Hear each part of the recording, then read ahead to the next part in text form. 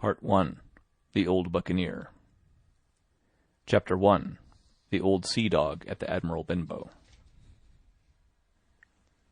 Squire Trelawney, Dr. Livesey, and the rest of these gentlemen having asked me to write down the whole particulars about Treasure Island, from the beginning to the end, keeping nothing back but the bearings of the island, and that only because there is still treasure not yet lifted, I take up my pen in the year of grace, 17 blank, and go back to the time when my father kept the Admiral Benbow Inn, and the brown old seaman with the sabre-cut first took up his lodging under our roof. I remember him as if it were yesterday, as he came plodding to the inn door, his sea-chest following behind him in a hand-barrow, a tall, strong, heavy, nut-brown man, his tarry pigtail falling over the shoulder of his soiled blue coat, his hands ragged and scarred, with black, broken nails, and the sabre-cut across one cheek, a dirty, livid white. I remember him looking around the cove, and whistling to himself as he did so, and then breaking out in that old sea-song that he sang so often afterwards.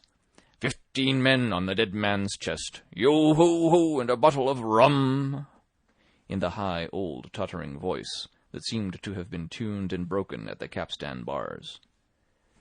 Then he rapped on the door with a bit of stick like a handspike that he carried, and when my father appeared, called roughly for a glass of rum. This, when it was brought to him, he drank slowly, like a connoisseur, lingering on the taste, and still looking about him at the cliffs and up at our signboard. "This is a handy cove," says he at length, "and a pleasant-situated grog-shop. Much company, mate?" My father told him no, very little company, the more was the pity. "Well, then," said he, "this is the berth for me. Here, you, matey," he cried to the man who trundled the barrow. "Bring up alongside and help up my chest. I'll stay here a bit," he continued. "I'm a plain man. Rum and bacon and eggs is what I want, and that head up there for to watch ships off. What you might call me? You might call me captain. Oh, I see what you're at. There." And he threw down 3 or 4 gold pieces on the threshold. "You can tell me when I've worked through that," says he, looking as fierce as a commander. And indeed, bad as his clothes were, and coarsely as he spoke, he had none of the appearance of a man who sailed before the mast, but seemed like a mate or skipper, accustomed to be obeyed or to strike. The man who came with the barrow told us the mail had set him down the morning before at the Royal George, that he had inquired what inns there were along the coast, and hearing ours well spoken of, I suppose, and described as lonely, had chosen it from the others for his place of residence. And that was all we could learn of our guest. He was a very silent man by custom. All day he hung round the cove or upon the cliffs with a brass telescope. All evening he sat in a corner of the parlour, next the fire, and drank rum and water very strong. Mostly he would not speak when spoken to, only look up sudden and fierce and blow through his nose like a foghorn, and we and the people who came about our house soon learned to let him be. Every day when he came back from his stroll, he would ask if any seafaring men had gone by along the road. At first we thought it was the want of company of his own kind that made him ask this question, but at last we began to see that he was desirous to avoid them. When a seaman did put up at the Admiral Benbow, as now and then some did, making by the coast road for Bristol, he would look in at him through the curtained door before he entered the parlour, and he was always sure to be as silent as a mouse when any such was present. For me, at least, there was no secret about the matter, for I was, in a way, a sharer in his alarms. He had taken me aside one day, and promised me a silver 4penny on the 1st of every month, if I would only keep my weather eye open for a seafaring man with one leg, and let him know the moment he appeared. Often enough, when the 1st of the month came round, and I applied to him for my wage, he would only blow through his nose at me, and stare me down. But before the week was out, he was sure to think better of it, bring me my 4penny piece, and repeat his orders to look out for the seafaring man with one leg. How that personage haunted my dreams I need scarcely tell you. On stormy nights, when the wind shook the 4 corners of the house, and the surf roared along the cove and up the cliffs, I would see him in 1,000 forms, and with 1,000 diabolical expressions. Now the leg would be cut off at the knee, now at the hip. Now he was a monstrous kind of creature who never had but the one leg, and that in the middle of his body. To see him leap and run and pursue me over hedge and ditch was the worst of nightmares. And altogether I paid pretty dear for my monthly fourpenny piece in the shape of these abominable fancies.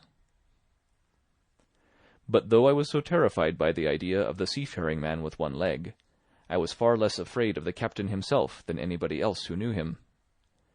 There were nights when he took a deal more rum and water than his head would carry, and then he would sometimes sit and sing his wicked old wild sea-songs, minding nobody.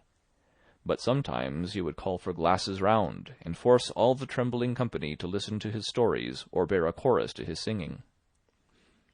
Often I have heard the house shaking with yo-ho-ho and a bottle of rum, all the neighbours joining in for dear life, with the fear of death upon them, and each singing louder than the other to avoid remark.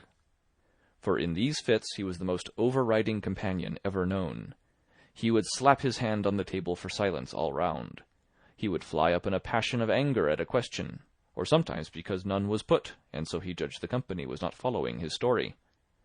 Nor would he allow anyone to leave the inn till he had drunk himself sleepy and reeled off to bed. His stories were what frightened people worst of all.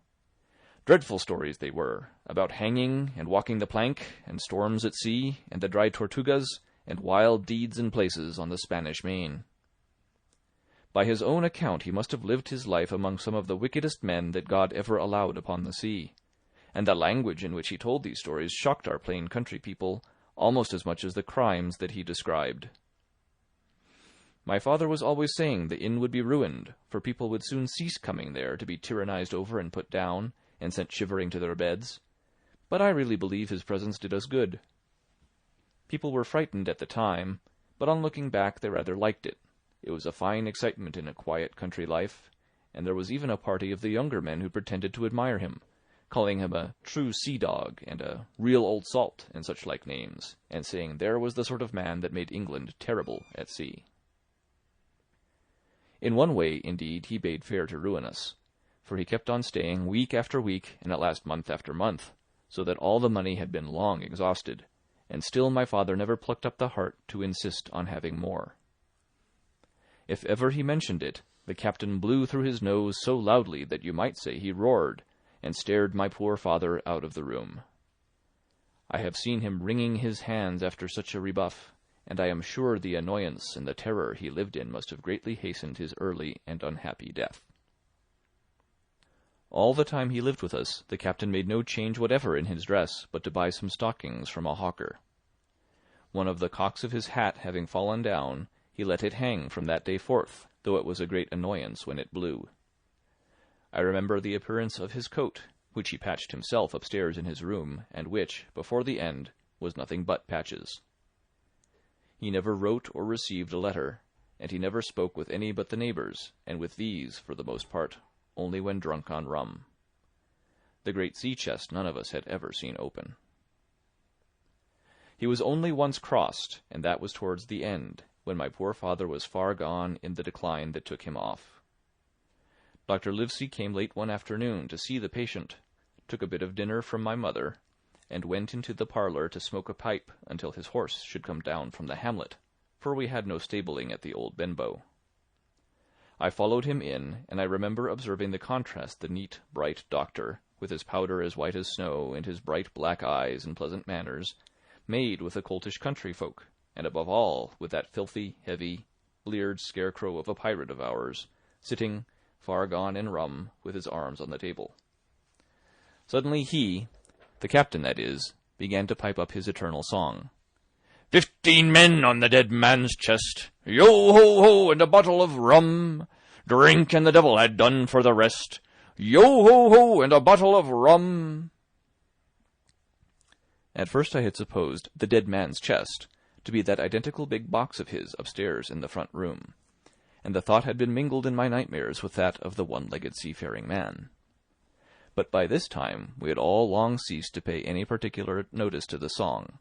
It was new, that night, to nobody but Dr. Livesey, and on him I observed it did not produce an agreeable effect, for he looked up for a moment quite angrily before he went on with his talk to old Taylor, the gardener, on a new cure for the rheumatics. In the meantime, the captain gradually brightened up at his own music, and at last flapped his hand upon the table before him in a way we all knew to mean silence. The voices stopped at once, all but Dr. Livesey's. He went on as before, speaking clear and kind, and drawing briskly at his pipe between every word or two. The captain glared at him for a while, flapped his hand again, glared still harder, and at last broke out with a villainous low oath. "Silence there between decks!"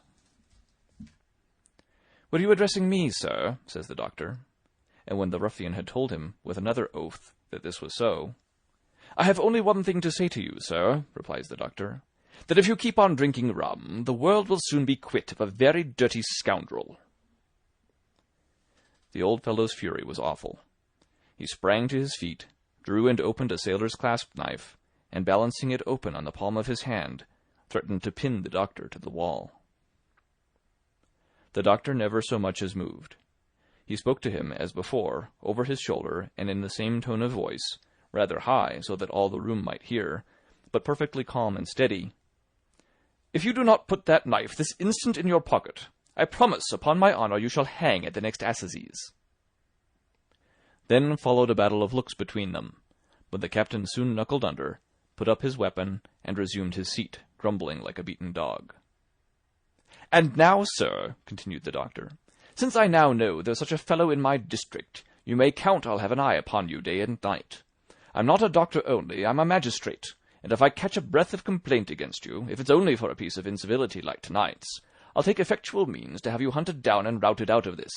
Let that suffice." Soon after, Dr. Livesey's horse came to the door, and he rode away, but the captain held his peace that evening, and for many evenings to come. Chapter 2. Black Dog Appears and Disappears. It was not very long after this that there occurred the first of the mysterious events that rid us at last of the captain, though not, as you will see, of his affairs. It was a bitter cold winter, with long hard frosts and heavy gales, and it was plain from the first that my poor father was little likely to see the spring. He sank daily, and my mother and I had all the inn upon our hands, and were kept busy enough without paying much regard to our unpleasant guest. It was one January morning, very early, a pinching, frosty morning, the cove all grey with hoar-frost, the ripple lapping softly on the stones, the sun still low and only touching the hilltops and shining far to seaward. The captain had risen earlier than usual and set out down the beach, his cutlass swinging under the broad skirts of the old blue coat, his brass telescope under his arm, his hat tilted back upon his head. I remember his breath hanging like smoke in his wake as he strode off, and the last sound I heard of him as he turned the big rock was a loud snort of indignation, as though his mind was still running upon Dr. Livesey. Well, mother was upstairs with father, and I was laying the breakfast table against the captain's return, when the parlour door opened, and a man stepped in on whom I had never set my eyes before. He was a pale, tallowy creature, wanting 2 fingers of the left hand, and though he wore a cutlass, he did not look much like a fighter. I had always my eye open for seafaring men, with 1 leg or 2, and I remember this one puzzled me. He was not sailorly, and yet he had a smack of the sea about him too. I asked him what was for his service, and he said he would take rum. But as I was going out of the room to fetch it, he sat down upon a table and motioned me to draw near. I paused where I was, with my napkin in my hand. "Come here, sonny," says he. "Come nearer here." I took a step nearer. "Is this here table for my mate Bill?" he asked with a kind of leer.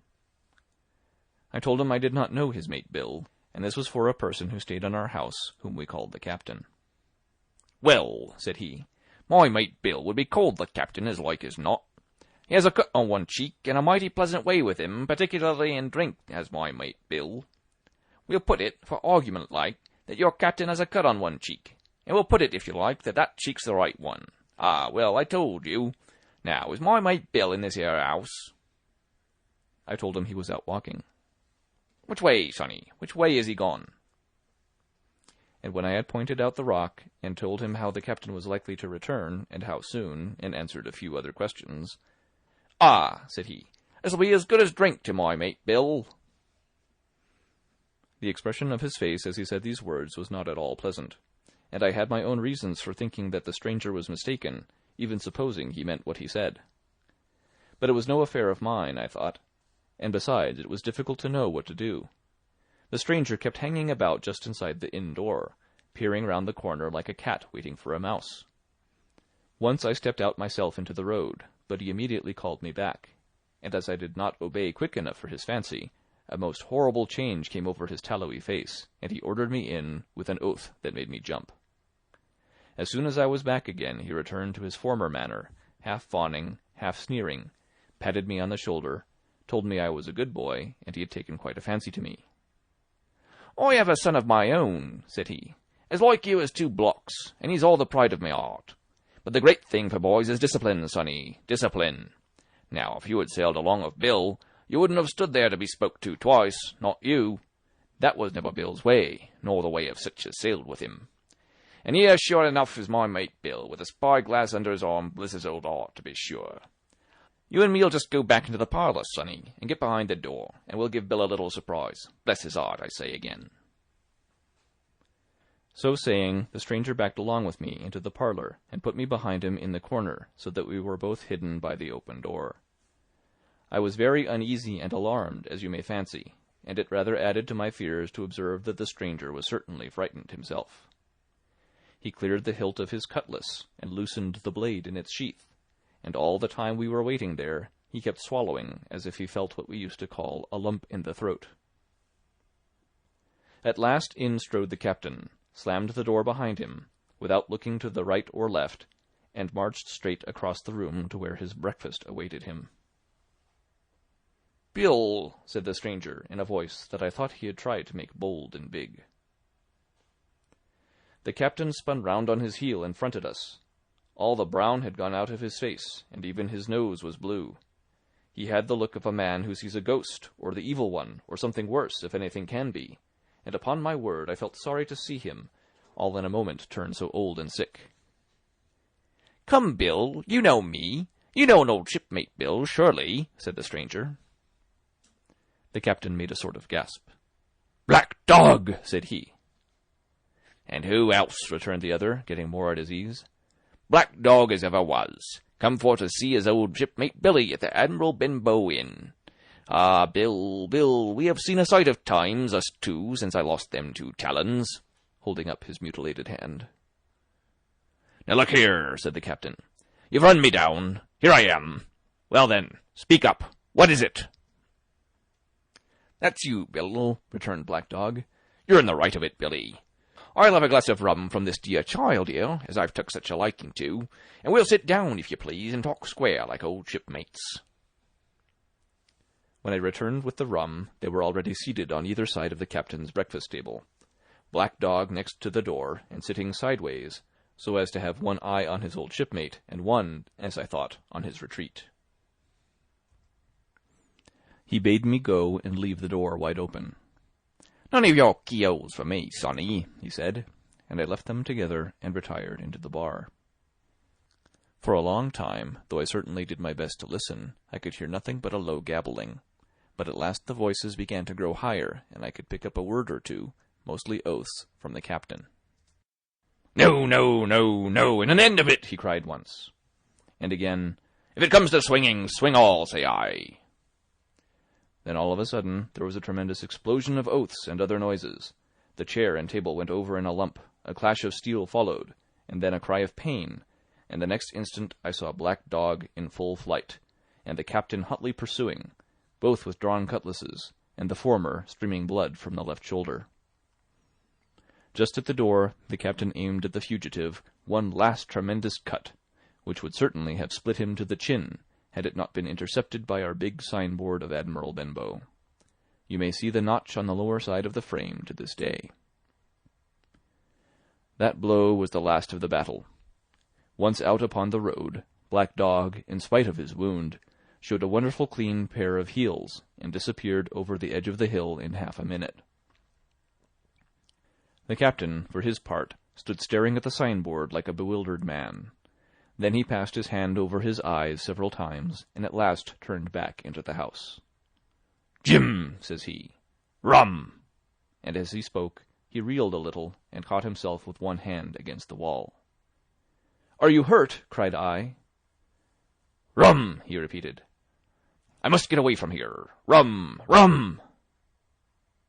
I ran to fetch it, but I was quite unsteadied by all that had fallen out, and I broke one glass and fouled the tap, and while I was still getting in my own way, I heard a loud fall in the parlour, and running in, beheld the captain lying full length upon the floor.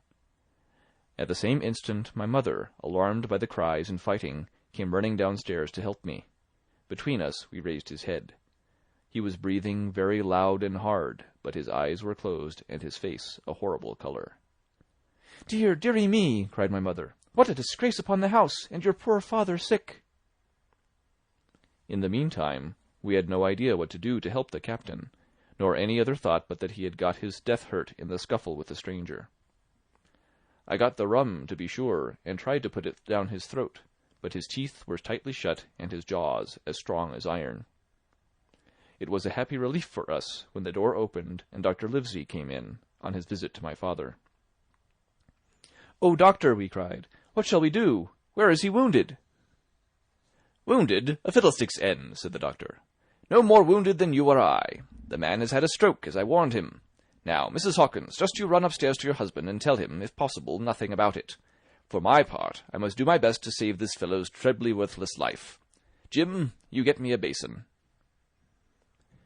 When I got back with the basin, the doctor had already ripped up the captain's sleeve and exposed his great sinewy arm. It was tattooed in several places. "Here's luck," "A fair wind," and "Billy Bones his fancy" were very neatly and clearly executed on the forearm, and up near the shoulder there was a sketch of a gallows and a man hanging from it, done, as I thought, with great spirit. "Prophetic," said the doctor, touching this picture with his finger. "And now, Master Billy Bones, if that be your name, we'll have a look at the colour of your blood.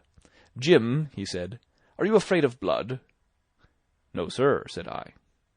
"Well, then," said he, "you hold the basin," and with that he took his lancet and opened a vein. A great deal of blood was taken before the captain opened his eyes and looked mistily about him. First he recognized the doctor with an unmistakable frown. Then his glance fell upon me, and he looked relieved. But suddenly his colour changed, and he tried to raise himself, crying, "Where's Black Dog?"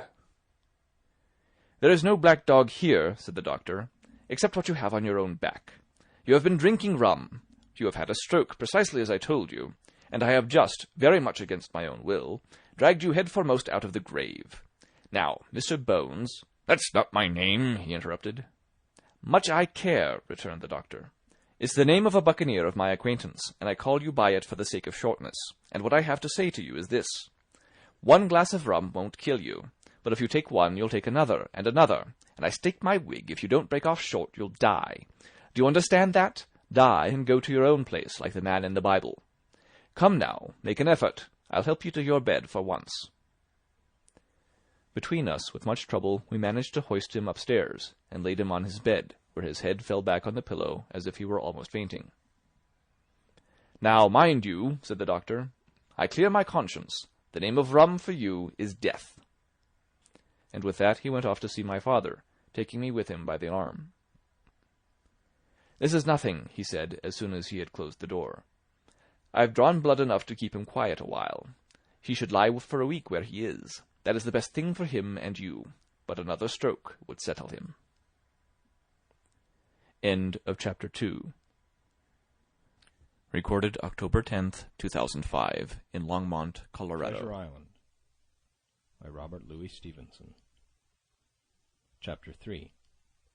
The Black Spot. About noon, I stopped at the captain's door with some cooling drinks and medicines. He was lying very much as we had left him, only a little higher, and he seemed both weak and excited. "Jim," he said, "you're the only one here that's worth anything, and you know I've always been good to you. Never a month but I've given you a silver fourpenny for yourself. And now you see, mate, I'm pretty low and deserted by all. And Jim, you'll bring me one noggin of rum now, won't you, matey?" The doctor—" I began. But he broke in, cursing the doctor in a feeble voice, but heartily. "Doctors is all swabs," he said.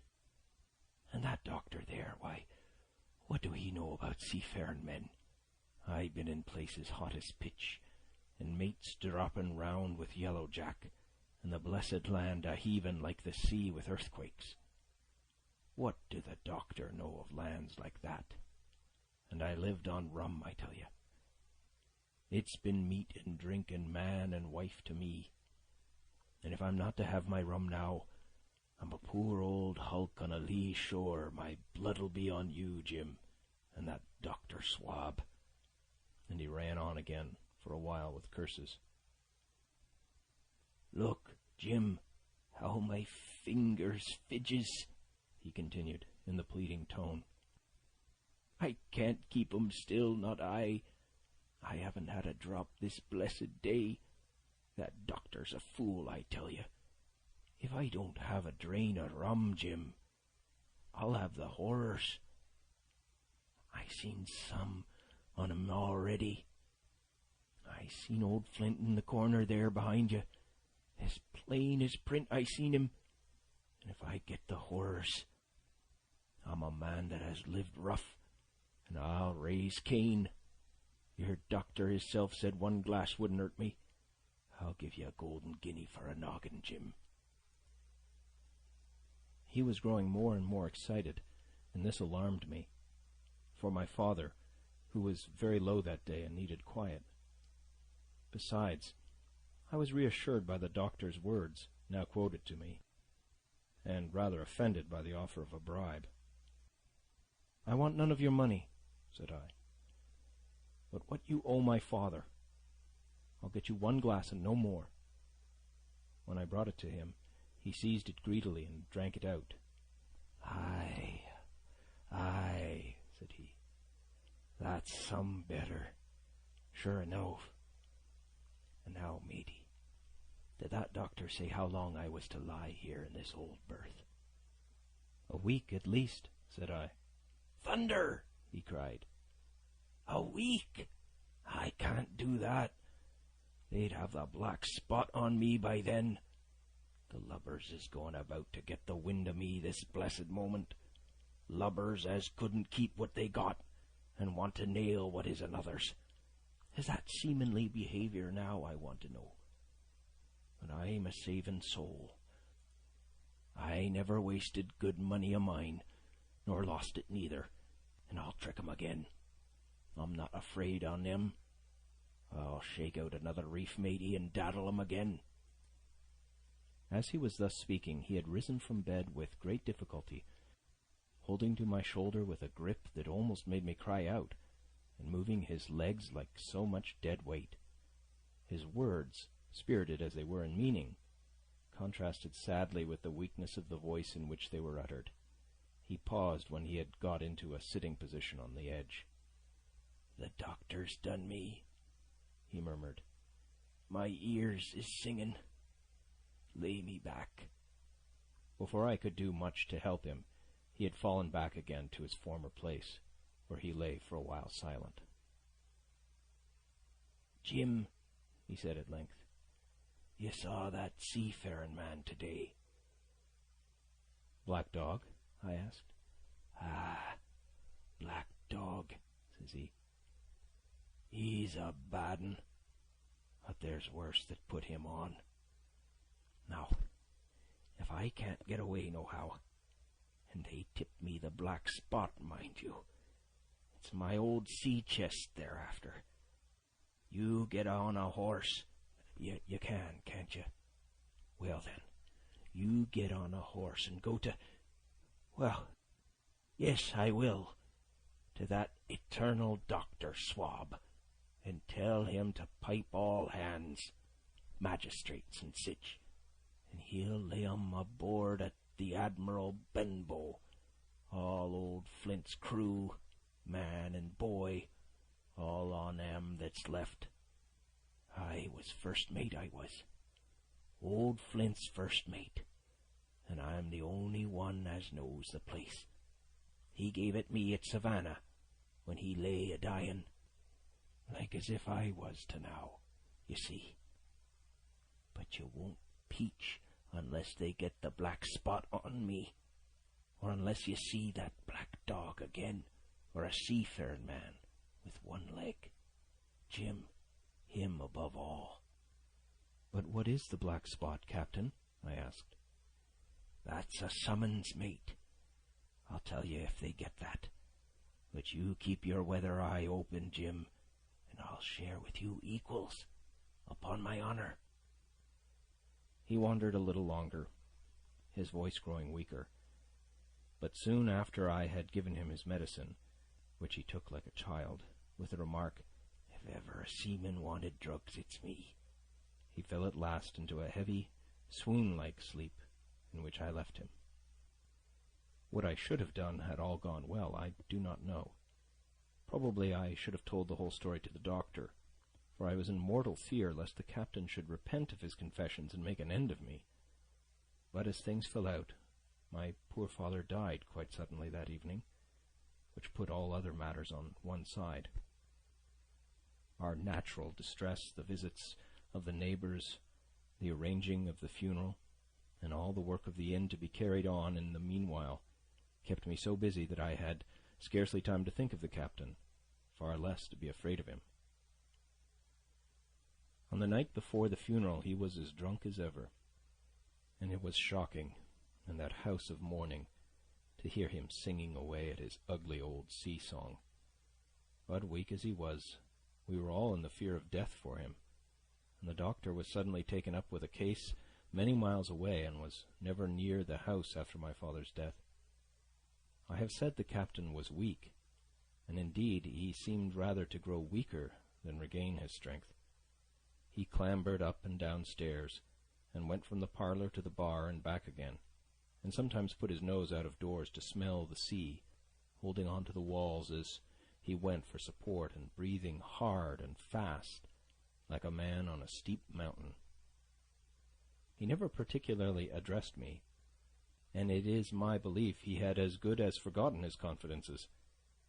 But his temper was more flighty, and allowing for his bodily weakness, more violent than ever. He had an alarming way now when he was drunk of drawing his cutlass and laying it bare before him on the table. But with all that, he minded people less and seemed shut up in his own thoughts and rather wandering. Once, for instance, to our extreme wonder, he piped up to a different air, kind of country love song that he must have learned in his youth before he had begun to follow the sea. So things passed until the day after the funeral, at about 3 o'clock of a bitter, foggy, frosty afternoon, I was standing at the door for a moment, full of sad thoughts about my father, when I saw someone drawing slowly near along the road. He was plainly blind, for he tapped before him with a stick, and wore a great green shade over his eyes and nose, and he was hunched, as if with age or weakness, and wore a huge old tattered sea-cloak, with a hood that made him appear positively deformed. I never saw in my life a more dreadful-looking figure. He stopped a little from the inn, and, raising his voice in an odd sing-song, addressed the air in front of him. "Will any kind friend inform a poor blind man who has lost the precious sight of his eyes in the gracious defence of his native country, England, and God bless King George, where or in what part of this country he may now be?" "You are at the Admiral Benbow, Black Hill Cove, my good man," said I. "I hear a voice," said he, "a young voice.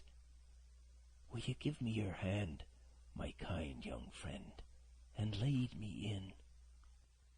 I held out my hand, and the horrible, soft-spoken, eyeless creature gripped it in a moment like a vice. I was so startled that I struggled to withdraw, but the blind man pulled me close up to him with a single action of his arm. "Now, boy," he said, "take me in to the captain." "Sir," said I, "upon my word I dare not." "Oh," he sneered, That's it. Take me in straight, or I'll break your arm." And he gave it as he spoke a wrench that made me cry out. "Sir," said I, "it is for yourself, I mean. The captain is not what he used to be. He sits with a drawn cutlass, another gentleman." "Come now, march," interrupted he, and I never heard a voice so cruel and cold and ugly as that blind man's. Cowed me more than the pain, and I began to obey him at once, walking straight in at the door and towards the parlour, where our sick old buccaneer was sitting, dazed with rum. The blind man clung close to me, holding me in one iron fist, and leaning almost more of his weight on me than I could carry. "Lead me straight up to him, and when I'm in view, cry out, 'Here's a friend for you, Bill. If you don't, I'll do this.'" And with that he gave me a twitch that I thought would have made me faint. Between this and that I was so utterly terrified of the blind beggar that I forgot my terror of the captain, and as I opened the parlour door, cried out the words he had ordered in a trembling voice. The poor captain raised his eyes, and at one look the rum went out of him and left him staring sober. The expression of his face was not so much of terror as of mortal sickness. He made a movement to rise, but I do not believe he had enough force left in his body. "Now, Bill, sit where you are," said the beggar. "If I can't see, I can hear a finger steering. Business is business. Hold out your left hand. Boy, take his left hand by the wrist and bring it near to my right." We both obeyed him to the letter, and I saw him pass something from the hollow of the hand that held his stick into the palm of the captain's, which closed upon it instantly. "And now that's done," said the blind man, and at the words he suddenly left hold of me, and with incredible accuracy and nimbleness skipped out of the parlour and into the road, where, as I still stood motionless, I could hear his stick go tap, tap, tapping into the distance. It was some time before either I or the captain seemed to gather our senses, but at length, and about at the same moment, I released his wrist, which I was still holding, and he drew in his hand and looked sharply into the palm. 10 o'clock, he cried. 6 hours. We'll do them yet. And he sprang to his feet. Even as he did so, he reeled, put his hand to his throat, stood swaying for a moment, and then, with a peculiar sound, fell from his whole height face foremost to the floor. I ran to him at once, calling to my mother, but haste was all in vain. The captain had been struck dead by thundering apoplexy. It is a curious thing to understand, for I had certainly never liked the man, though of late I had begun to pity him. But as soon as I saw that he was dead, I burst into a flood of tears. It was the second death I had known, and the sorrow of the first was still fresh in my heart. End of Chapter 3. Chapter 4. The Sea Chest. I lost no time, of course, in telling my mother all that I knew, and perhaps should have told her long before, and we saw ourselves at once in a difficult and dangerous position. Some of the man's money, if he had any, was certainly due to us, but it was not likely that our captain's shipmates, above all the 2 specimens seen by me, Black Dog and the blind beggar, would be inclined to give up their booty in payment of the dead man's debts. The captain's order to mount at once and ride for Dr. Livesey would have left my mother alone and unprotected, which was not to be thought of. Indeed, it seemed impossible for either of us to remain much longer in the house. The fall of coals in the kitchen grate, the very ticking of the clock filled us with alarms. The neighbourhood, to our ears, seemed haunted by approaching footsteps, and what between the dead body of the captain on the parlour floor and the thought of that detestable blind beggar hovering near at hand and ready to return, there were moments when, as the saying goes, I jumped in my skin for terror. Something must speedily be resolved upon, and it occurred to us at last to go forth together and seek help in the neighbouring hamlet. No sooner said than done. Bareheaded as we were, we ran out at once in the gathering evening and the frosty fog. The hamlet lay not many 100 yards away, though out of view, on the other side of the next cove, and what greatly encouraged me, it was in an opposite direction from that whence the blind man had made his appearance, and whither he had presumably returned. We were not many minutes on the road, though we sometimes stopped to lay hold of each other and hearken.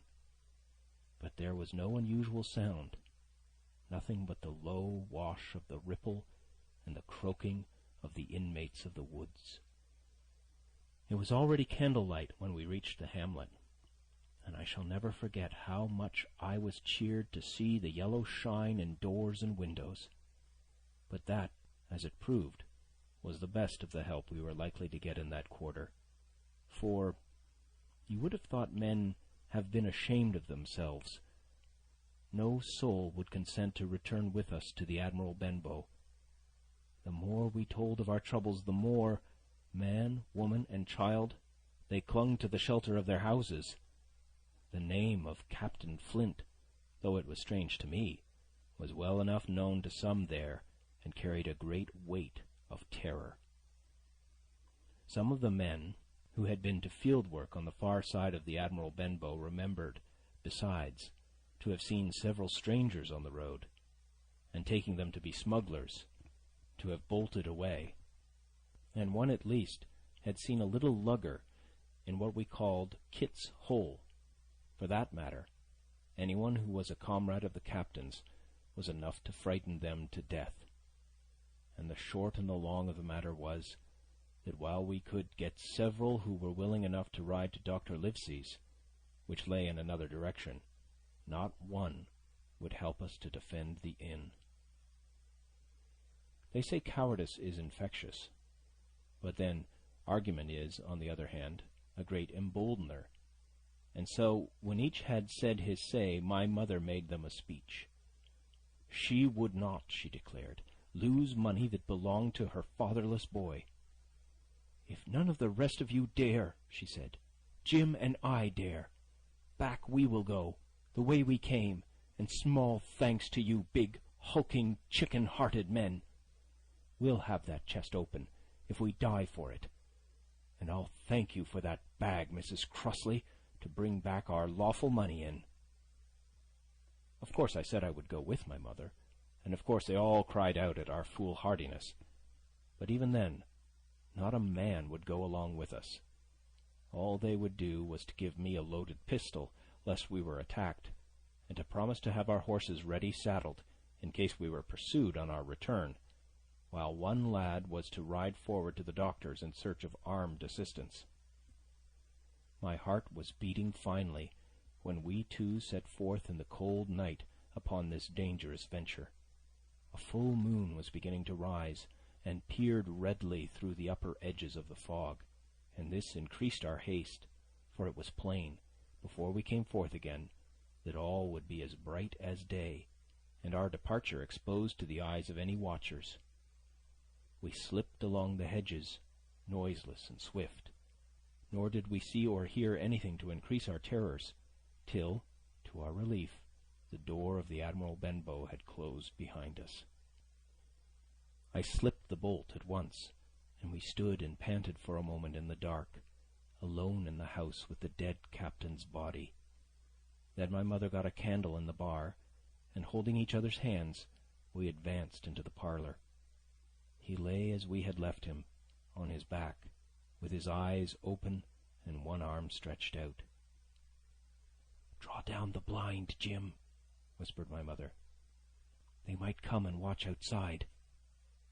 And now," said she when I had done so, "we have to get the key off that."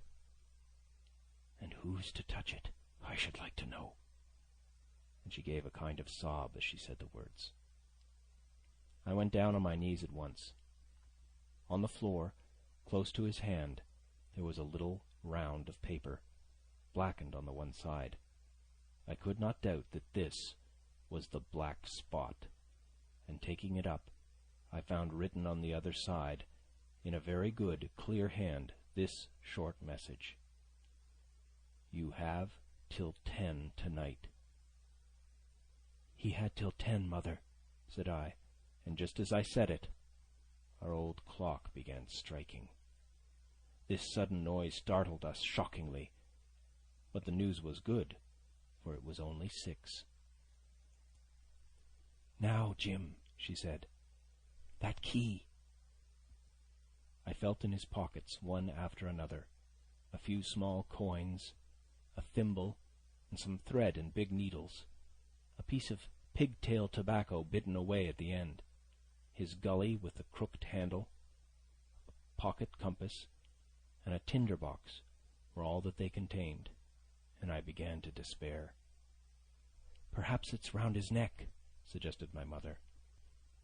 Overcoming a strong repugnance, I tore open his shirt at the neck, and there, sure enough, hanging to a bit of tarry string, which I cut with his own gully, we found the key. At this triumph we were filled with hope, and hurried upstairs without delay to the little room where he had slept so long, and where his box had stood since the day of his arrival. It was like any other seaman's chest on the outside, the initial B burned on the top of it with a hot iron, and the corners somewhat smashed and broken as by long, rough usage. "Give me the key," said my mother, and though the lock was very stiff, she had turned it and thrown back the lid in a twinkling. A strong smell of tobacco and tar rose from the interior, but nothing was to be seen on the top except a suit of very good clothes, carefully brushed and folded. They had never been worn, my mother said. Under that the miscellany began: a quadrant, a tin cannikin, several sticks of tobacco, 2 brace of very handsome pistols, a piece of bar silver, an old Spanish watch, and some other trinkets of little value and mostly of foreign make, a pair of compasses mounted with brass, and 5 or 6 curious West Indian shells. I have often wondered since why he should have carried about these shells with him in his wandering, guilty, and hunted life. In the meantime, we had found nothing of any value but the silver and the trinkets, and neither of these were in our way.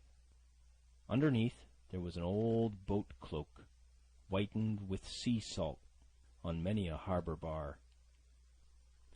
My mother pulled it up with impatience, and there lay before us the last things in the chest: a bundle tied up in oilcloth and looking like papers, and a canvas bag that gave forth, at a touch, the jingle of gold.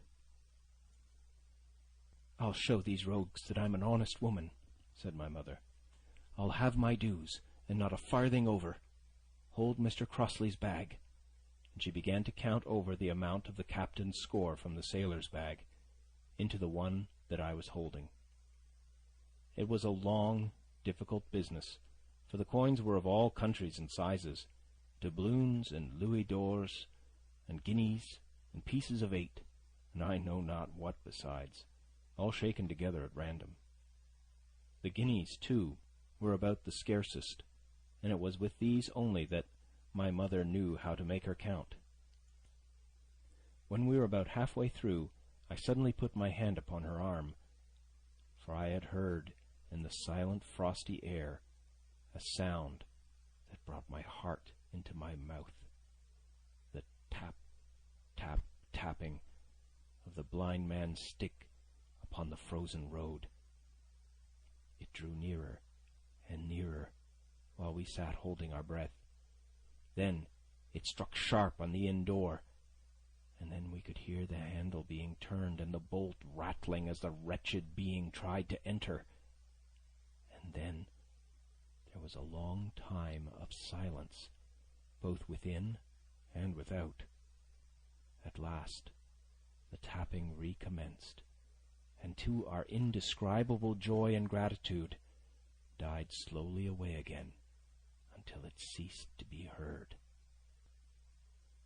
"Mother," said I, "take the hold and let's be going," for I was sure the bolted door must have seemed suspicious and would bring the whole hornet's nest about our ears. Though how thankful I was that I had bolted it, none could tell who had never met that terrible blind man. But my mother, frightened as she was, would not consent to take a fraction more than was due to her, and was obstinately unwilling to be content with less. It was not yet 7, she said, by a long way. She knew her rights, and she would have them. And she was still arguing with me when a little low whistle sounded a good way off upon the hill. That was enough, and more than enough for both of us. "I'll take what I have," she said, jumping to her feet. "And I'll take this to square the count," said I, picking up the oilskin packet. Next moment we were both groping downstairs, leaving the candle by the empty chest. And the next we had opened the door and were in full retreat. We had not started a moment too soon. The fog was rapidly dispersing. Already the moon shone quite clear on the high ground on either side, and it was only in the exact bottom of the dell and round the tavern door that a thin veil still hung unbroken to conceal the first steps of our escape. Far less than half-way to the hamlet, very little beyond the bottom of the hill, we must come forth into the moonlight. Nor was this all, for the sound of several footsteps running came already to our ears, and as we looked back in their direction, a light tossing to and fro and still rapidly advancing showed that one of the newcomers carried a lantern. "My dear," said my mother suddenly, "take the money and run on. I'm going to faint." This was certainly the end for both of us, I thought. How I cursed the cowardice of the neighbors!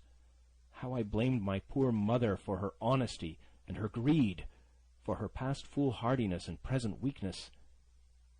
We were just at the little bridge, by good fortune, and I helped her, tottering as she was, to the edge of the bank, where, sure enough, she gave a sigh and fell on my shoulder.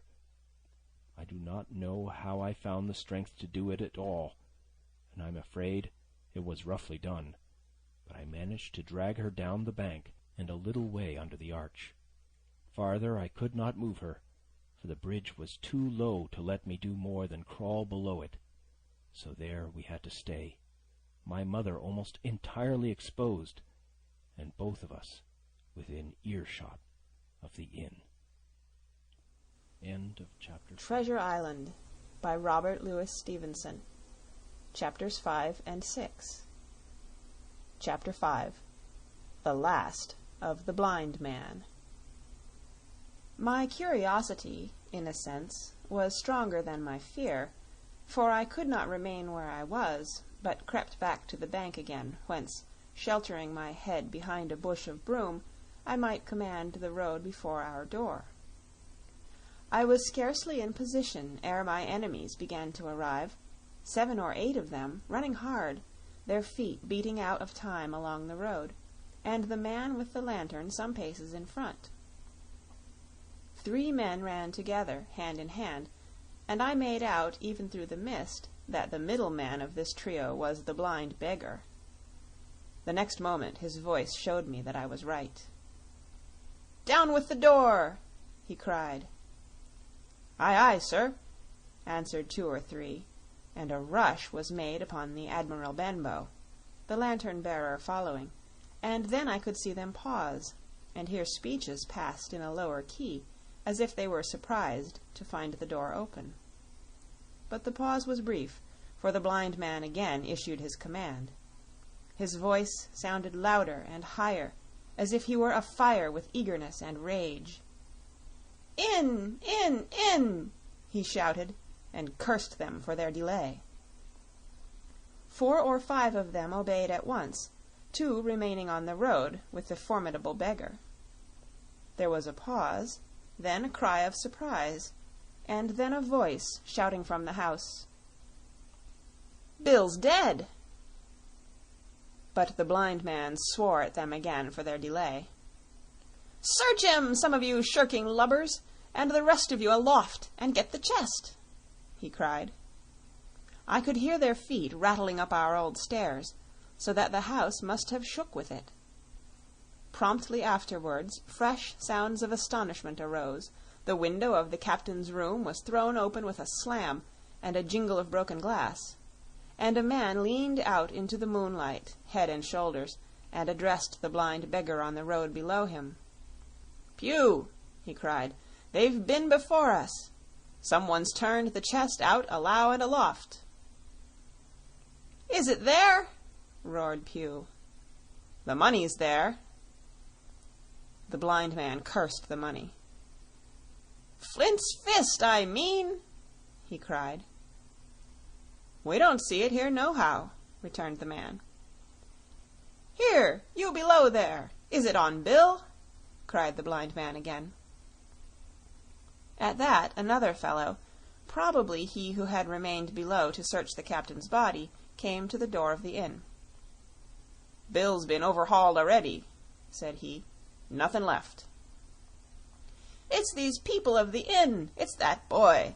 I wish I had put his eyes out!" cried the blind man, Pew. "They were here no time ago. They had the door bolted when I tried it. Scatter, lads, and find 'em." "Sure enough, they left their glim here," said the fellow from the window. "Scatter and find 'em! Rout the house out!" reiterated Pew, striking with his stick upon the road. Then there followed a great to-do through all our old inn, heavy feet pounding to and fro, furniture thrown over, doors kicked in, until the very rocks re-echoed, and the men came out again, one after another, on the road, and declared that we were nowhere to be found. And just then the same whistle that had alarmed my mother and myself over the dead captain's money was once more clearly audible through the night, but this time twice repeated. I had thought it to be the blind man's trumpet, so to speak, summoning his crew to the assault, but I now found that it was a signal from the hillside towards the hamlet, and, from its effect upon the buccaneers, a signal to warn them of approaching danger. "There's Dirk again," said one. "Twice. We'll have to budge, mates." "Budge, you skulk!" cried Pew. "Dirk was a fool and a coward from the first. You wouldn't mind him. They must be close by. They can't be far. You have your hands on it. Scatter and look for them, dogs. Oh, shiver my soul!" he cried. "If I had eyes!" This appeal seemed to produce some effect, for two of the fellows began to look here and there among the lumber, but half-heartedly, I thought, and with half an eye to their own danger all the time, while the rest stood irresolute on the road. "You have your hands on thousands, you fools, and you hang a leg. You'd be as rich as kings if you could find it, and you know it's here, and you stand there skulking. There wasn't one of you dared face Bill, and I did it, a blind man, and I'm to lose my chance for you. I'm to be a poor, crawling beggar, sponging for rum, when I might be rolling in a coach. If you had the pluck of a weevil in a biscuit, you would catch them still." "Hang it, Pew, we've got the doubloons," grumbled one. "They might have hid the blessed thing," said another. "Take the Georges, Pew, and don't stand here squalling." Squalling was the word for it. Pew's anger rose so high at these objections, till at last, his passion completely taking the upper hand, he struck at them right and left in his blindness, and his stick sounded heavily on more than one. These, in their turn, cursed back at the blind miscreant, threatened him in horrid terms, and tried in vain to catch the stick and wrest it from his grasp. This quarrel was the saving of us, for while it was still raging, another sound came from the top of the hill on the side of the hamlet, the tramp of horses galloping. almost at the same time a pistol shot, flash and report, came from the hedge side. And that was plainly the last signal of danger, for the buccaneers turned at once and ran, separating in every direction, one seaward along the cove, one slant across the hill, and so on, so that in half a minute not a sign of them remained but Pew. Him they had deserted, whether in sheer panic or out of revenge for his ill words and blows, I know not, but there he remained behind, tapping up and down the road in a frenzy, and groping and calling for his comrades. Finally he took the wrong turn, and ran a few steps past me towards the hamlet, crying, "Johnny! Black Dog! Dirk!" and other names. "You won't leave old Pew, mates! Not old Pew!" Just then the noise of horses topped the rise, and 4 or 5 riders came in sight in the moonlight, and swept at full gallop down the slope.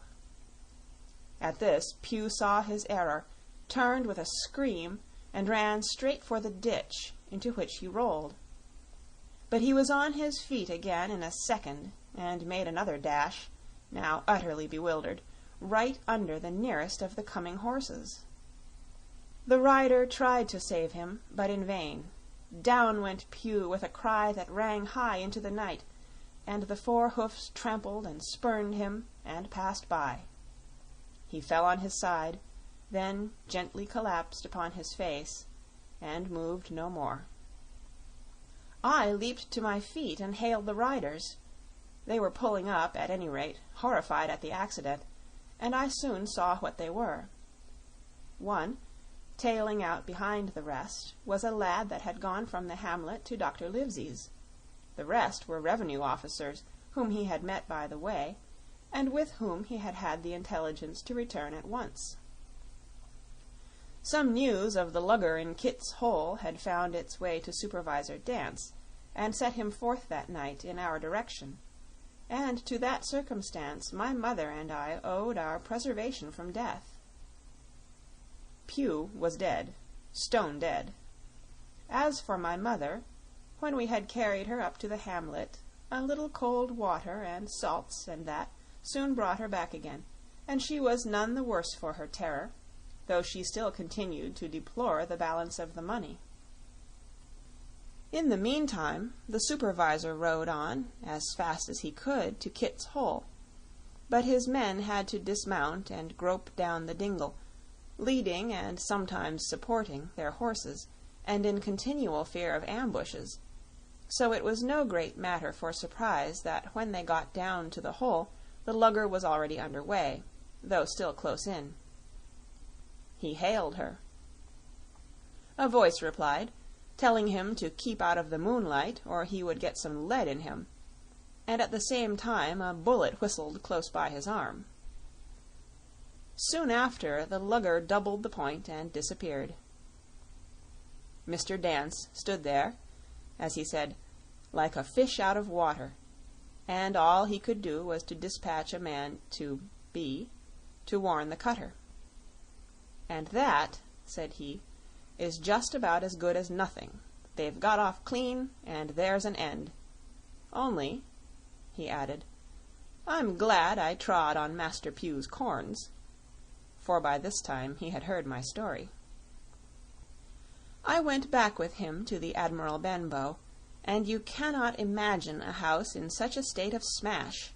The very clock had been thrown down by these fellows in their furious hunt after my mother and myself, and though nothing had actually been taken away except the captain's money-bag and a little silver from the till, I could see at once that we were ruined.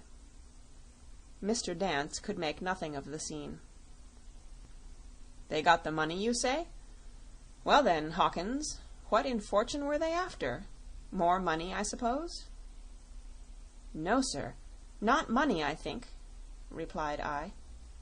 "In fact, sir, I believe I have the thing in my breast pocket, and to tell you the truth, I should like to get it put in safety." "To be sure, boy, quite right," said he. "I'll take it if you like." "I thought perhaps Dr. Livesey," I began. Perfectly right," he interrupted, very cheerily. "Perfectly right. A gentleman and a magistrate. And, now I come to think of it, I might as well ride round there myself and report to him or Squire. Master Pugh's dead, when all's done. Not that I regret it, but he's dead, you see, and people will make it out against an officer of His Majesty's revenue, if make it out they can. Now I'll tell you, Hawkins, if you like, I'll take you along." I thanked him heartily for the offer, and we walked back to the hamlet where the horses were. By the time I had told Mother of my purpose, they were all in the saddle. "Dogger," said Mr. Dance, "you have a good horse. Take up this lad behind you." As soon as I was mounted, holding on to Dogger's belt, the supervisor gave the word, and the party struck out at a bouncing trot on the road to Dr. Livesey's house. End of Chapter 5. Chapter 6. The Captain's Papers. We rode hard all the way, till we drew up before Dr. Livesey's door. The house was all dark to the front. Mr. Dance told me to jump down and knock, and Dogger gave me a stirrup to descend by. The door was opened almost at once by the maid. "Is Dr. Livesey in?" I asked. "No," she said. "He had come home in the afternoon, but had gone up to the hall to dine and pass the evening with the Squire." "So there we go, boys," said Mr. Dance. This time, as the distance was short, I did not mount, but ran with Dogger's stirrup leather to the lodge gates, and up the long, leafless, moonlit avenue to where the white line of the hall buildings looked on either hand on great old gardens. Here Mr. Dance dismounted, and, taking me along with him, was admitted at a word into the house. The servant led us down a matted passage, and showed us at the end into a great library, all lined with bookcases and busts upon the top of them, where the Squire and Dr. Livesey sat, pipe in hand, on either side of a bright fire. I had never seen the Squire so near at hand. He was a tall man, over 6 feet high, and broad in proportion, and he had a bluff, rough-and-ready face, all roughened and reddened and lined in his long travels. His eyebrows were very black, and moved readily, and this gave him a look of some temper, not bad, you would say, but quick and high. "Come in, Mr. Dance," says he, very stately and condescending. "Good evening, Dance," says the doctor, with a nod. "And good evening to you, friend Jim. What good wind brings you here?" The supervisor stood up straight and stiff, and told his story like a lesson, and you should have seen how the two gentlemen leaned forward and looked at each other, and forgot to smoke in their surprise and interest. When they heard how my mother went back to the inn, Dr. Livesey fairly slapped his thigh, and the Squire cried "Bravo!" and broke his long pipe against the grate. Long before it was done, Mr. Trelawney, that, you will remember, was the Squire's name, had got up from his seat and was striding about the room, and the doctor, as if to hear the better, had taken off his powdered wig and sat there looking very strange indeed with his own close-cropped black poll. At last Mr. Dance finished the story. "Mr. Dance," said the Squire, "you are a very noble fellow, and as for riding down that black, atrocious miscreant, I regard it as an act of virtue, sir, like stamping on a cockroach. This lad Hawkins is a trump, I perceive. Hawkins, will you ring that bell? Mr. Dance must have some ale." "And so, Jim," said the doctor, "you have the thing that they were after, have you?" "Here it is, sir," said I, and gave him the oilskin packet. The doctor looked it all over, as if his fingers were itching to open it, but instead of doing that, he put it quietly in the pocket of his coat.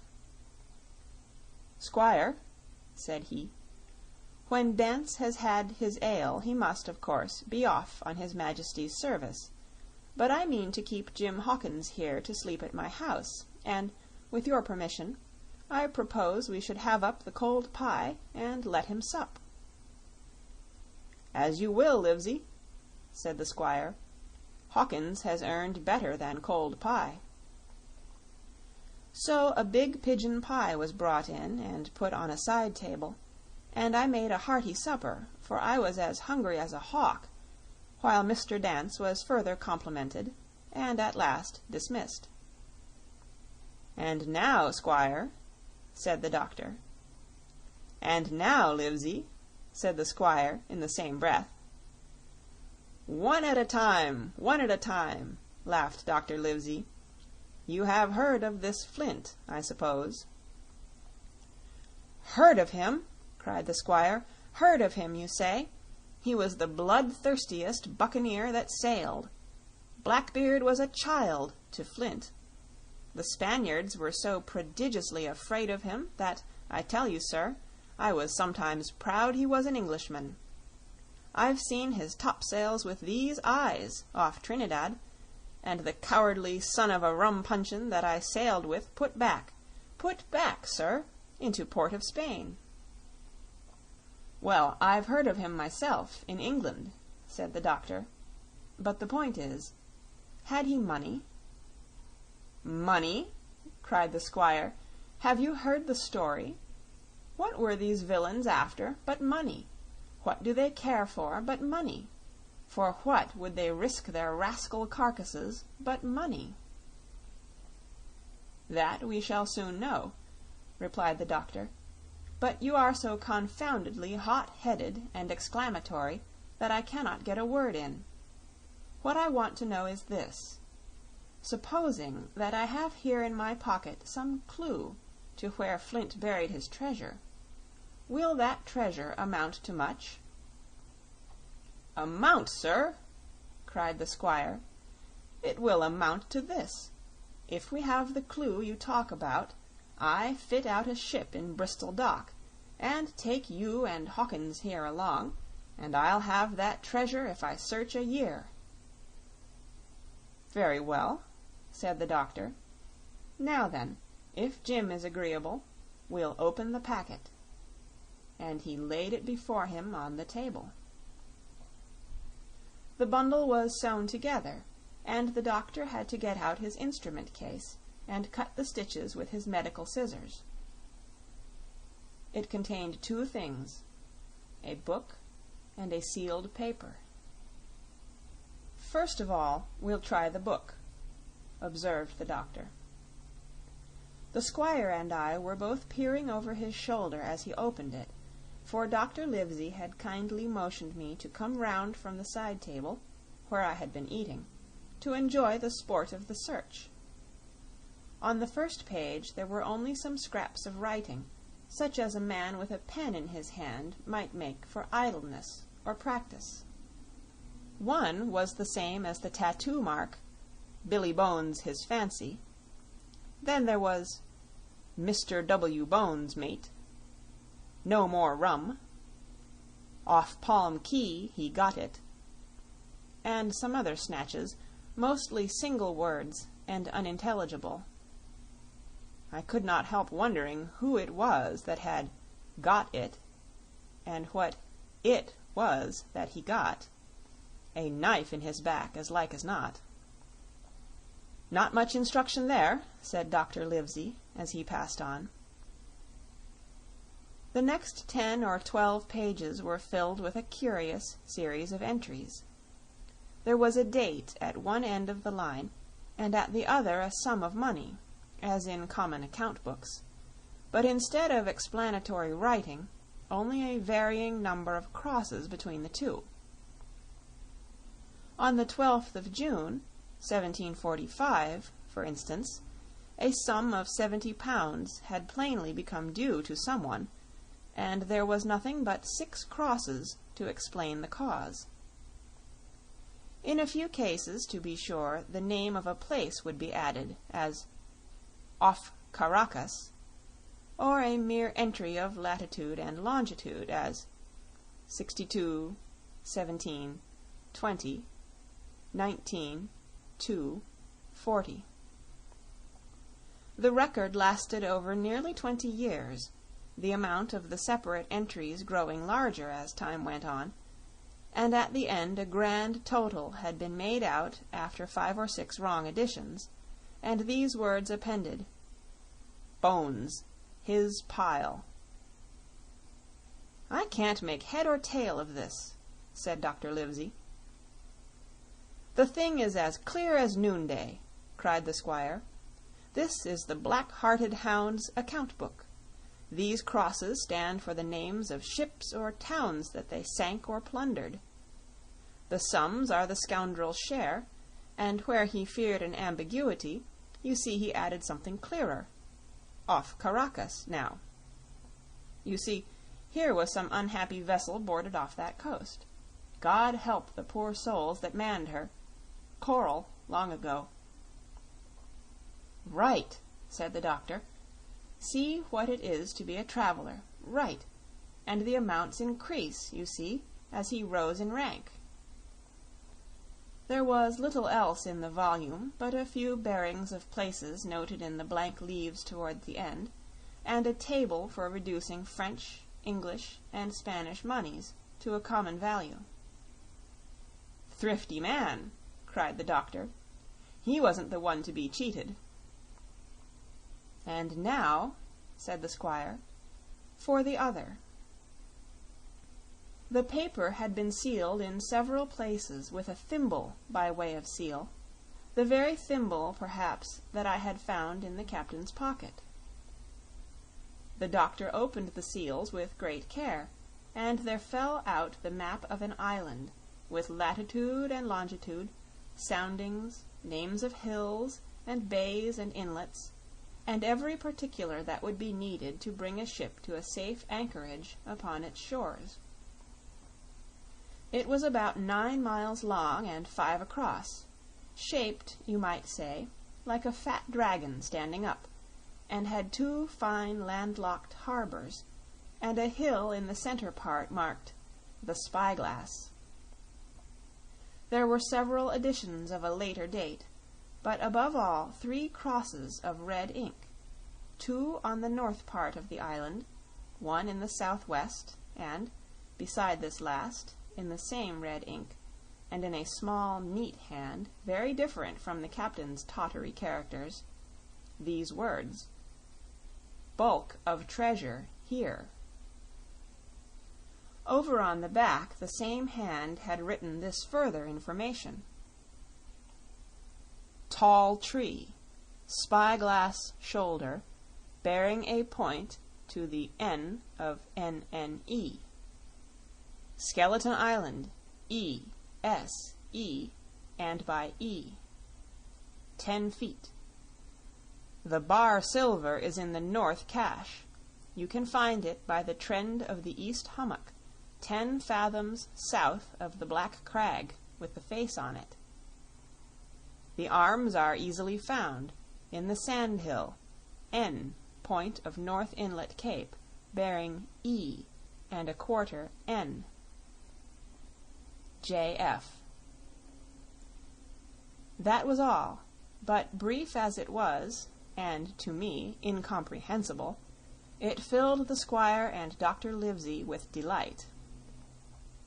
"Livesey," said the squire, "you will give up this wretched practice at once. Tomorrow I start for Bristol.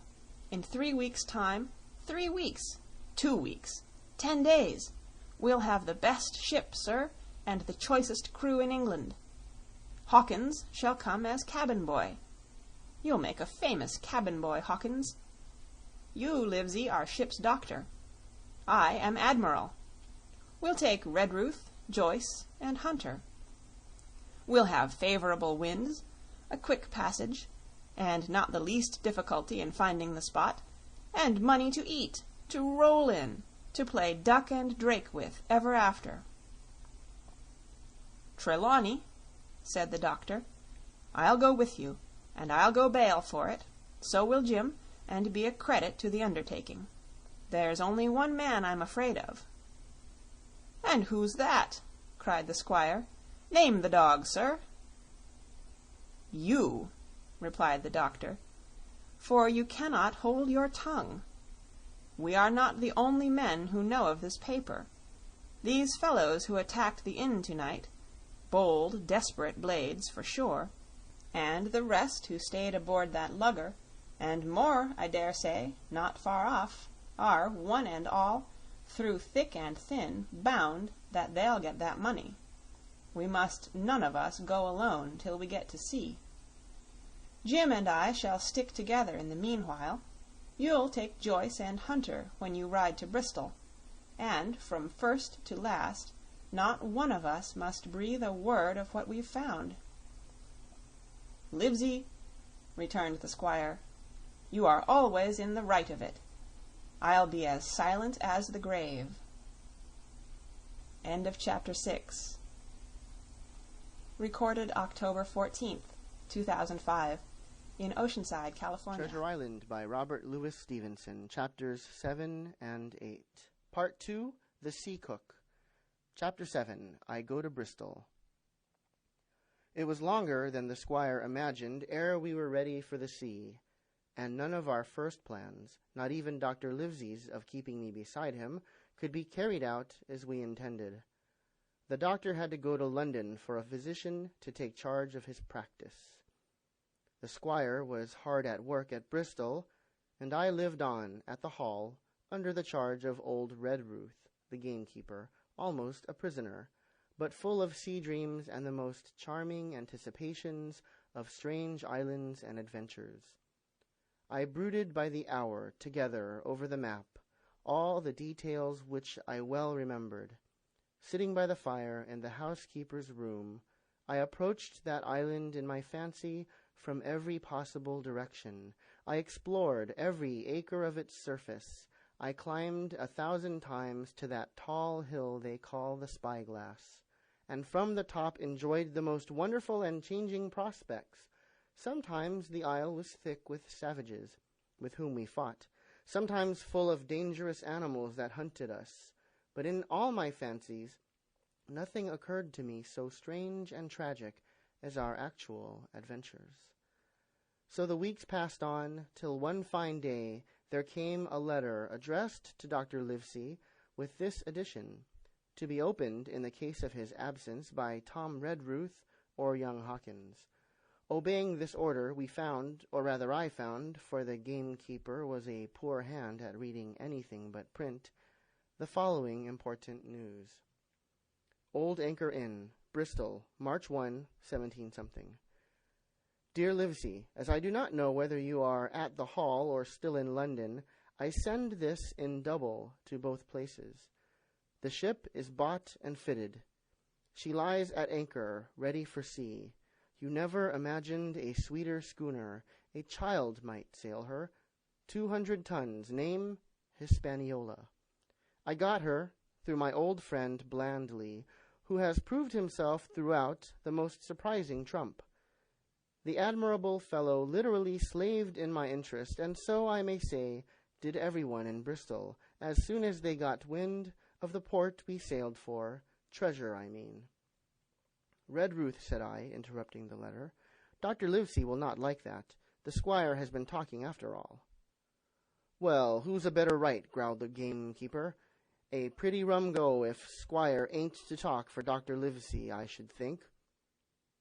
At that I gave up all attempts at commentary and read straight on. Blandly himself found the Hispaniola, and by the most admirable management got her for the merest trifle. There is a class of men in Bristol monstrously prejudiced against Blandly.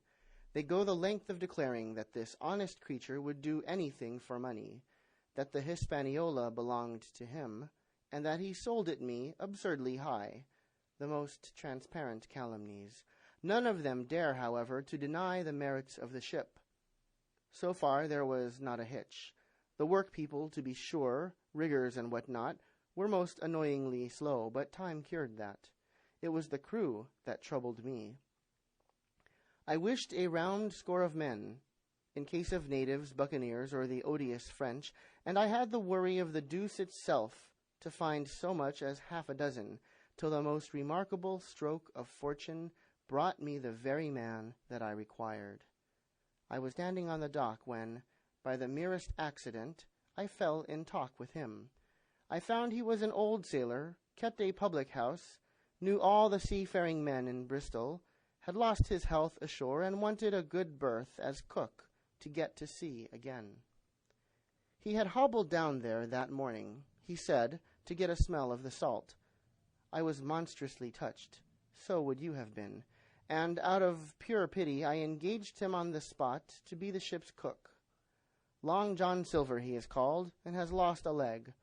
But that I regarded as a recommendation, since he lost it in his country's service under the immortal Hawk. He has no pension, Livesey. Imagine the abominable age we live in. Well, sir, I thought I had only found a cook, but it was a crew I had discovered. Between Silver and myself, we got together in a few days a company of the toughest old salts imaginable. Not pretty to look at, but fellows by their faces of the most indomitable spirit. I declare we could fight a frigate. Long John even got rid of 2 out of the 6 or 7 I had already engaged. He showed me in a moment that they were just the sort of freshwater swabs we had to fear in an adventure of importance. I am in the most magnificent health and spirits, eating like a bull, sleeping like a tree, yet I shall not enjoy a moment till I hear my old tarpaulins tramping round the capstan. Seaward ho! Hang the treasure! It's the glory of the sea that has turned my head. So now, Livesey, come post. Do not lose an hour if you respect me. Let young Hawkins go at once to see his mother, with Redruth for a guard, and then both come full speed to Bristol. John Trelawney. Postscript. I did not tell you that Blandley, who, by the way, is to send a consort after us if we don't turn up by the end of August, had found an admirable fellow for sailing master, a stiff man, which I regret, but in all other respects a treasure. Long John Silver unearthed a very competent man for a mate, a man named Arrow. I have a boatswain who pipes, Livesey, so things shall go man-o'-war fashion on board the good ship Hispaniola. I forgot to tell you that Silver is a man of substance. I know of my own knowledge that he has a banker's account, which has never been overdrawn. He leaves his wife to manage the inn, and as she is a woman of color, a pair of old bachelors like you and I may be excused for guessing that it is the wife, quite as much as the health, that sends him back to roving. J.T. P.P.S. Hawkins may stay one night with his mother. J.T. You can fancy the excitement into which that letter put me. I was half beside myself with glee, and if ever I despised a man, it was old Tom Redruth, who could do nothing but grumble and lament. Any of the under gamekeepers would gladly have changed places with him, but such was not the squire's pleasure, and the squire's pleasure was like law among them all. Nobody but old Redruth would have dared so much as even to grumble.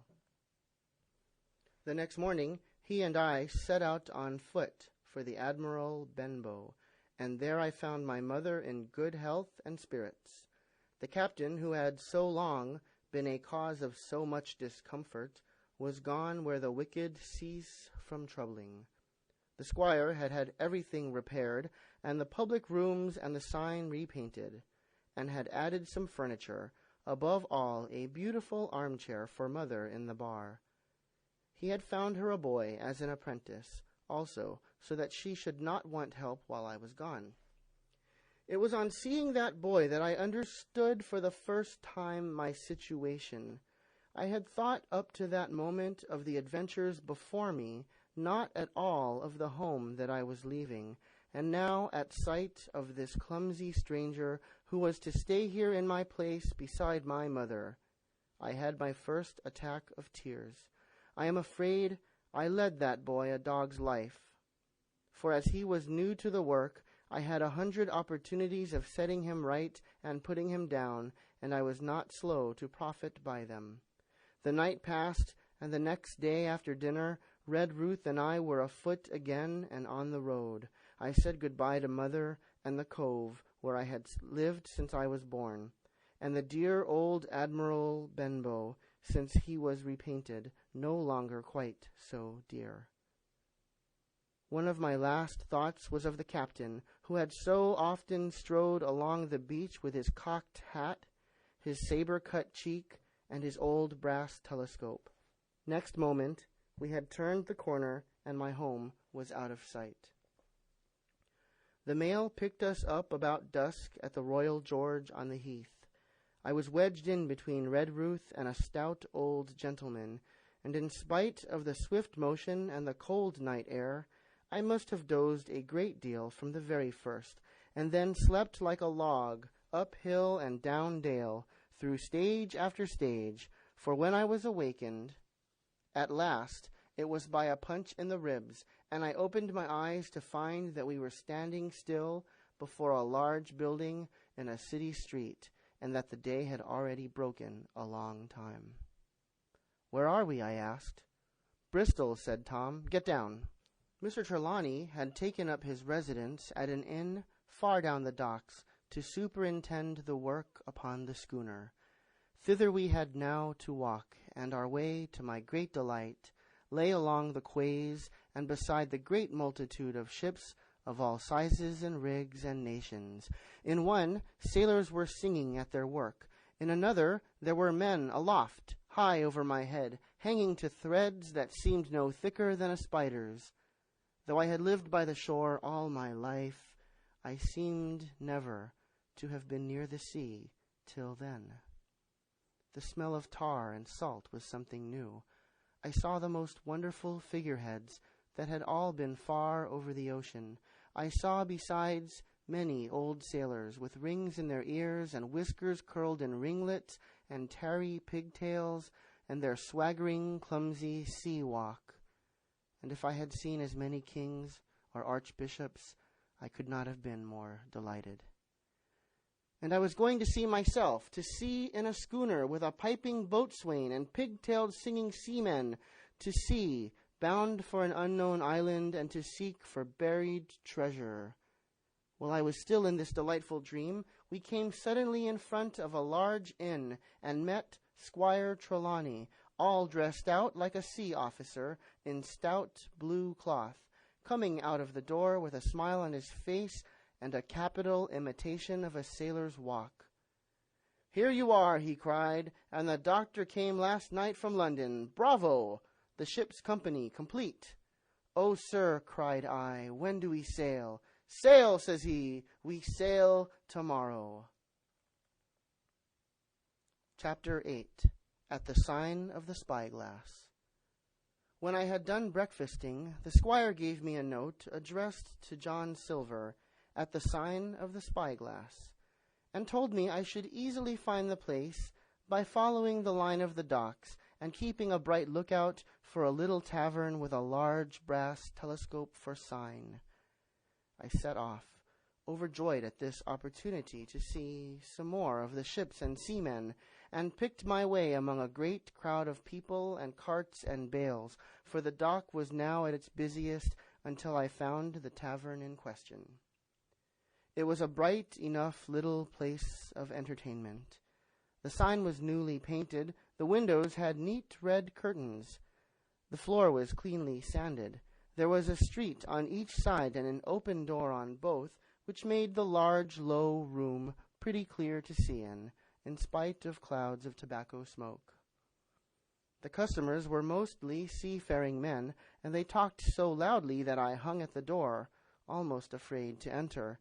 As I was waiting, a man came out of a side room, and at a glance I was sure he must be Long John.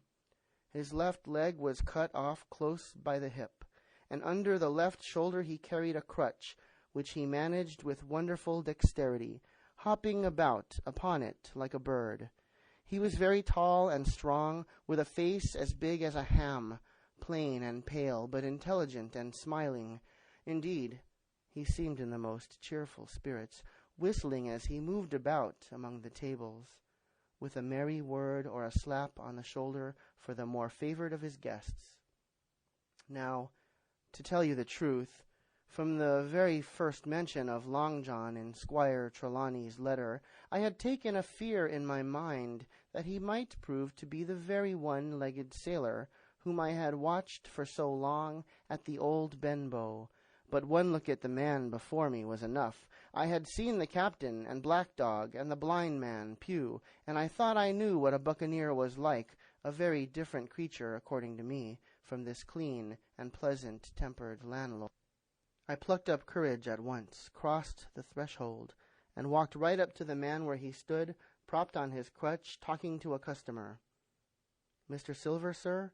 I asked, holding out the note. "Yes, my lad," said he. "Such is my name, to be sure. And who may you be?" And then, as he saw the squire's letter, he seemed to me to give something almost like a start. "Oh," said he, quite loud, and offering his hand, "I see. You are our new cabin boy. Pleased I am to see you." And he took my hand in his large, firm grasp.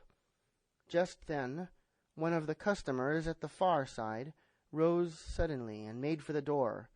It was close by him, and he was out in the street in a moment. But his hurry had attracted my notice, and I recognized him at glance. It was the tallow-faced man wanting 2 fingers, who had come first to the Admiral Benbow. "Oh," I cried, "stop him! It's Black Dog!" "I don't care 2 coppers who he is," cried Silver, "but he hasn't paid his score. Harry, run and catch him." One of the others, who was nearest the door, leaped up and started in pursuit. "If he were Admiral Hawke, he shall pay his score," cried Silver, and then, relinquishing my hand, "Who did you say he was?" he asked. "Black what?" "Dog, sir," said I. "Has Mr. Trelawney not told you of the buccaneers? He was one of them." "So," cried Silver, "in my house? Ben, run and help Harry. One of those swabs, was he? Was that you drinking with him, Morgan? Step up here." The man, whom he called Morgan, an old gray-haired, mahogany-faced sailor, came forward pretty sheepishly, rolling his quid. "Now, Morgan," said Long John very sternly, "you never clapped your eyes on that black dog before, did you now?" "Not I, sir," said Morgan with a salute. "You didn't know his name, did you?" "No, sir." "By the powers, Tom Morgan, it's as good for you," exclaimed the landlord. "If you had been mixed up with the like of that, you would never have put another foot in my house, you may lay to that. And what was he saying to you?" "I don't rightly know, sir," answered Morgan. "Do you call that a head on your shoulders or a blessed dead-eye?" cried Long John. "Don't rightly know, don't you? Perhaps you don't happen to rightly know who you was speaking to, perhaps.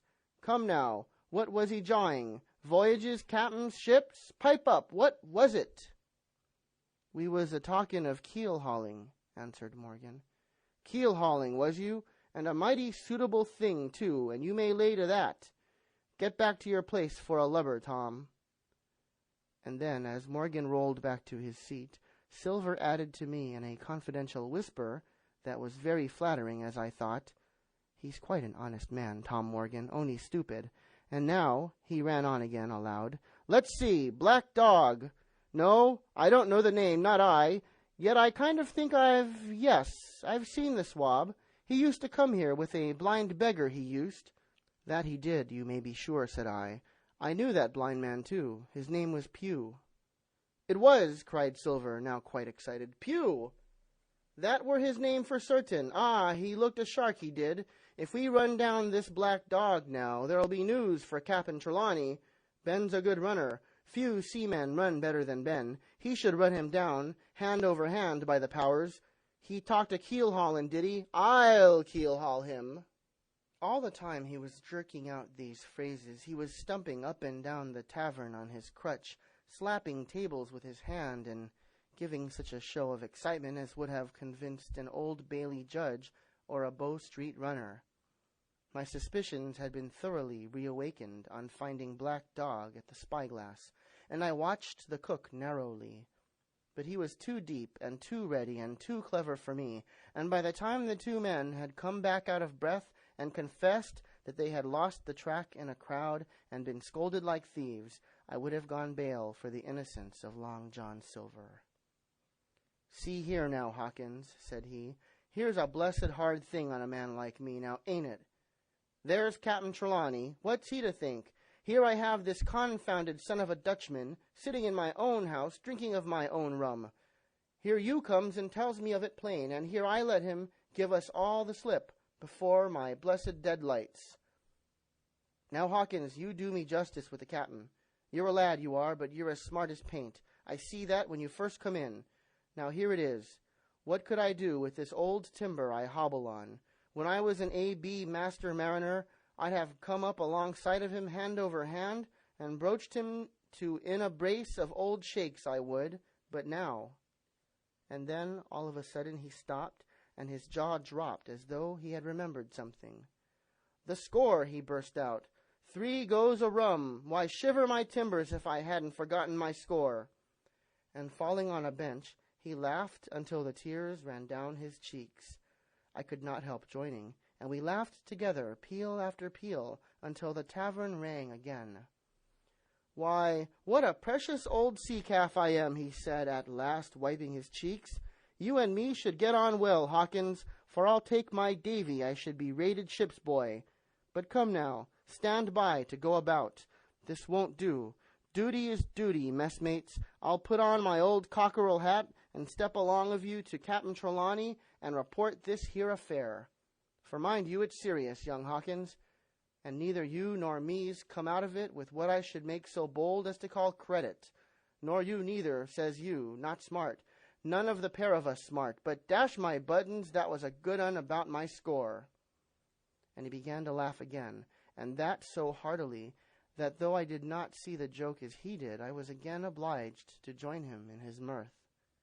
On our little walk along the quays, he made himself the most interesting companion, telling me about the different ships that we passed by, their rig, tonnage, and nationality, explaining the work that was going forward, how one was discharging, another taking in cargo, and a third making ready for sea, and every now and then telling me some little anecdote of ships or seamen, or repeating a nautical phrase till I had learned it perfectly.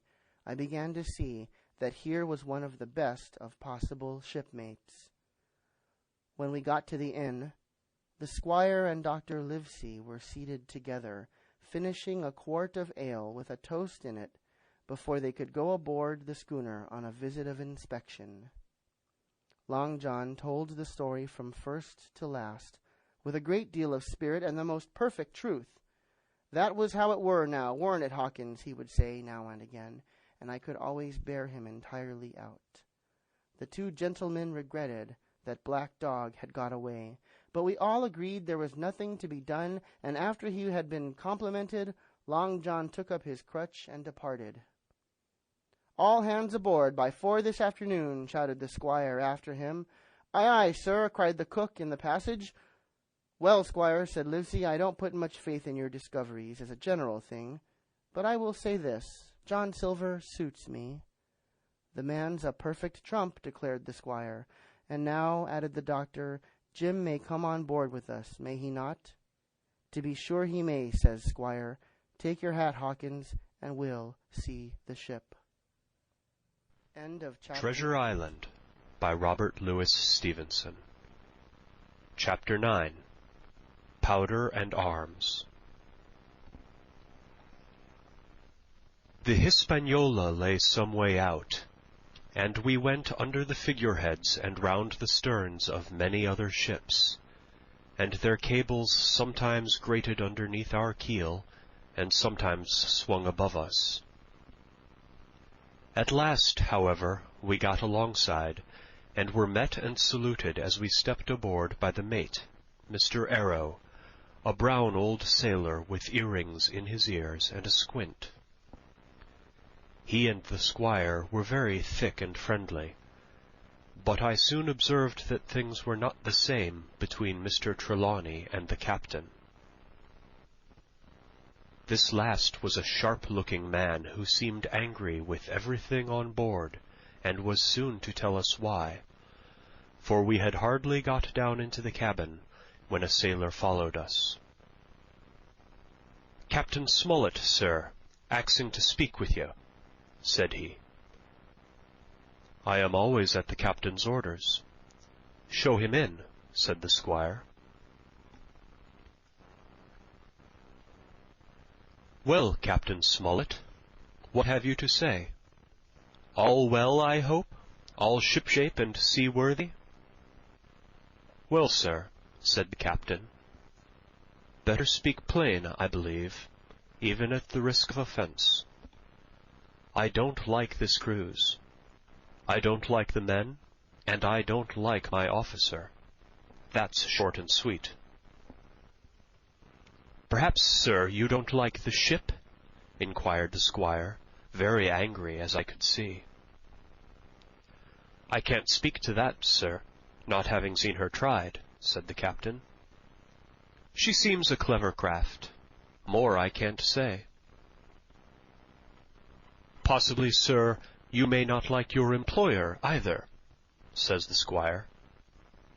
But here Dr. Livesey cut in. "Stay a bit," said he. "Stay a bit. No use of such questions as that but to produce ill feeling. The captain has said too much, or he has said too little, and I'm bound to say that I require an explanation of his words. You don't, you say, like this cruise. Now why?" "I was engaged, sir, on what we call sealed orders, to sail this ship for that gentleman where he should bid me," said the captain. "So far so good. But now I find that every man before the mast knows more than I do. I don't call that fair, now do you?" "No," said Dr. Livesey, "I don't." "Next," said the captain, "I learn we are going after treasure. Hear it from my own hands, mind you. Now treasure is ticklish work. I don't like treasure voyages on any account, and I don't like them, above all, when they are secret, and when, begging your pardon, Mr. Trelawney, the secret has been told to the parrot." "Silver's parrot?" asked the squire. "It's a way of speaking," said the captain. "Blabbed, I mean. It's my belief neither of you gentlemen know what you are about, but I'll tell you my way of it. Life or death, and a close run." "That is all clear, and, I dare say, true enough," replied Dr. Livesey. "We take the risk, but we are not so ignorant as you believe us. Next, you say you don't like the crew. Are they not good seamen?" "I don't like them, sir," returned Captain Smollett, "and I think I should have had the choosing of my own hands, if you go to that." "Perhaps you should," replied the doctor. "My friend should, perhaps, have taken you along with him, but the slight, if there be one, was unintentional." "And you don't like Mr. Arrow?" "I don't, sir. I believe he's a good seaman, but he's too free with the crew to be a good officer. A mate should keep himself to himself, shouldn't drink with the men before the mast." "Do you mean he drinks?" cried the squire. "No, sir," replied the captain, "only that he's too familiar." "Well now, and the short and long of it, captain?" asked the doctor. "Tell us what you want." "Well, gentlemen, are you determined to go on this cruise?" "Like iron," answered the squire. "Very good," said the captain. "Then, as you've heard me very patiently, saying things that I could not prove, hear me a few words more. They are putting the powder and the arms in the fore-hold. Now, you have a good place under the cabin. Why not put them there? First point. Then you are bringing 4 of your own people with you, and they tell me some of them are to be berthed forward. Why not give them the berths here beside the cabin? Second point. Any more? Asked Mr. Trelawney. One more, said the captain. There's been too much blabbing already. Far too much, agreed the doctor. I'll tell you what I've heard myself, continued Captain Smollett, that you have a map of an island, that there's crosses on the map to show where treasure is, and that the island lies, and then he named the latitude and longitude exactly. I never told that, cried the squire, to a soul. The hands know it, sir, returned the captain. Livesey, that must have been you or Hawkins, cried the squire. It doesn't much matter who it was, replied the doctor, and I could see that neither he nor the captain paid much regard to Mr. Trelawney's protestations. Neither did I, to be sure. He was so loose a talker. Yet in this case I believe he was really right, and that nobody had told the situation of the island. Well, gentlemen, continued the captain, I don't know who has this map, but I make it a point. It shall be kept secret even from me and Mr. Arrow. Otherwise I would ask you to let me resign. I see, said the doctor. You wish us to keep this matter dark, and to make a garrison of the stern part of the ship, manned with my friend's own people, and provided with all the arms and powder on board. In other words, you fear a mutiny. Sir, said Captain Smollett, with no intention to take offence, I deny your right to put words into my mouth. No captain, sir, would be justified in going to sea at all if he had ground enough to say that. As for Mr. Arrow, I believe him thoroughly honest. Some of the men are the same. All may be, for what I know. But I am responsible for the ship's safety and the life of every man-jack aboard of her. I see things going, as I think, not quite right. And I ask you to take certain precautions, or let me resign my berth. And that's all. Captain Smollett, began the doctor with a smile, did ever you hear the fable of the mountain and the mouse? You'll excuse me, I dare say, but you remind me of that fable. When you came in here, I'll stake my wig, you meant more than this. Doctor, said the captain, you are smart. When I came in here, I meant to get discharged. I had no thought that Mr. Trelawney would hear a word.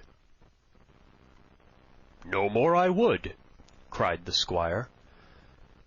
Had Livesey not been here, I should have seen you to the deuce. As it is, I have heard you. I will do as you desire, but I think the worse of you. That's as you please, sir, said the captain. You'll find I do my duty. And with that he took his leave. Trelawney, said the doctor, contrary to all my notions, I believe you have managed to get 2 honest men on board with you. That man and John Silver. Silver, if you like, cried the squire. But as for that intolerable humbug, I declare I think his conduct unmanly, unsailorly, and downright un-English." "Well," says the doctor, "we shall see." When we came on deck, the men had begun already to take out the arms and powder, yo-hoing at their work, while the captain and Mr. Arrow stood by superintending. The new arrangement was quite to my liking. The whole schooner had been overhauled. 6 berths had been made astern out of what had been the after part of the main hold, and this set of cabins was only joined to the galley and forecastle by a sparred passage on the port side. It had been originally meant that the captain, Mr. Arrow, Hunter, Joyce, the doctor, and the squire were to occupy these 6 berths.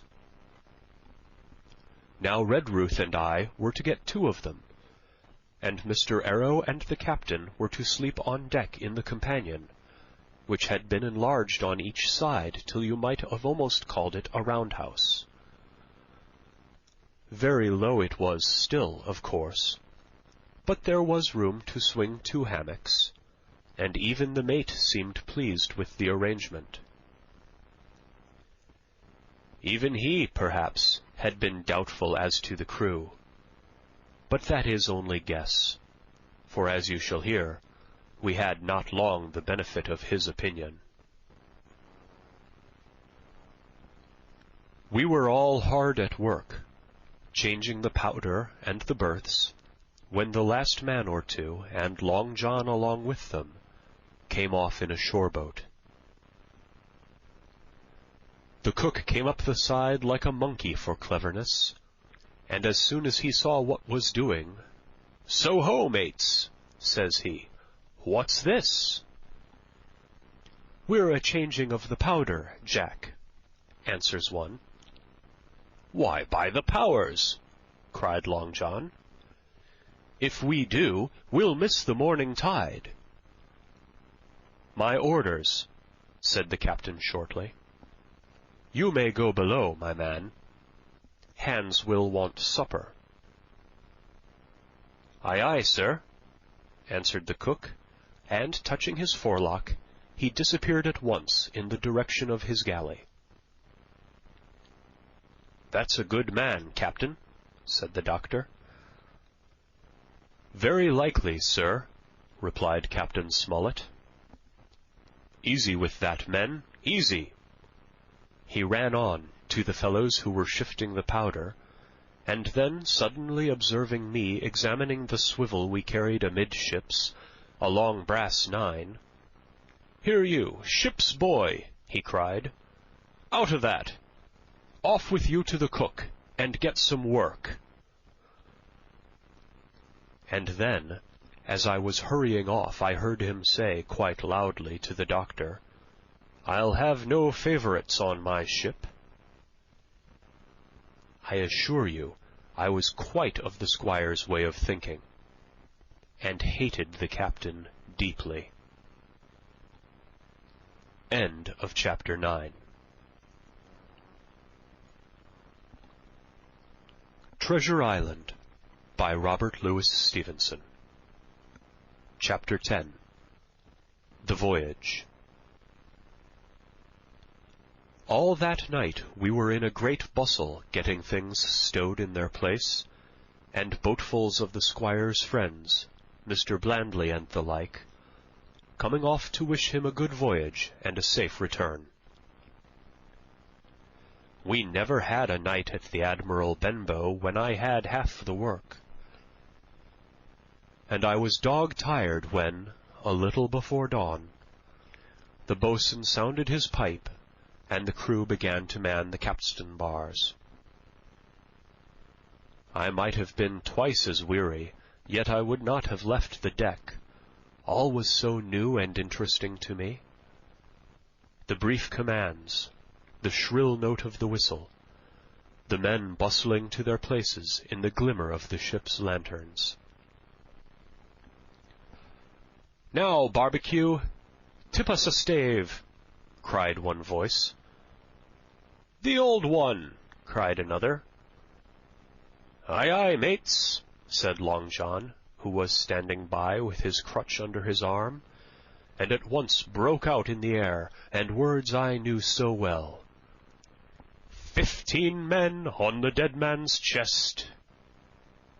And the whole crew bore chorus, "Yo ho ho, and a bottle o' rum."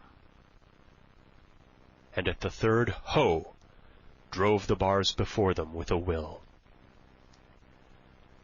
Even at that exciting moment it carried me back to the old Admiral Benbow in a second, and I seemed to hear the voice of the captain piping in the chorus.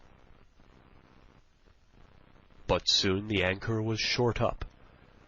Soon it was hanging, dripping at the bows. Soon the sails began to draw, and the land and shipping to flit by on either side.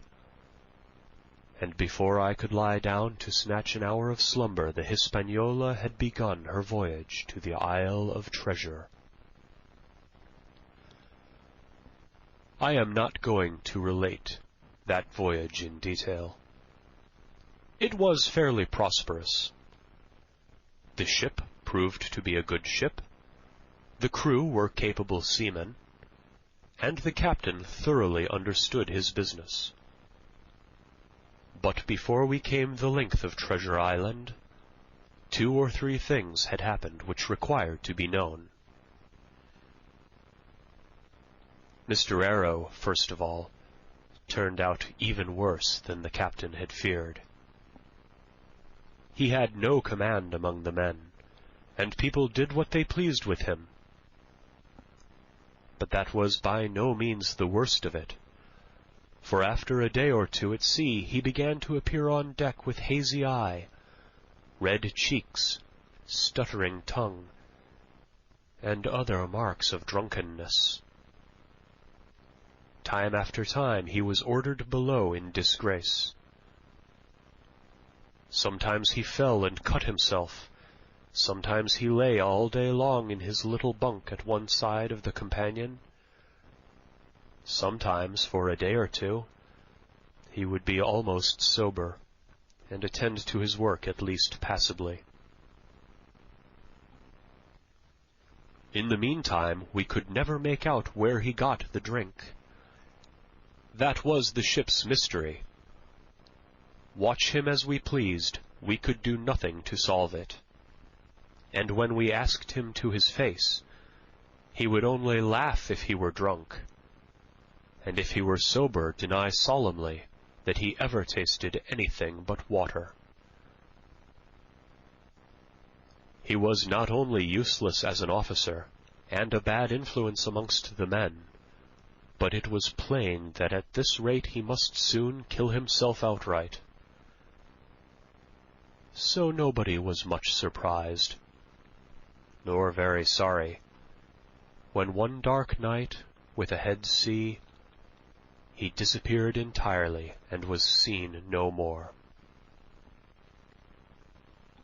"Overboard," said the captain.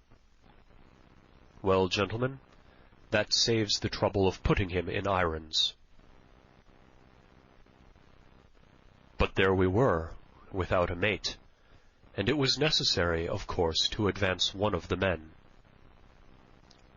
The boatswain, Job Anderson, was the likeliest man aboard, and though he kept his old title, he served in a way as mate. Mr. Trelawney had followed the sea, and his knowledge made him very useful, for he often took a watch himself in easy weather.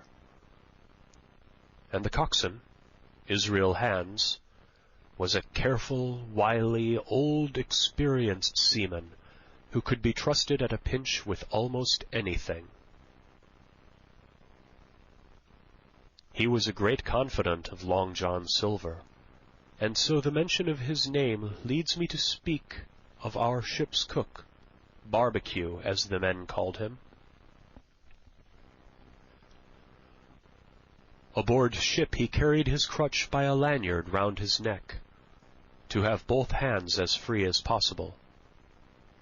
It was something to see him wedge the foot of the crutch against a bulkhead, and propped against it, yielding to every movement of the ship, still get on with his cooking like someone safe ashore. Still more strange was it to see him in the heaviest of weather cross the deck. He had a line or two rigged up to help him across the widest spaces.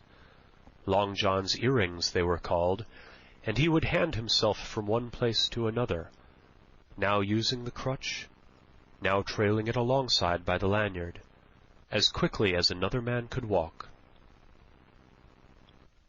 Yet some of the men who had sailed with him before expressed their pity to see him so reduced. "He's no common man, Barbecue," said the coxswain to me. "He had good schooling in his young days, and can speak like a book when so minded, and brave. A lion's nothing alongside of Long John.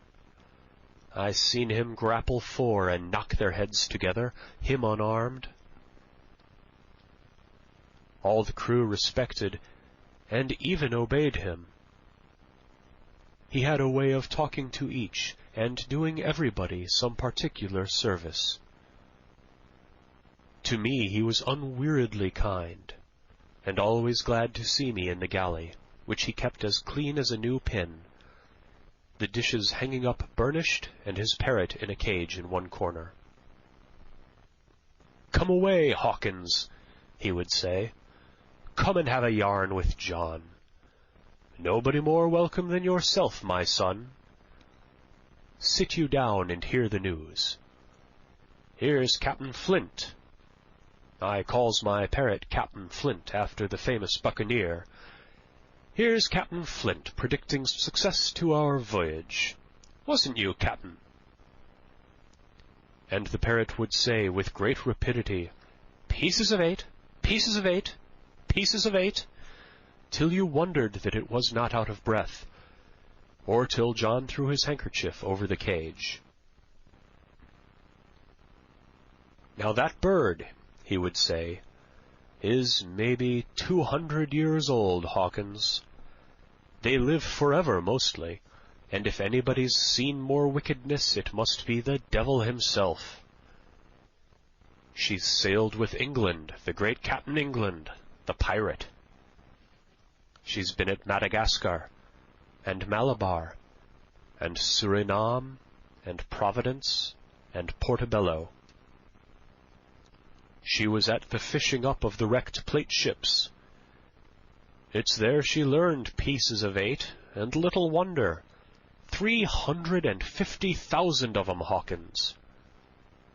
She was at the boarding of the Viceroy of the Indies out of Goa, she was, and to look at her you would think she was a baby. But you smelt powder, didn't you, Captain?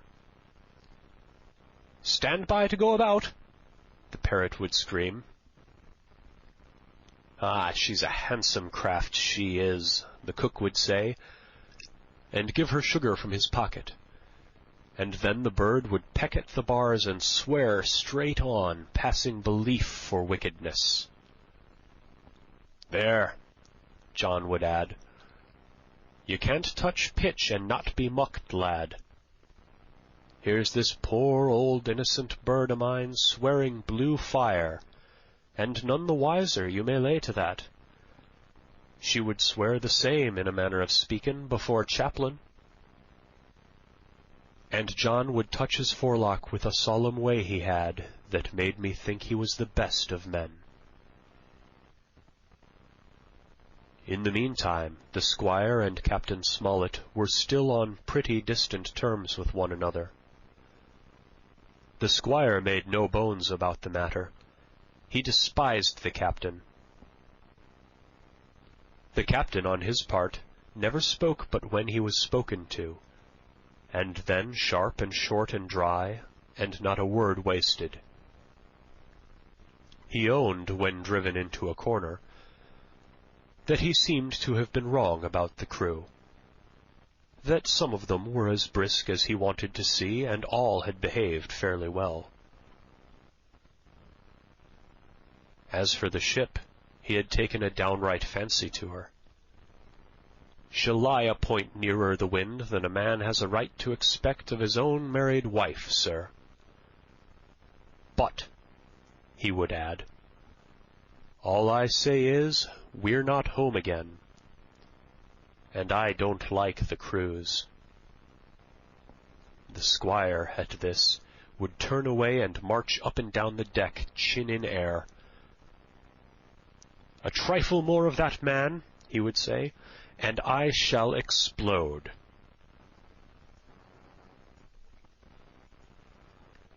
We had some heavy weather, which only proved the qualities of the Hispaniola. Every man on board seemed well content, and they must have been hard to please if they had been otherwise, for it is my belief there never was a ship's company so spoiled since Noah put to sea. Double grog was going on the least excuse. There was duff on odd days, as, for instance, if the squire heard it was any man's birthday, and always a barrel of apples standing broached in the waist for anyone to help himself that had a fancy.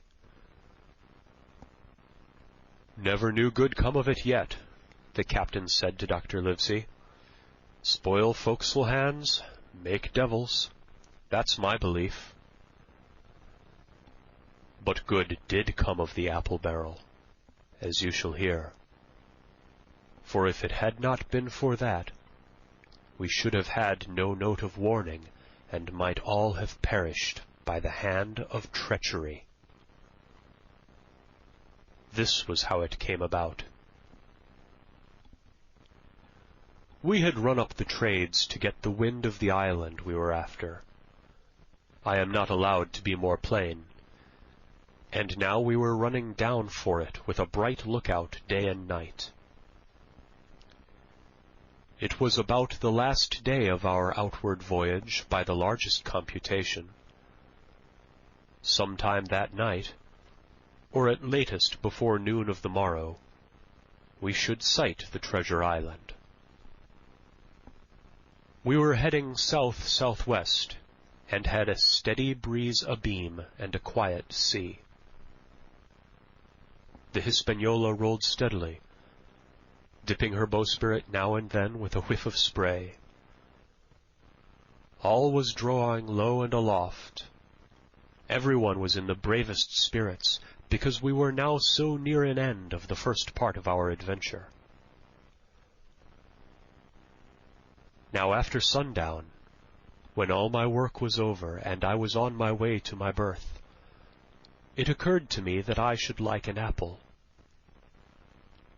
I ran on deck. The watch was all forward, looking out for the island. The man at the helm was watching the luff of the sail and whistling away gently to himself, and that was the only sound excepting the swish of the sea against the bows and around the sides of the ship. In I got bodily to the apple barrel, and found there was scarce an apple left. But sitting down there in the dark, what with the sound of the waters and the rocking movement of the ship, I had either fallen asleep or was on the point of doing so, when a heavy man sat down with rather a clash close by. The barrel shook as he leaned his shoulders against it, and I was just about to jump up when the man began to speak. It was Silver's voice, and before I had heard a dozen words, I would not have shown myself for all the world, but lay there, trembling and listening in the extreme of fear and curiosity. For from these dozen words I understood that the lives of all the honest men aboard depended upon me alone. End of Chapter 10. Chapter 11. What I Heard in the Apple Barrel. "No, not I," said Silver. "Flint was captain, I was quartermaster, along of my timber leg. The same broadside I lost my leg, old Pew lost his deadlights. It was a master surgeon, him that amputated me, out of college and all, Latin by the bucket, and what not. But he was hanged like a dog, and sun-dried like the rest at Corso Castle. That was Robert's men, that was, and combed of changing names to their ships, Royal, Fortune, and so on. Now what a ship was christened, so let her stay, I says. So it was the Cassandra, as I brought us all safe home from Malabar after England took the Viceroy of the Indias. So it was with the old Walrus, Flint's old ship, as I've seen a muck with the red blood, and fit to ink with the gold. Ah! Cried another voice, that of the youngest hand on the board, and evidently full of admiration. He was the flower of the flock, was Flint. Davis was a man too, by all accounts, said Silver.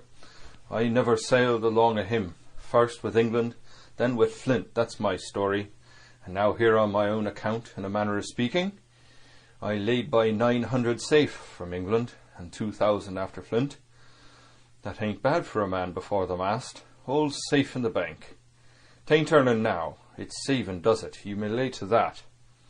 Where's all England's men now? I don't know, where's Flint? Why, most of 'em aboard here, and glad to get the duff. Been begging before that, some of 'em. Old Pew has had lost his sight, might have thought shame, spends £1,200 a year, like a lord in Parliament. Where is he now? Well, he's dead now and under hatches. But for 2 year before that, shiver me timbers, the man was starving. He begged and he stole and he cut throats and he starved at death by the powers. Well, it isn't much use after all, said the young seaman. 'Tain't much use for fools, you may lay to that. That nor nothing, cried Silver. But now you look here, you're young, you are. You're smart as paint. I see that when I set my eyes on you, and I'll talk to you like a man. You may imagine how I felt when I heard this abominable old rogue addressing another in the very same words of flattery as he had used to myself. I think, if I had been able, that I would have killed him through the barrel. Meantime he ran on, little supposing he was overheard. Here it is about gentlemen of fortune. They live rough, and they risk swinging, but they eat and drink like fighting cocks, and when the cruise is done, why, it's hundreds of pounds instead of hundreds of farthings in their pockets. Now the most goes for rum and a good fling, and to the sea again in their shirts. But that's not the course I lay. I puts it away, some here, some there, and none too much anywheres, by reason of suspicion. I'm 50, mark you. Once back from this cruise, I set up gentlemen in earnest. Time enough too, says you. Ah, but I've lived easy in the meantime, never denied myself a nothing heart desires, and slept soft and ate dainty all my days, but when at sea. And how did I begin? Before the mast, like you. Well, said the other, but all the other money's gone now, ain't it? You daren't show face in Bristol after this. Why, where might you suppose it was? Asked Silver derisively. At Bristol, in banks and places, answered his companion. It were, said the cook. It were when we weighed anchor, but my old missus has it all by now, and the spyglass is sold, lease and goodwill and rigging, and the old girl's off to meet me. I would tell you where, for I trust you, but it'd make jealousy among the mates. And you can trust your missus? Asked the other. Gentlemen of fortune, returned the cook, usually trust little among themselves, and right they are, you may lay to it. But I have a way with me, I have. When a mate brings a slip on his cable, one as knows me, I mean it won't be the same world with old John. There was some that was feared of Pew, and some that was feared of Flint, but Flint his own self was afeared of me. Feared he was, and proud. They was the roughest crew afloat, was Flint. The devil himself would have been feared to go to sea with them. Well now, I tell you, I'm not a boasting man, and you've seen yourself how easy I keep company.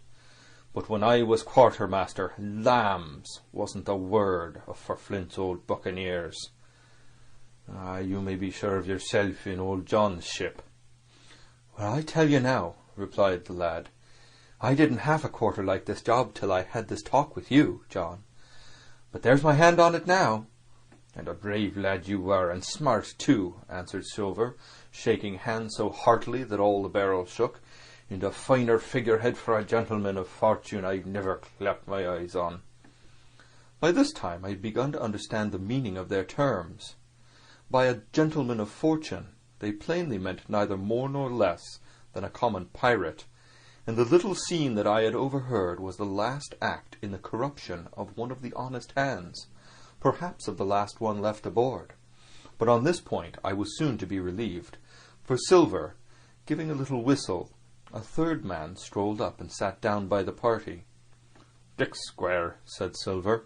"Oh, I know Dick was square," returned the voice of the coxswain, Israel Hands. "He's no fool, is Dick." And he turned his quid and spat. "But look here," he went on. "Here's what I want to know, barbecue. How long are we going to stand off and on like a blessed bumboat? I've almost had enough of old Captain Smollett. He's hazed me long enough, by thunder. I want to go into that cabin, I do. I want their pickles and wine and that."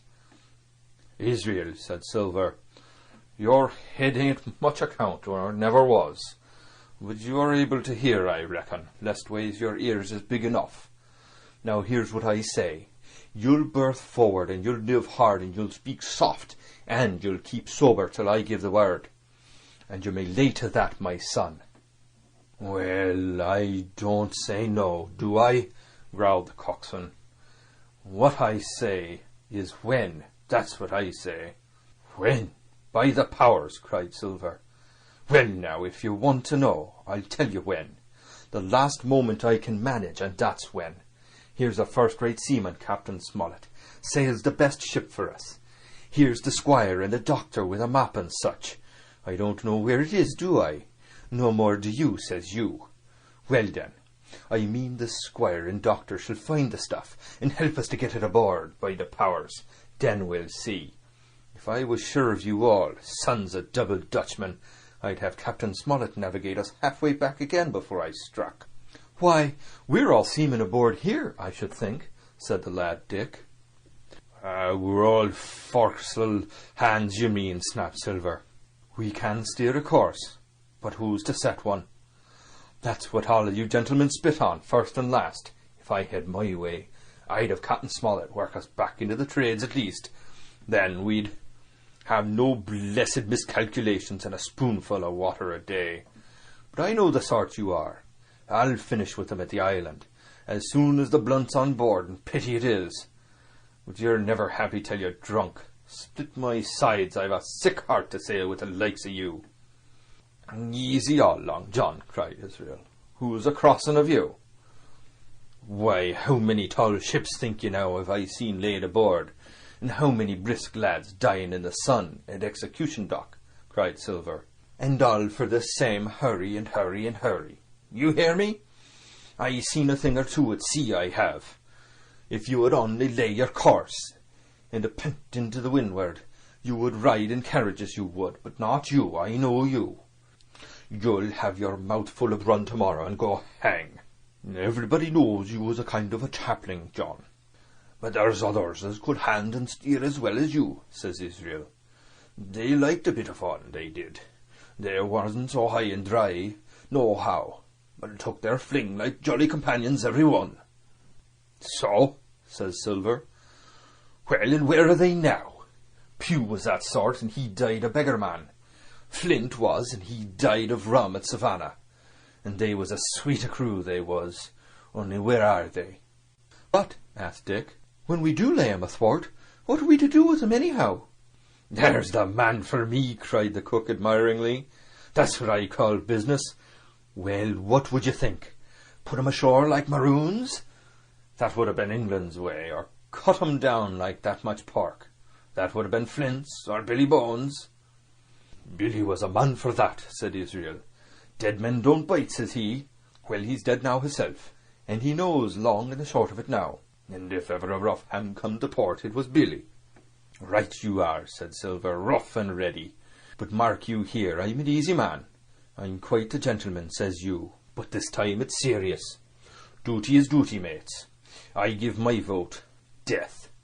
When I'm in Parliament and riding in me coach, I don't want none of these sea lawyers in the cabin a-coming home unlooked for like the devil at prayers. Wait is what I say, but when the time comes, why let her rip. John, cries the coxswain, you're a man. You'll say so, Israel, when you see, said Silver. Only one thing I claim Trelawney.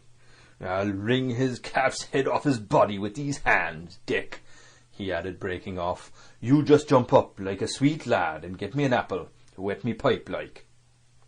You may fancy the terror I was in. I should have leaped out and run for it if I had found the strength, but my limbs and my heart misgave me. I heard Dick begin to rise. Then someone seemingly stopped him, and the voice of Hans exclaimed, "Oh, stow that!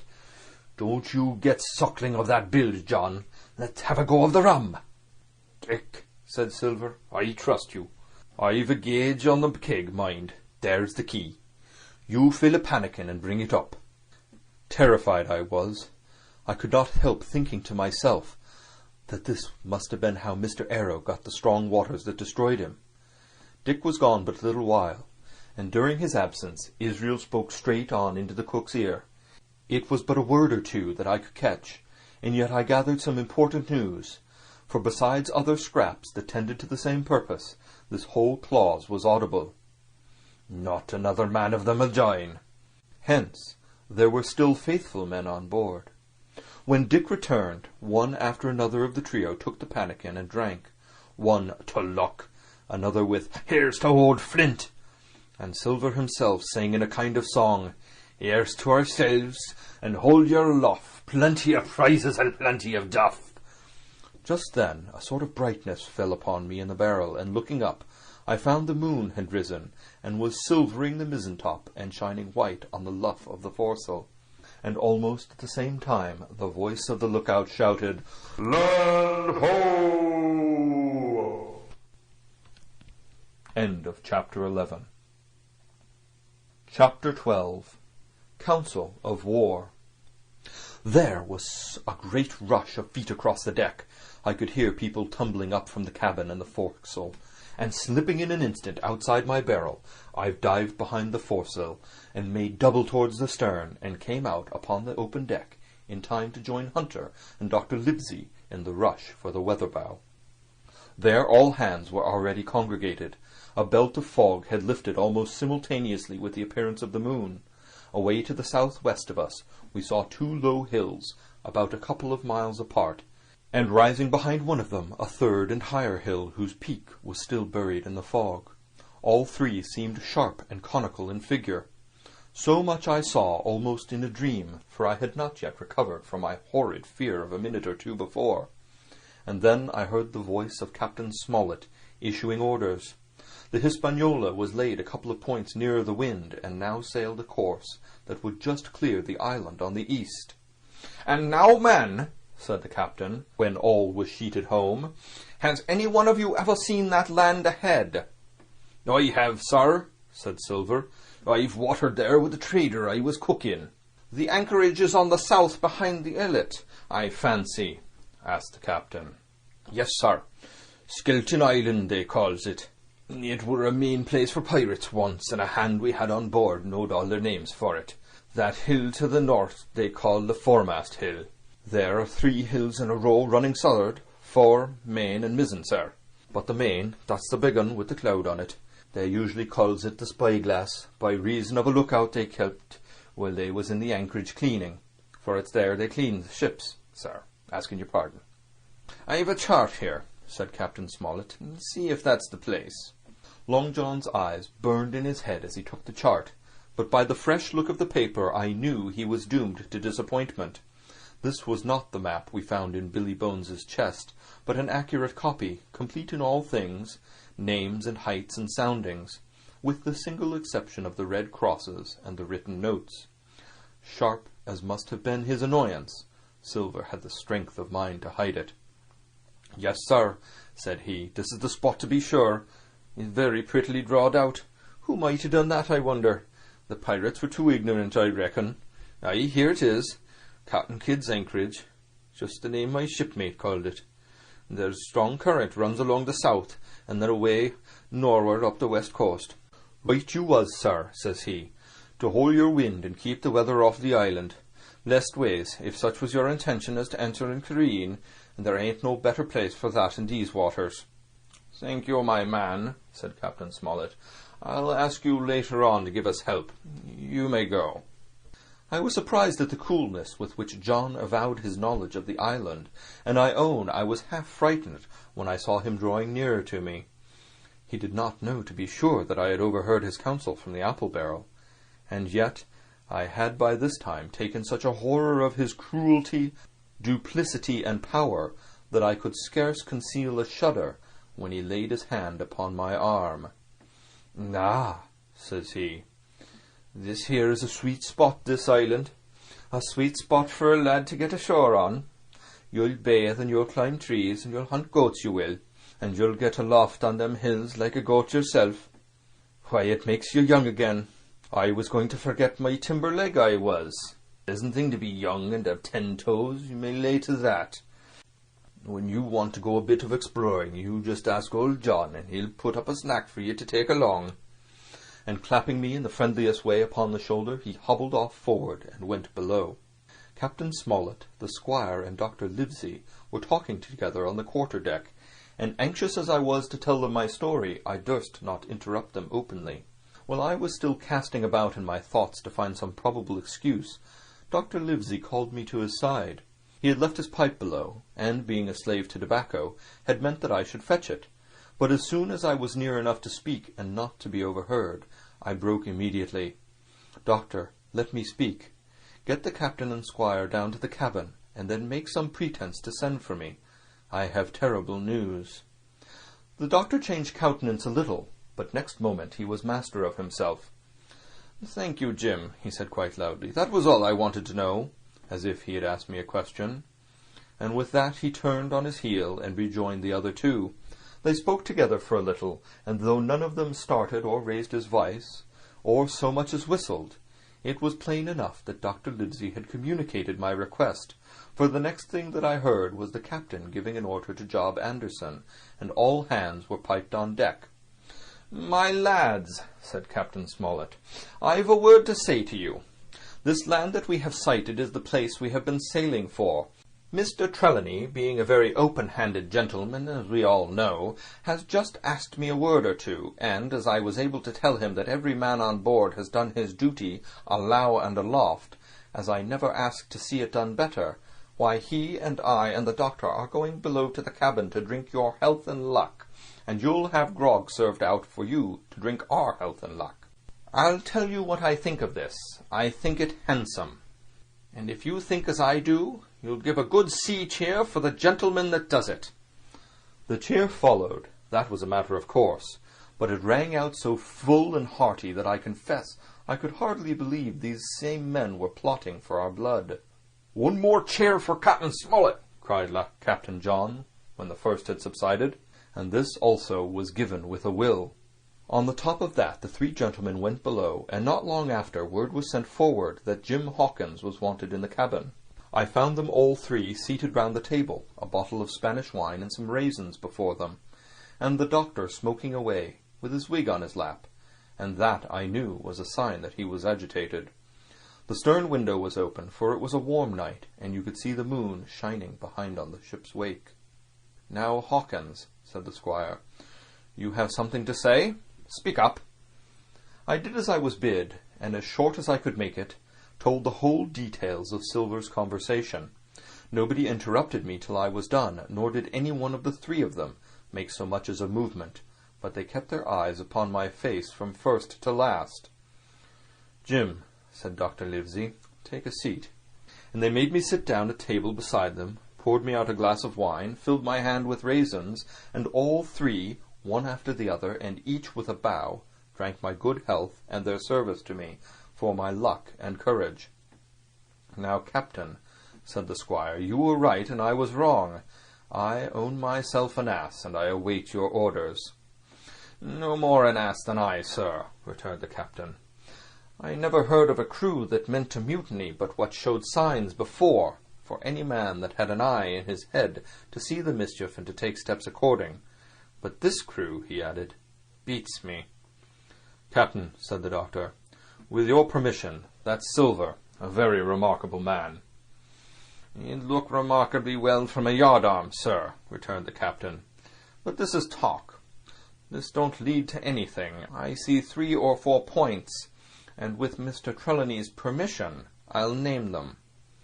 "You, sir, are the captain. It is for you to speak," said Mr. Trelawney grandly. "First point," began Mr. Smollett. "We must go on, because we can't turn back. If I gave the word to go about, they would rise at once. Second point. We have time before us, at least until this treasure's found. Third point. There are faithful hands. Now, sir, it has got to come to blows sooner or later, and what I propose is to take time by the forelock, as the saying is, and come to blows some fine day when they least expect it.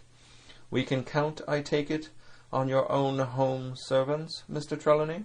"As upon myself," declared the squire. 3, reckoned the captain. "Ourselves make 7, counting Hawkins here. Now about the honest hands." "Most likely Trelawney's own men," said the doctor. "Those he had picked for himself before he lit on Silver." "Nay," replied the squire, "Hand was one of mine." "I did think I could have trusted Hands," added the captain. "And to think that they're all Englishmen," broke out the squire. "Sir, I could find it in my heart to blow the ship up." "Well, gentlemen," said the captain, "the best that I can say is not much. We must lay to, if you please, and keep a bright lookout. It's trying on a man, I know. It would be pleasanter to come to blows. But there's no help for it till we know our men. Lay to and whistle for a wind. That's my view." "Jim here," said the doctor, "can help us more than anyone. The men are not shy with him, and Jim is a noticing lad. Hawkins, I put prodigious faith in you," added the squire. I began to feel pretty desperate at this, for I felt altogether helpless. And yet, by an odd train of circumstances, it was indeed through me that safety came. In the meantime, talk as we pleased, there were only 7 out of the 26 on whom we could rely, and out of these 7 one was a boy, so that the grown men on our side were 6 to their 19. Treasure Island by Robert Louis Stevenson. Part 3. My Shore Adventure. Chapter 13. How My Shore Adventure Began. The appearance of the island when I came on deck next morning was altogether changed. Although the breeze had now utterly ceased, we had made a great deal of way during the night, and were now lying becalmed about half a mile to the southeast of the low eastern coast. Grey-coloured woods covered a large part of the surface. This even tint was indeed broken up by streaks of yellow sandbrake in the lower lands, and by many tall trees of the pine family, out-topping the others, some singly, some in clumps. But the general colouring was uniform and sad. The hills ran up clear above the vegetation in spires of naked rock. All were strangely shaped, and the spyglass, which was by 300 or 400 feet the tallest on the island, was likewise the strangest in configuration, running up sheer from almost every side, and then suddenly cut off at the top, like a pedestal to put a statue on. The Hispaniola was rolling scuppers under in the ocean swell. The booms were tearing at the blocks, the rudder was banging to and fro, and the whole ship creaking, groaning, and jumping like a manufactory. I had to cling tight to the backstay, and the world turned giddily before my eyes, for though I was a good enough sailor when there was way on, this standing still and being rolled about like a bottle was a thing I never learned to stand without a qualm or so, above all in the morning on an empty stomach. Perhaps it was this.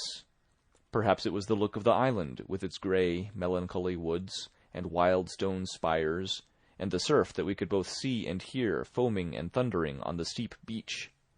At least, although the sun shone bright and hot, and the shore birds were fishing and crying all around us, and you would have thought anyone would have been glad to get to land after being so long at sea, my heart sank, as the saying is, into my boots, and from the first look onward I hated the very thought of Treasure Island.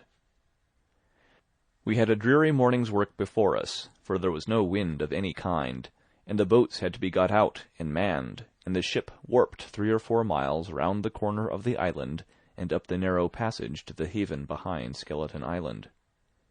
I volunteered for one of the boats, where I had, of course, no business. The heat was sweltering, and the men grumbled fiercely over their work. Anderson was in command of my boat, and instead of keeping the crew in order, he grumbled as loud as the worst. "Well," he said with an oath, "it's not forever." I thought this was a very bad sign, for up to that day the men had gone briskly and willingly about their business, but the very sight of the island had relaxed the cords of discipline. All the way in, Long John stood by the steersman and conned the ship. He knew the passage like the palm of his hand, and though the man in the chains got everywhere more water than was down in the chart, John never hesitated once. "There's a strong scour with the ebb," he said, "and this here passage has been dug out, in a manner of speaking, with a spade."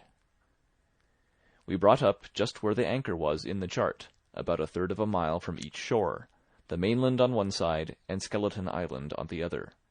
The bottom was clean sand. The plunge of our anchor sent up clouds of birds wheeling and crying over the woods, but in less than a minute they were down again, and all was once more silent. The place was entirely landlocked, buried in woods, the trees coming right down to high water mark, the shores mostly flat, and the hilltops standing round at a distance in a sort of amphitheatre, one here, one there. 2 little rivers, or rather 2 swamps, emptied out into this pond, as you might call it, and the foliage round that part of the shore had a kind of poisonous brightness. From the ship we could see nothing of the house or stockade, for they were quite buried among trees, and if it had not been for the chart on the companion, we might have been the first that had ever anchored there since the island arose out of the seas. There was not a breath of air moving, nor a sound but that of the surf booming 1/2 a mile away along the beaches and against the rocks outside. A peculiar stagnant smell hung over the anchorage, a smell of sodden leaves and rotting tree trunks. I observed the doctor sniffing and sniffing, like someone tasting a bad egg. "I don't know about treasure," he said, "but I'll stake my wig there's fever here."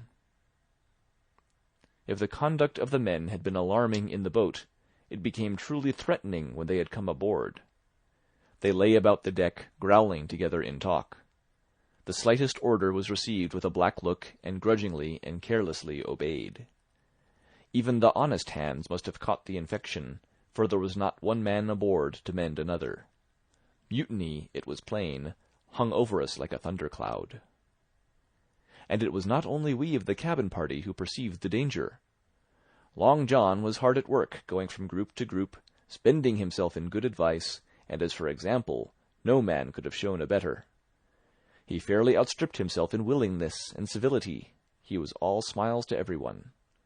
If an order were given, John would be on his crutch in an instant, with the cheeriest "Aye, aye, sir," in the world, and when there was nothing else to do, he kept up one song after another, as if to conceal the discontent of the rest. Of all the gloomy features of that gloomy afternoon, this obvious anxiety on the part of Long John appeared the worst.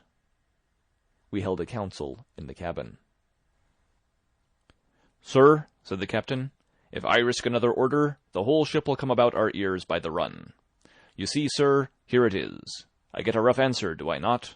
Well, if I speak back, Pikes will be going in 2 shakes. If I don't, Silver will see there's something under that, and the game's up. Now we've only one man to rely on." "And who is that?" asked the squire. "Silver, sir," returned the captain. "He's as anxious as you and I to smother things up. This is a tiff. He'd soon talk him out of it if he had the chance, and what I propose to do is to give him the chance. Let's allow the men an afternoon ashore.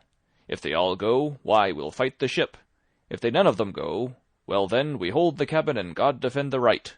If some go, you mark my words, sir, Silver will bring 'em aboard again as mild as lambs." It was so decided. Loaded pistols were served out to all the sure men. Hunter, Joyce, and Redruth were taken into our confidence, and received the news with less surprise and a better spirit than we had looked for, and then the captain went on deck and addressed the crew. "My lads," said he, "we've had a hot day and are all tired and out of sorts. A turn ashore'll hurt nobody. The boats are still in the water. You can take the gigs, and as many as please may go ashore for the afternoon. I'll fire a gun half an hour before sundown." I believe the silly fellows must have thought they would break their shins over treasure as soon as they were landed, for they all came out of their sulks in a moment, and gave a cheer that started the echo in a far-away hill, and sent the birds once more flying and squalling round the anchorage. The captain was too bright to be in the way. He whipped out of sight in a moment, leaving Silver to arrange the party, and I fancy it was as well he did so. Had he been on deck, he could no longer so much as have pretended not to understand the situation. It was as plain as day. Silver was the captain, and a mighty rebellious crew he had of it. The honest hands, and I was soon to see it proved that there were such on board, must have been very stupid fellows. Or rather, I suppose the truth was this, that all hands were disaffected by the example of the ringleaders, only some more, some less, and a few, being good fellows in the main, could neither be led nor driven any further. It is one thing to be idle and skulk, and quite another to take a ship and murder a number of innocent men. At last, however, the party was made up. 6 fellows were to stay on board, and the remaining 13, including Silver, began to embark. Then it was that there came into my head the first of the mad notions that contributed so much to save our lives. If 6 men were left by Silver, it was plain our party could not take and fight the ship, and since only 6 were left, it was equally plain that the cabin party had no present need of my assistance. It occurred to me at once to go ashore. In a jiffy I had slipped over the side and curled up in the foresheets of the nearest boat, and almost at the same moment she shoved off. No one took notice of me, only the bow oar saying, "Is that you, Jim? Keep your head down." But Silver, from the other boat, looked sharply over and called out to know if that were me, and from that moment I began to regret what I had done. The crews raced for the beach, but the boat I was in, having some start, and being at once the lighter and the better manned, shot far ahead of her consort, and the bow had struck among the shoreside trees, and I had caught a branch and swung myself out, and plunged into the nearest thicket, while Silver and the rest were still 100 yards behind. "Jim! Jim!" I heard him shouting. But you may suppose I paid no heed. Jumping, ducking, and breaking through, I ran straight before my nose till I could run no longer. End of chapter 13. Recorded November 9th, 2005, in Longmont, Colorado. Treasure Island, by Robert Louis Stevenson. Chapter 14. The First Blow. I was so pleased at having given the slip to Long John that I began to enjoy myself and look around me with some interest on the strange land that I was in. I had crossed a marshy tract full of willows, bulrushes, and odd, outlandish, swampy trees, and I had now come out upon the skirts of an open piece of undulating sandy country, about a mile long, dotted with a few pines and a great number of contorted trees, not unlike the oak in growth, but pale in the foliage like willows. On the far side of the open stood one of the hills, with 2 quaint craggy peaks shining vividly in the sun. I now felt for the first time the joy of exploration. The isle was uninhabited. My shipmates I had left behind, and nothing lived in front of me but dumb brutes and fowls. I turned hither and thither among the trees. Here and there were flowering plants, unknown to me. Here and there I saw snakes, and one raised his head from a ledge of rock and hissed at me with a noise not unlike the spinning of a top. Little did I suppose that he was a deadly enemy, and that the noise was the famous rattle. Then I came to a long thicket of these oak-like trees, live or evergreen oaks I heard afterwards they should be called, which grew low along the sand like brambles, the boughs curiously twisted, the foliage compact like thatch. The thicket stretched down from the top of one of the sandy knolls, spreading and growing taller as it went, until it reached the margin of the broad, reedy fen, through which the nearest of the little rivers soaked its way into the anchorage. The marsh was steaming in the strong sun, and the outline of the spyglass trembled through the haze. all at once there began to go a sort of bustle among the bulrushes. A wild duck flew up with a quack, another followed, and soon over the whole surface of the marsh a great cloud of birds hung screaming and circling in the air. I judged at once that some of my shipmates must be drawing near along the borders of the fen. Nor was I deceived, for soon I heard the very distant and low tones of a human voice, which, as I continued to give ear, grew steadily louder and nearer. This put me in a great fear, and I crawled under cover of the nearest live oak and squatted there, hearkening, as silent as a mouse. Another voice answered, and then the first voice, which I now recognized to be Silver's, once more took up the story, and ran on for a long while in a stream, only now and again interrupted by the other. By the sound they must have been talking earnestly and almost fiercely, but no distinct word came to my hearing. At last the speakers seemed to have paused, and perhaps to have sat down, for not only did they cease to draw any nearer, but the birds themselves began to grow more quiet and to settle again to their places in the swamp. And now I began to feel that I was neglecting my business, that since I had been so foolhardy as to come ashore with these desperadoes, the least I could do was to overhear them at their councils, and that my plain and obvious duty was to draw as close as I could manage under the favourable ambush of the crouching trees. I could tell the direction of the speakers pretty exactly, not only by the sound of their voices, but by the behaviour of the few birds that still hung in alarm above the heads of the intruders.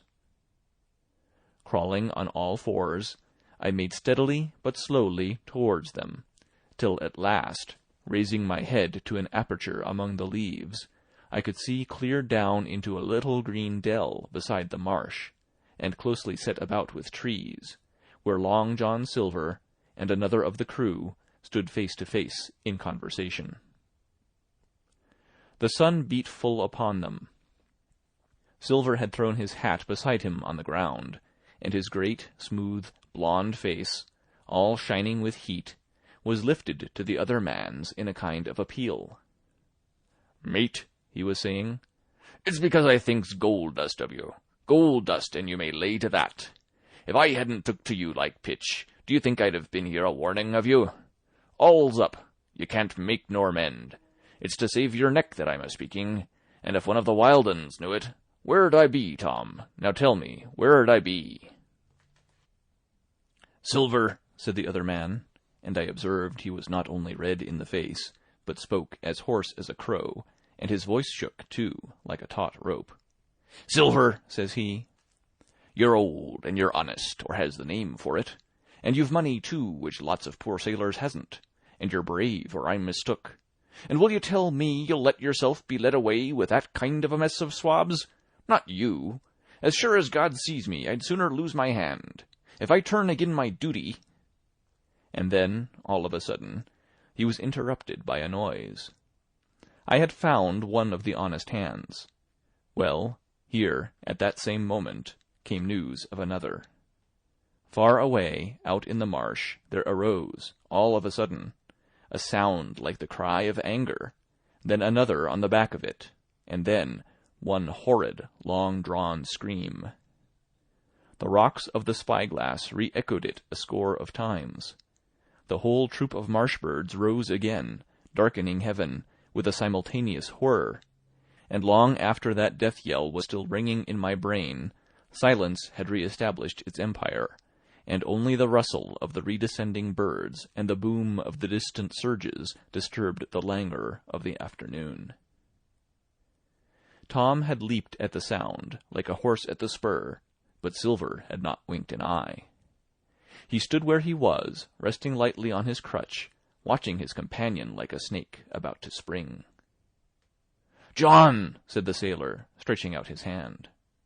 "Hands off!" cried Silver, leaping back a yard, as it seemed to me, with the speed and security of a trained gymnast. "Hands off if you like, John Silver," said the other. "It's a black conscience that can make you feared of me. But in heaven's name, tell me, what was that?" "That," returned Silver, smiling away, but warier than ever, his eye a mere pin-point in his big face, but gleaming like a crumb of glass. "That! Oh, I reckon that'll be Allen." And at this point Tom flashed out like a hero. "Allen!" he cried. "Then rest his soul for a true seaman. And as for you, John Silver, long you've been a mate of mine, but you're mate of mine no more. If I die like a dog, I'll die in my duty. You've killed Allen, have you? Kill me too if you can, but I defies you." And with that, this brave fellow turned his back directly on the cook and set off walking for the beach. But he was not destined to go far. With a cry, John seized the branch of a tree, whipped the crutch out of his armpit, and sent that uncouth missile hurtling through the air. It struck poor Tom, point foremost, and with stunning violence, right between the shoulders in the middle of his back. His hands flew up, he gave a sort of gasp, and fell. Whether he were injured much or little, none could ever tell. Like enough, to judge from the sound, his back was broken on the spot. But he had no time given him to recover. Silver, agile as a monkey, even without leg or crutch, was on the top of him next moment, and had twice buried his knife up to the hilt in that defenseless body. From my place of ambush, I could hear him pant aloud as he struck the blows. I do not know what it rightly is to faint, but I do know that for the next little while the whole world swam away from before me in a whirling mist. Silver and the birds, and the tall spyglass hilltop, going round and topsy-turvy before my eyes, and all manner of bells ringing and distant voices shouting in my ear. When I came again to myself, the monster had pulled himself together, his crutch under his arm, his hat upon his head. Just before him, Tom lay motionless upon the sward, but the murderer minded him not a whit, cleansing his blood-stained knife the while upon a wisp of grass. Everything else was unchanged, the sun still shining mercilessly on the steaming marsh and the tall pinnacle of the mountain, and I could scarce persuade myself that murder had been actually done and a human life cruelly cut short a moment since before my eyes. But now John put his hand into his pocket, brought out a whistle, and blew upon it several modulated blasts that rang far across the heated air. I could not tell, of course, the meaning of the signal, but it instantly awoke my fears. More men would be coming. I might be discovered. They had already slain 2 of the honest people. After Tom and Allen, might not I come next? Instantly I began to extricate myself, and crawl back again, with what speed and silence I could manage, to the more open portion of the wood.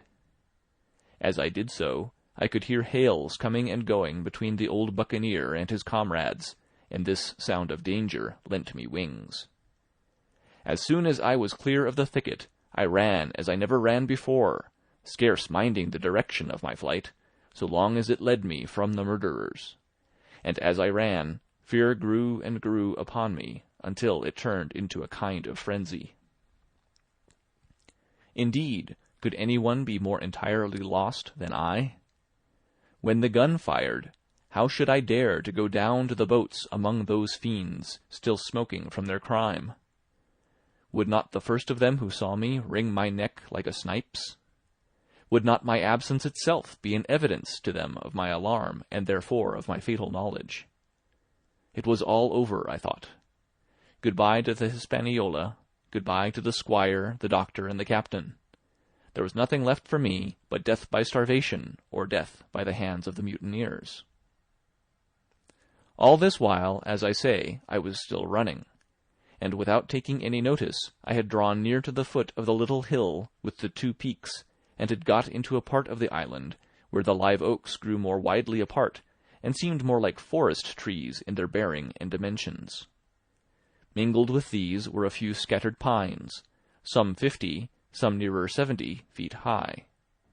The air, too, smelt more freshly than down beside the marsh. And here a fresh alarm brought me to a standstill with a thumping heart. End of chapter 14. Recorded November 16th, 2005, in Longmont, Colorado. Treasure Island by Robert Louis Stevenson.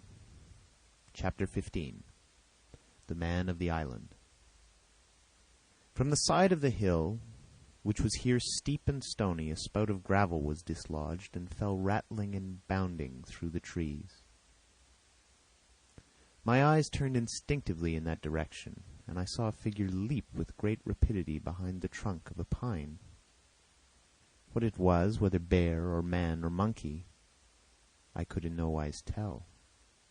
It seemed dark and shaggy. More I knew not. But the terror of this new apparition brought me to a stand.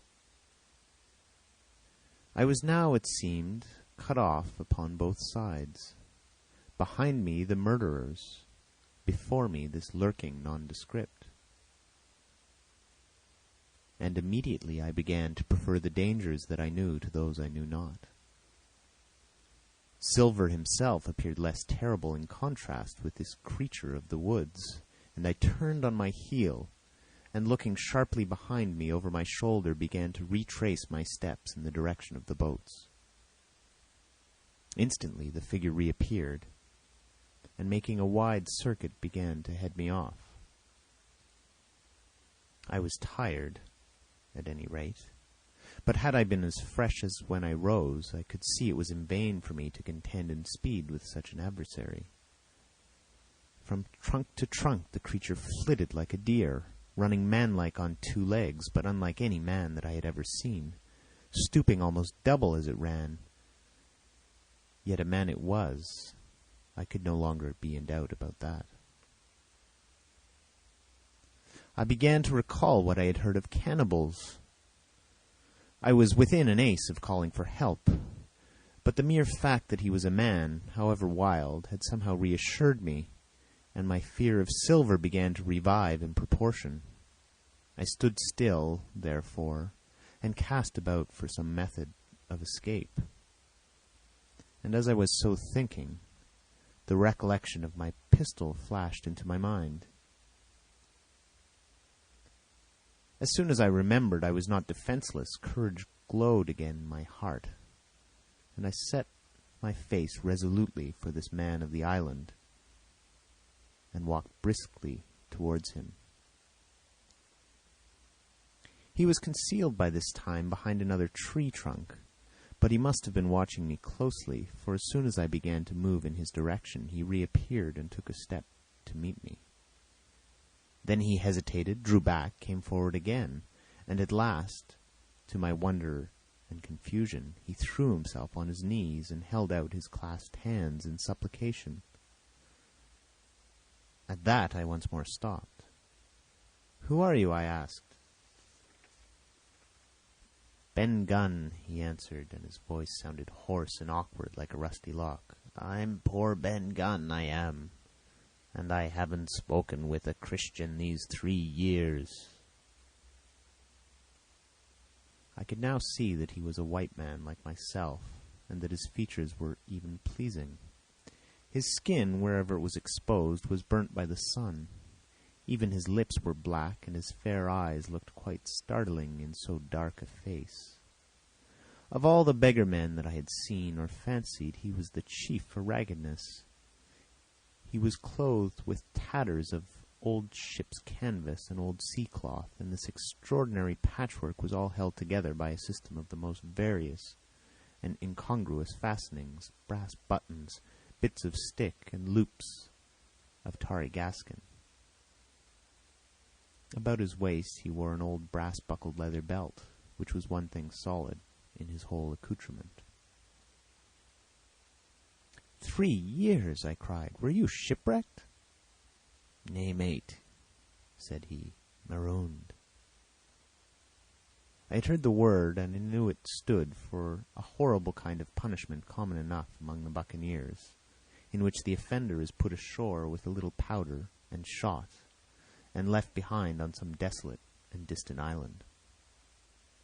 "Marooned 3 years agone," he continued, "and lived on goats since then, and berries, and oysters. Wherever a man is, says I, a man can do for himself. But, mate, My heart is sore for Christian diet. You mightn't happen to have a piece of cheese about you now. No? Well, many's the long night I've dreamed of cheese. Toasted mostly, and woke up again, and here I were. If ever I can get aboard again, said I, you shall have cheese by the stone.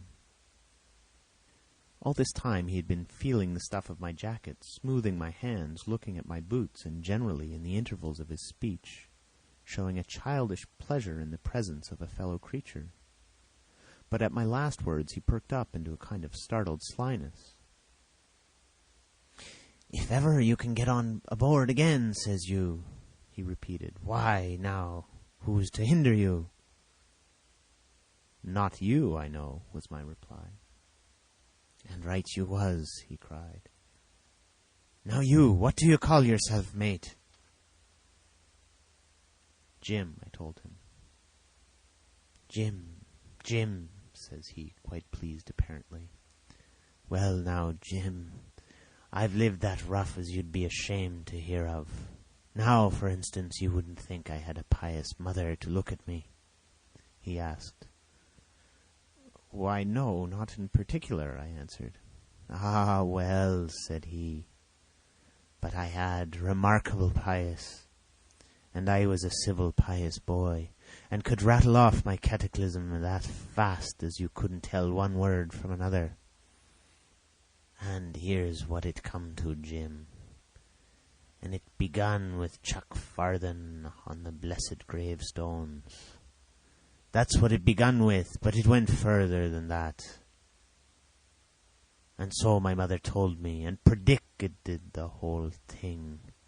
She did, the pious woman.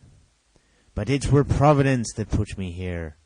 I've thought it all out in this here lonely island, and I'm back on piety. You don't catch me tasting rum so much, but just a thimbleful for luck, of course, the first chance I have. I'm bound I'll be good, and I see the way too. And Jim," looking all round him and lowering his voice to a whisper, "I'm rich." I now felt sure that the poor fellow had gone crazy in his solitude, and I suppose I must have shown the feeling on my face, for he repeated the statement hotly. "Rich, rich, I says, and I'll tell you what, I'll make a man of you, Jim. Ah, Jim, you'll bless your stars, you will. You was the first that found me." And at this there came suddenly a lowering shadow over his face, and he tightened his grasp upon my hand and raised a forefinger threateningly before my eyes. "Now, Jim, you tell me true. That ain't Flint's ship?" he asked. At this I had a happy inspiration.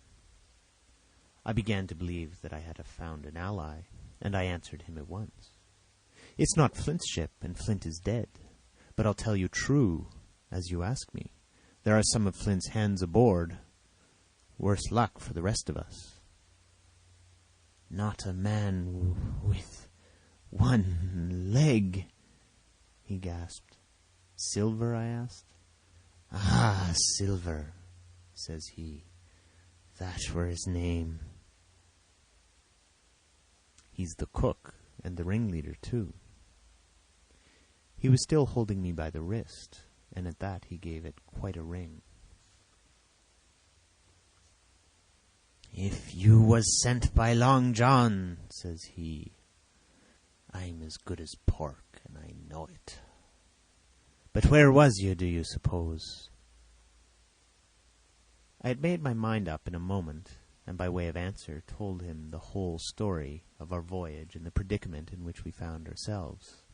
He heard me with the keenest interest, and when I had done he patted me on the head. "You're a good lad, Jim," said he. "And you're all in a clove hitch, ain't you?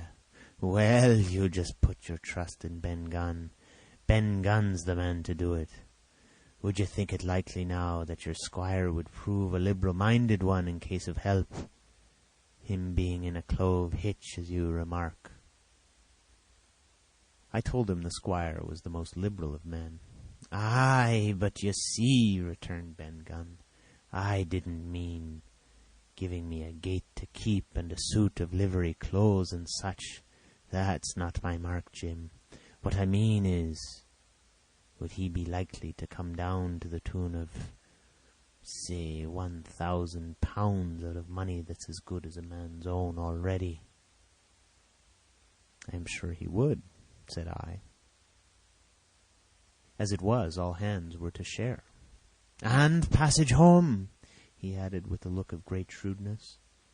"Why," I cried, "the squire's a gentleman, and besides, if we got rid of the others, we should want you to help work the vessel home." "Ah," said he, "so you would," and he seemed very much relieved.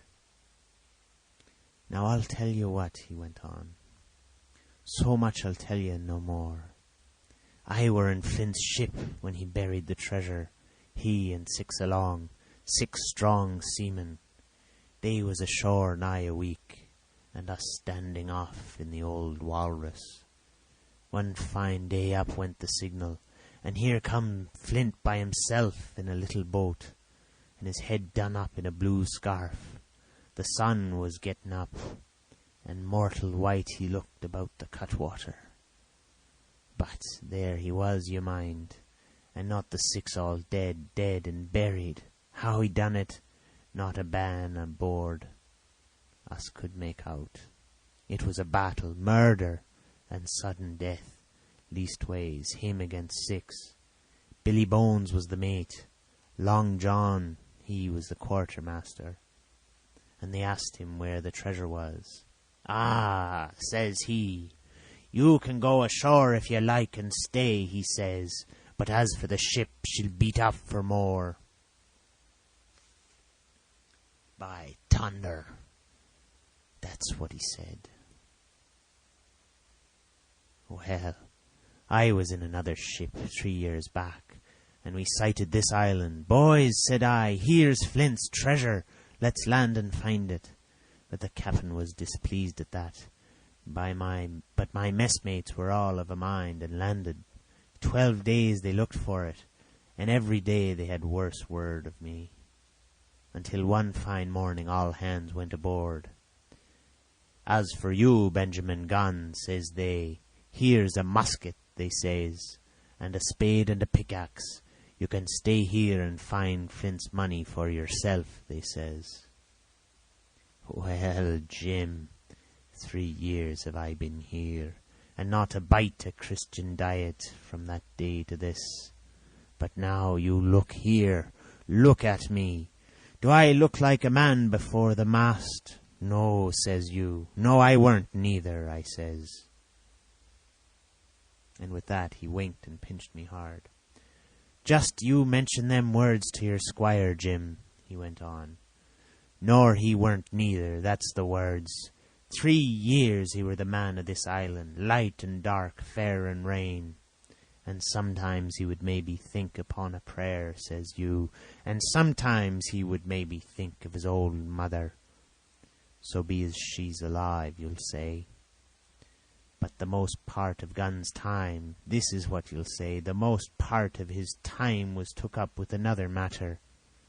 And then you'll give him a nip like I do." And he pinched me again in the most confidential manner.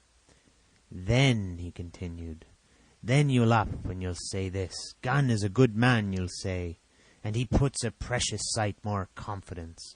Precious sight, mind that, in a gentleman born than in these gentlemen, of fortune having been one himself." "Well," I said, "I don't understand one word that you've been saying, but that's neither here nor there. For how am I to get on board?" "Ah," said he, "that's the hitch for sure. Well, there's my boat, that I made with my 2 hands. I keep her under the White Rock. If the worst come to the worst, we might try that after dark." "Hi!" he broke out. "What's that?" For just then, although the sun had still an hour or 2 to run, all the echoes of the island awoke and bellowed to the thunder of a cannon. "They've begun to fight," I cried. "Follow me!" and I began to run towards the anchorage. My terrors all forgotten, while close at my side the maroon man in his goatskins trotted easily and lightly. "Left, left," says he. "Keep to your left hand, mate Jim. Under the trees with you. There's where I killed my first goat. They don't come down here now. They're all mast-headed on them mountings for fear of Benjamin Gunn. Ah, and there's the Setemary." Cemetery, he must have meant. "You see them mounds? I come here and prayed now and then, when I thought maybe a Sunday would be about due. It weren't quite a chapel, but it seemed more solemn-like. And then, says you, Ben Gunn was short-handed, no chaplain, no so much as a Bible and a flag, you says." So he kept talking as I ran, neither expecting nor receiving an answer. The cannon shot was followed, after a considerable interval, by a volley of small arms.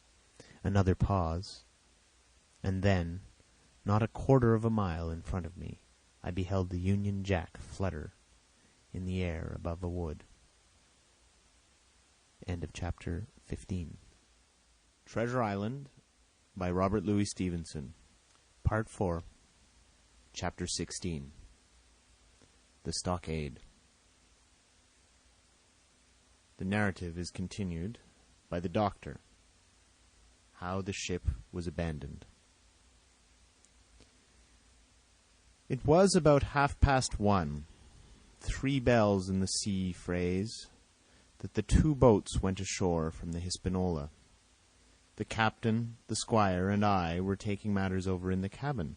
Had there been a breath of wind, we should have fallen on the 6 mutineers who were left aboard with us, slipped our cable, and away to sea.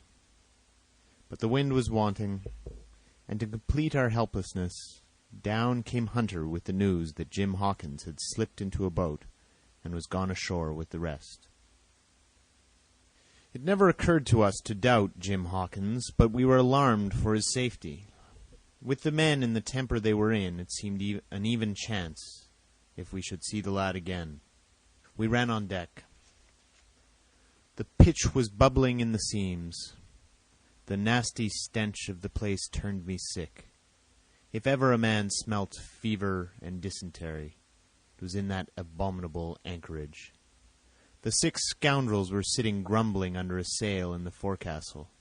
Ashore we could see the gigs made fast, and a man sitting in each, hard by where the river runs in.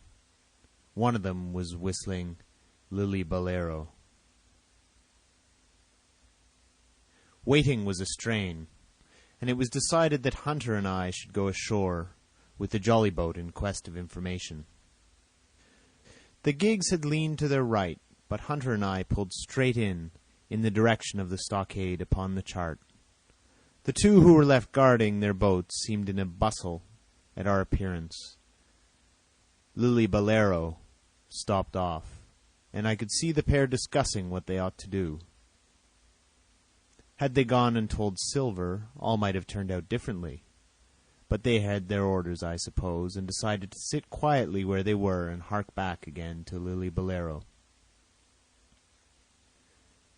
There was a slight bend in the coast, and I steered so as to put it between us. Even before we landed, we had thus lost sight of the gigs. I jumped out and came as near running as I durst, with a big silk handkerchief under my hat for coolness' sake, and a brace of pistols ready primed for safety. I had not gone 100 yards when I reached the stockade. This was how it was. A spring of clear water rose almost at the top of a knoll. Well, on the knoll and enclosing the spring they had clapped a stout log house, fit to hold 20 of people in a pinch, and loopholed for musketry on either side. All around this they had cleared a wide space, and then the thing was completed by a paling 6 feet high, without door or opening, too strong to pull down without time and labor, and too open to shelter the besiegers. The people in the log house had them in every way. They stood quiet in shelter and shot the others like partridges. All they wanted was a good watch and food. For short of a complete surprise, they might have held the place against a regiment. What particularly took my fancy was the spring, for though we had a good enough place of it in the cabin of the Hispaniola, with plenty of arms and ammunition, and things to eat, and excellent wines, there had been one thing overlooked. We had no water. I was thinking this over when there came ringing over the island the cry of a man at the point of death. I was not new to violent death. I have served His Royal Highness the Duke of Cumberland and got a wound myself at Fontenoy. But I know my pulse went dot and carry one. Jim Hawkins is gone, was my first thought. It is something to have been an old soldier, but more still to have been a doctor. There is no time to dilly-dally in our work, and so now I made up my mind instantly, and with no time lost returned to shore and jumped on board the jolly boat. By good fortune Hunter pulled a good oar. We made the water fly, and the boat was soon alongside, and I aboard the schooner. I found them all shaken, as was natural. The squire was sitting down as white as a sheet, thinking of the harm he had led us to, the good soul, and one of the 6 forecastle hands was a little better. "There's a man," says Captain Smollett, nodding towards him, "new to his work. He came nigh hand, fainting, Doctor, when he heard the cry. Another touch of the rudder and that man would join us." I told my plan to the captain, and between us we settled on the details of its accomplishment. We put old Redruth in the gallery between the cabin and the forecastle, with 3 or 4 loaded muskets and a mattress for protection. Hunter brought the boat round under the stern port, and Joyce and I set to work loading her with powder tins, muskets, bags of biscuits, kegs of pork, a cask of cognac, and my invaluable medicine chest. In the meantime, the squire and the captain stayed on deck, and the latter hailed the coxswain, who was the principal man aboard. "Mr. Hands," he said, "here are 2 of us with a brace of pistols each. If any one of you 6 make a signal of any description, that man's dead." They were a good deal taken aback, and after a little consultation, one and all tumbled down the fore companion, thinking no doubt to take us on the rear. But when they saw Redruth waiting for them in the sparred galley, they went about ship at once, and head popped out again on deck. "Down, dog!" cries the captain, and the head popped back again, and we heard no more for the time of these 6 very faint-hearted seamen. By this time, tumbling things in as they came, we had the jolly boat loaded, as much as we dared. Joyce and I got out through the stern port, and we made for shore again as fast as oars could take us. This second trip fairly aroused the watchers alongshore. Lily Bolero was dropped again, and just before we lost sight of them behind the little point, one of them whipped ashore and disappeared. I had half a mind to change my plan and destroy their boats, but I feared that Silver and the others might be close at hand, and all might very well be lost by trying for too much. We had soon touched land in the same place as before, and set to provision the blockhouse. All 3 made the first journey, heavily laden, and tossed our stores over the palisade.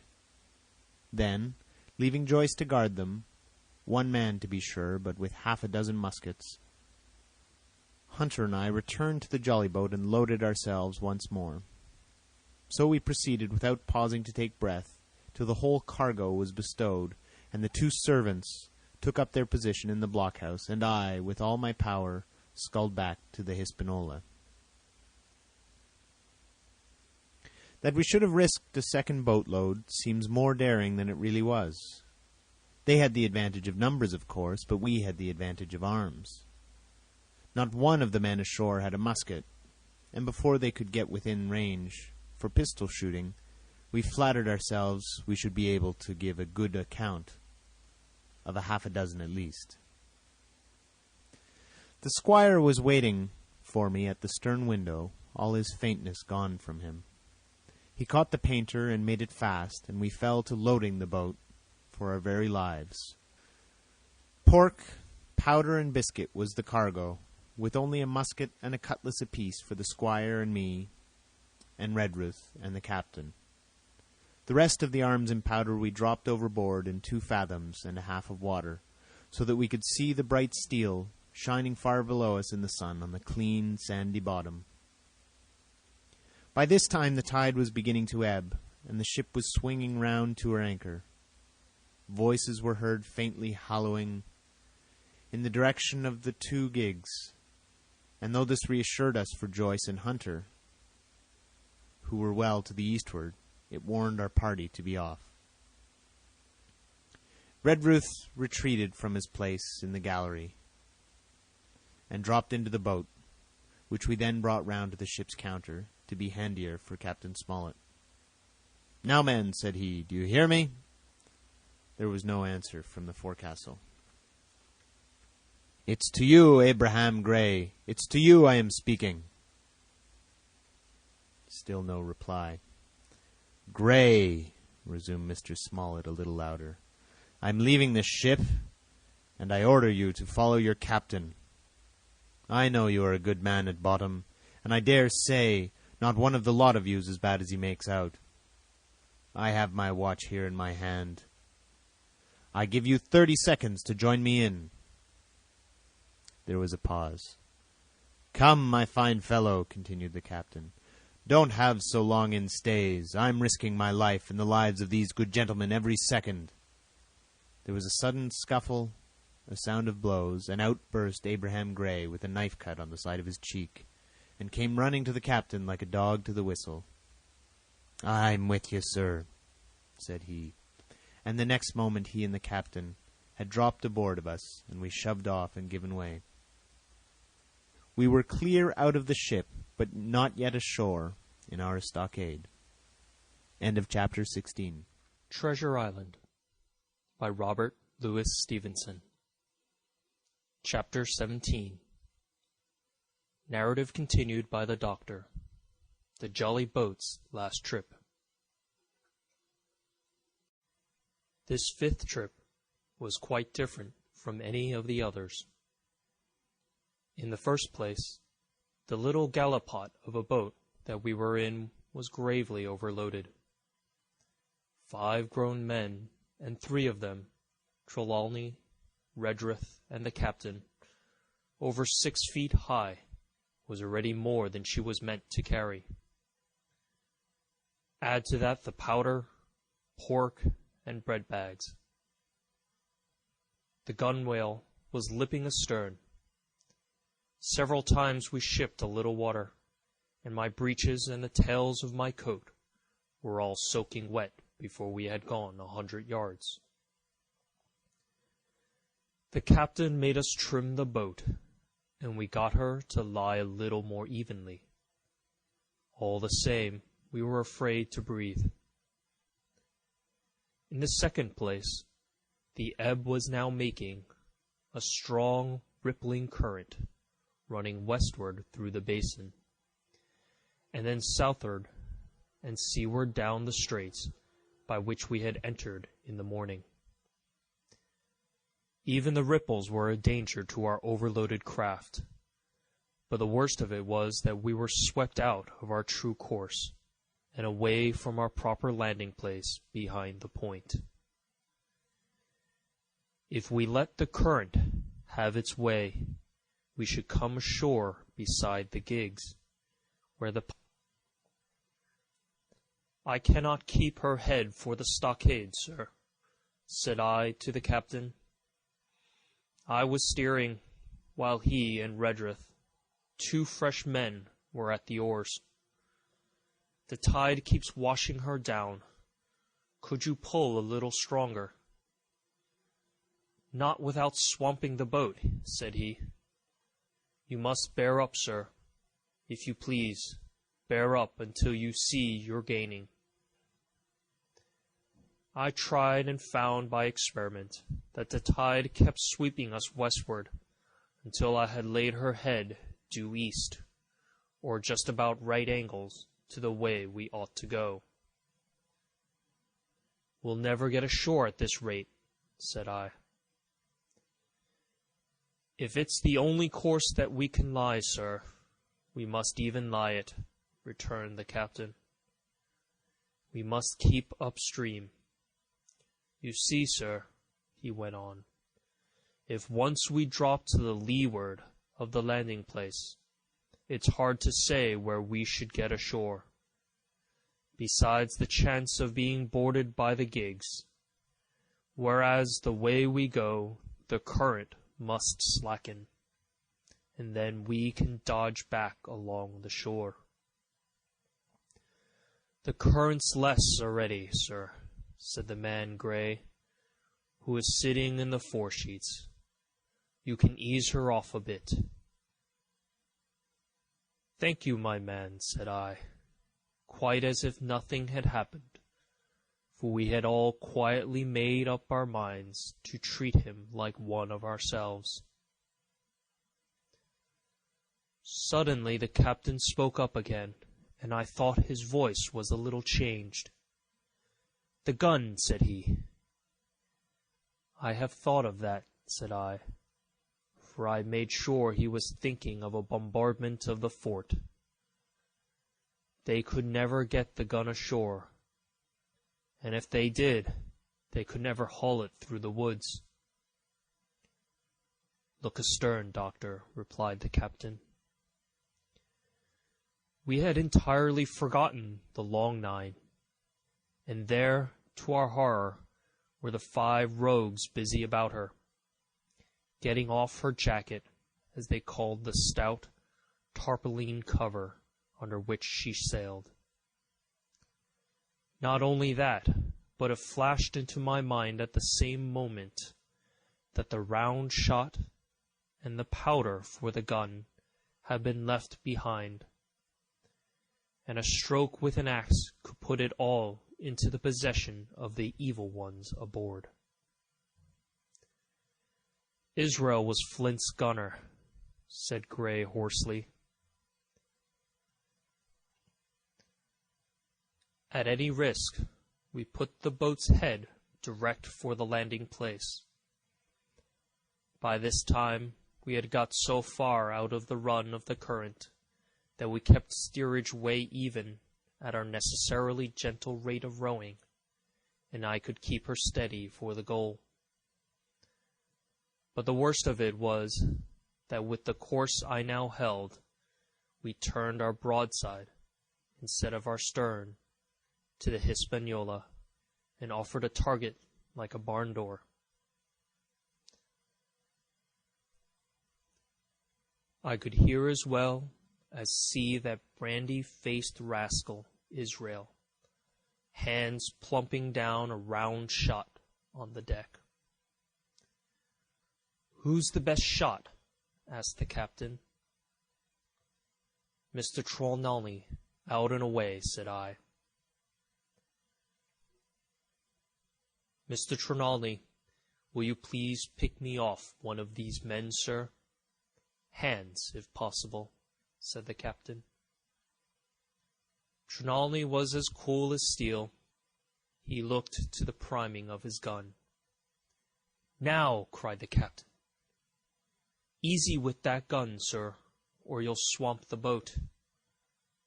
All hands stand by to trim her when he aims." The squire raised his gun, the rowing ceased, and we leaned over to the other side to keep the balance. And all was so nicely contrived that we did not ship a drop. They had the gun, by this time, slewed round upon the swivel, and Hans, who was at the muzzle with the rammer, was in consequence the most exposed. However, we had no luck, for just as Trelawney fired, down he stooped. The ball whistled over him, and it was one of the other 4 who fell. The cry he gave was echoed not only by his companions on board, but by a great number of voices from the shore. And looking in that direction, I saw the other pirates trooping out from among the trees and tumbling into their places in the boats. "Here comes the gig, sir," said I. "Give way, then," cried the captain. "We mustn't mind if we swamp her now. If we can't get ashore, all's up." "Only one of the gigs is being manned, sir," I added. "The crew of the other most likely going round by shore to cut us off." "They'll have a hot run, sir," returned the captain. "Jack ashore, you know. It's not them I mind. It's the round shot. Carpet bowls! My lady's maid couldn't miss. Tell us, squire, when you see the match, and we'll hold water." In the meanwhile, we had been making headway at a good pace for a boat so overloaded, and we had shipped but little water in the process. We were now close in, 30 or 40 strokes, and we should beach her, for the ebb had already disclosed a narrow belt of sand below the clustering trees. The gig was no longer to be feared. The little point had already concealed it from our eyes. The ebb tide, which had so cruelly delayed us, was now making reparations and delaying our assailants. The one source of danger was the gun. "If I durst," said the captain, "I'd stop and pick off another man." But it was plain that they meant nothing should delay their shot. They had never so much as looked at their fallen comrade, though he was not dead, and I could see him trying to crawl away.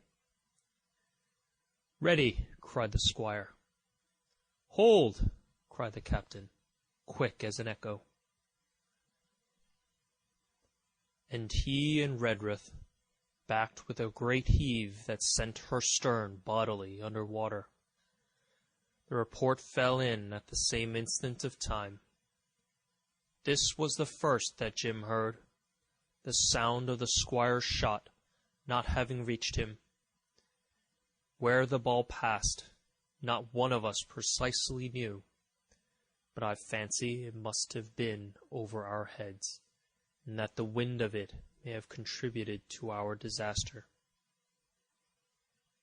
At any rate, the boat sank by the stern, quite gently, in 3 feet of water, leaving the captain and myself facing each other on our feet. The other 3 took complete headers and came up again, drenched and bubbling. So far there was no great harm. No lives were lost, and we could wade ashore in safety. But there were all our stores at the bottom, and to make things worse, only 2 guns out of the 5 remained in a state for service.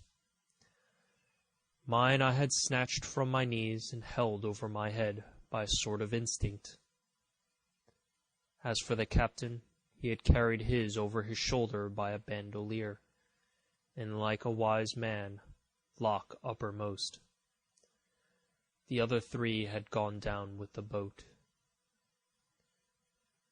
To add to our concern, we heard voices already drawing near us in the woods along shore. We had not only the danger of being cut off from the stockade in our half-crippled state, but the fear before us, whether if Hunter and Joyce were attacked by 6, they would have the sense and conduct to stand firm. Hunter was steady, that we knew. Joyce was a doubtful case.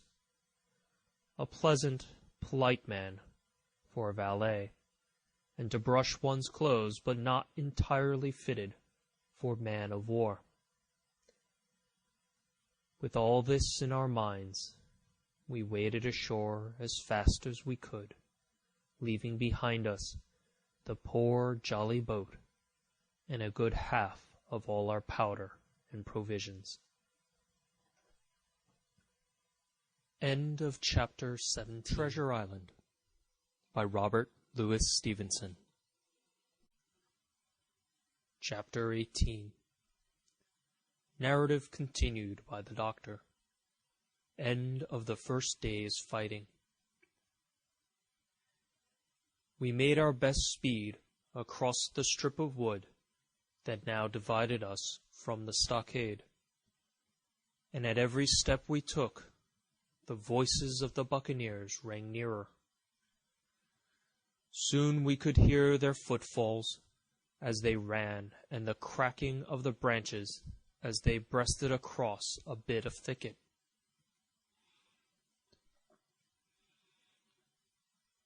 I began to see we should have a brush for it in earnest, and looked to my priming. "Captain," said I, "Trelawney is the dead shot. Give him your gun. His own is useless."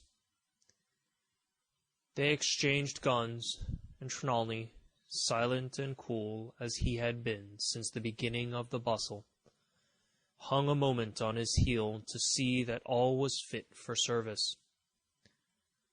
At the same time, observing Gray to be unarmed, I handed him my cutlass. It did all our hearts good to see him spit in his hand, knit his brows, and make the blade sing through the air. It was plain from every line of his body that our new hand was worth his salt. 40 paces farther, we came to the edge of the wood, and saw the stockade in front of us. We struck the enclosure about the middle of the south side, and almost at the same time 7 mutineers, Job Anderson, the boatswain at their head, appeared in full cry at the southwestern corner. They paused as if taken aback, and before they recovered, not only the squire and I, but Hunter and Joyce from the blockhouse had time to fire. The 4 shots came in rather a scattering volley, but they did the business. One of the enemy actually fell, and the rest, without hesitation, turned and plunged into the trees. After reloading, we walked down the outside of the palisade to see to the fallen enemy. He was stone dead, shot through the heart. We began to rejoice over our good success, when just at that moment a pistol cracked in the bush. A ball whistled close past my ear, and poor Tom Rudrith stumbled and fell his length on the ground. Both the squire and I returned the shot, but as we had nothing to aim at, it is probable we only wasted powder. Then we reloaded and turned our attention to poor Tom. The captain and Gray were already examining him, and I saw with half an eye that all was over. I believe the readiness of our return volley had scattered the mutineers once more, for we were suffered without further molestation to get the poor old gamekeeper hoisted over the stockade and carried, groaning and bleeding, into the log house. Poor old fellow! He had not uttered one word of surprise, complaint, fear, or even acquiescence from the very beginning of our troubles till now. when we had laid him down in the log house to die. He had lain like a Trojan behind his mattress in the gallery. He had followed every order silently, doggedly, and well. He was the oldest of our party by a score of years, and now, sullen, old, serviceable servant, it was he that was to die.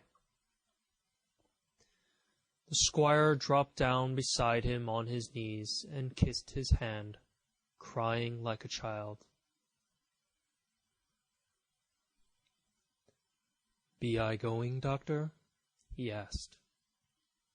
"Tom, my man," said I, "you're going home." "I wish I had a lick at them with the gun first," he replied. "Tom," said the squire, "say you forgive me, won't you?" "Would that be respectful like, from me to you, squire?" was the answer. "Howsoever, so be it. Amen." After a little while of silence, he said he thought somebody might read a prayer. "It is the custom, sir," he added apologetically. And not long after, without another word, he passed away. In the meantime, the captain, whom I had observed to be wonderfully swollen about the chest and pockets, had turned out a great many various stores. The British colours, a Bible, a coil of stoutish rope, pen, ink, the logbook, and pounds of tobacco. He had found a longish fir tree, lying felled and trimmed in the enclosure, and with the help of Hunter, he had set it up at the corner of the log house, where the trunks crossed and made an angle. Then, climbing on the roof, he had with his own hand bent and run up the colours. This seemed mightily to relieve him. He re-entered the log house and set about counting up the stores as if nothing else existed. But he had an eye on Tom's passage for all that, and as soon as all was over, came forward with another flag and reverently spread it on the body. "Don't you take on, sir," he said, shaking the squire's hand. "All's well with him. No fear for a hand that's been shot down in his duty to captain and owner. It mayn't be good divinity, but it's a fact." Then he pulled me aside.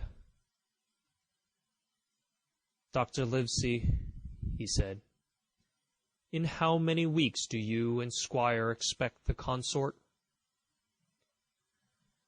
I told him it was a question not of weeks, but of months, that if we were not back by the end of August, Blandley was to send to find us. But neither sooner nor later. "You can calculate for yourself," I said. "Why, yes," returned the captain, scratching his head, "and making a large allowance, sir, for all the gifts of Providence, I should say we were pretty close-hauled." "How do you mean?" I asked. "It's a pity, sir, we lost that second load." "That's what I mean," replied the captain. "As for powder and shot will do. The rations are short, very short. So short, Dr. Livesey, that we're perhaps as well without that extra mouth." And he pointed to the dead body under the flag. Just then, with a roar and a whistle, a round shot passed high above the roof of the log house and plumped far beyond us in the wood. "Oh ho!" said the captain. "Blaze away. You've little enough powder already, my lads." At the second trial, the aim was better, and the ball descended inside the stockade, scattering a cloud of sand, but doing no further damage. "Captain," said the squire, "the house is quite invisible from the ship. It must be the flag they are aiming at. Would it not be wiser to take it in?" "Strike my colours?" cried the captain. "No, sir, not I." And as soon as he had said the words, I think we all agreed with him, for it was not only a piece of stout, seemingly good feeling, it was good policy besides, and showed our enemies that we despised their cannonade. All through the evening they kept thundering away. Ball after ball flew over or fell short, or kicked up the sand in the enclosure. But they had to fire so high that the shot fell dead and buried itself in the soft sand. We had no ricochet to fear, and though one popped in through the roof of the log house and out again through the floor, we soon got used to that sort of horseplay, and minded it no more than cricket. "There is one good thing about all of this," observed the captain. "The wood in front of us is likely clear. The ebb has made a good while. Our stores should be uncovered. Volunteers to go and bring in pork?" Gray and Hunter were the first to come forward. Well armed, they stole out of the stockade, but it proved a useless mission. The mutineers were bolder than we fancied, or they put more trust in Israel's gunnery. For 4 or 5 of them were busy carrying off our stores and wading out with them to one of the gigs that lay close by, pulling an oar so to hold her steady against the current. Silver was in the stern, sheets in command, and every man of them was now provided with a musket from some secret magazine of their own. The captain sat down to his log, and here is the beginning of the entry. Alexander Smollett, master. David Livesey, ship's doctor. Abraham Gray, carpenter's mate. John Trelawney, owner. John Hunter and Richard Joyce, owner's servants, landsmen, being all that is left faithful of the ship's company, with stores for 10 days at short rations, came ashore this day and flew British colors on the log house in Treasure Island. Thomas Redruth, owner's servant, landsman, shot by the mutineers. James Hawkins, cabin boy. And at the same time, I was wondering over poor Jim Hawkins's fate. A hail on the land side. "Somebody's hailing us," said Hunter, who was on guard. "Doctor! Squire! Captain!" "Hello, Hunter! Is that you?" came the cries. And I ran to the door in time to see Jim Hawkins, safe and sound, come climbing over the stockade. End of chapter 18. Treasure Island by Robert Louis Stevenson. Chapter 19.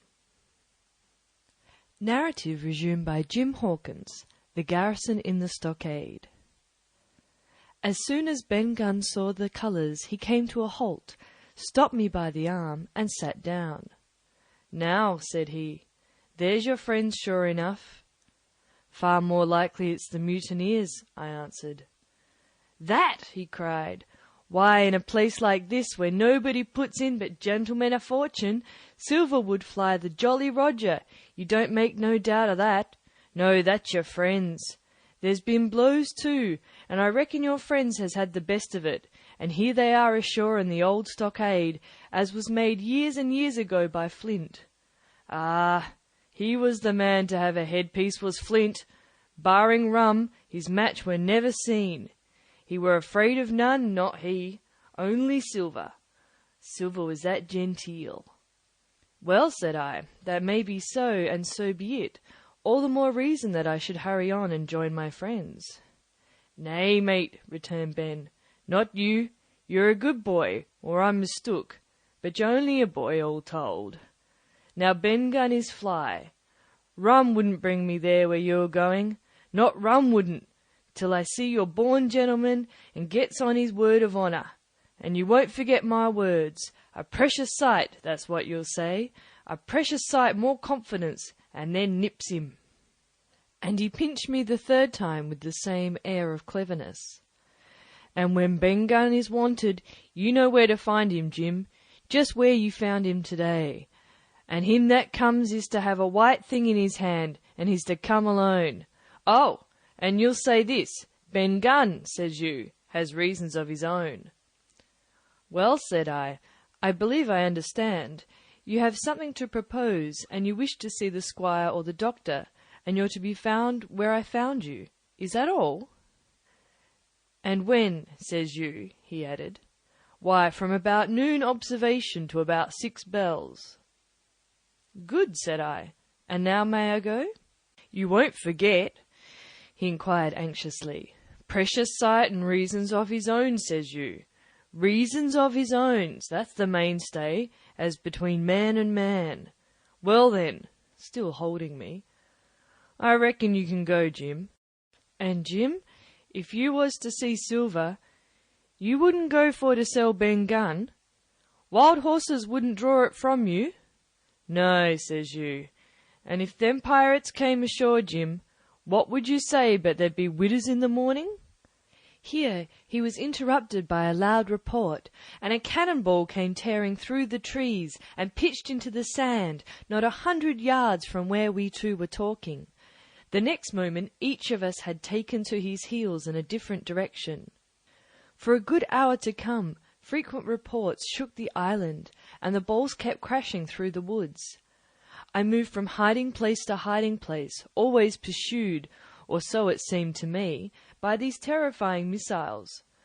But towards the end of the bombardment, though I still durst not venture in the direction of the stockade, where the balls fell off nest, I had begun, in a manner, to pluck up my heart again, and after a long detour to the east, crept along among the shoreside trees. The sun had just set. The sea breeze was rustling and tumbling in the woods, and ruffling the grey surface of the anchorage. The tide, too, was far out, and great tracts of sand lay uncovered. The air, after the heat of the day, chilled me through my jacket. The Hispaniola still lay where she had anchored, but sure enough, there was the Jolly Roger, the black flag of piracy, flying from her peak. Even as I looked, there came another red flash, and another report that sent the echoes clattering, and one more round shot whistled through the air. It was the last of the cannonade. I lay for some time watching the bustle which succeeded the attack. Men were demolishing something with axes on the beach near the stockade, the poor jolly boat, I afterwards discovered. Away, near the mouth of the river, a great fire was glowing among the trees, and between that point and the ship, one of the gigs kept coming and going, the men, whom I had seen so gloomy, shouting at the oars like children. But there was a sound in their voices which suggested rum. At length I thought I might return towards the stockade. I was pretty far down on the low sandy spit that encloses the anchorage to the east, and is joined at half-water to Skeleton Island, and now, as I rose to my feet, I saw, some distance further down the spit, and rising from among the low bushes, an isolated rock, pretty high and peculiarly white in colour.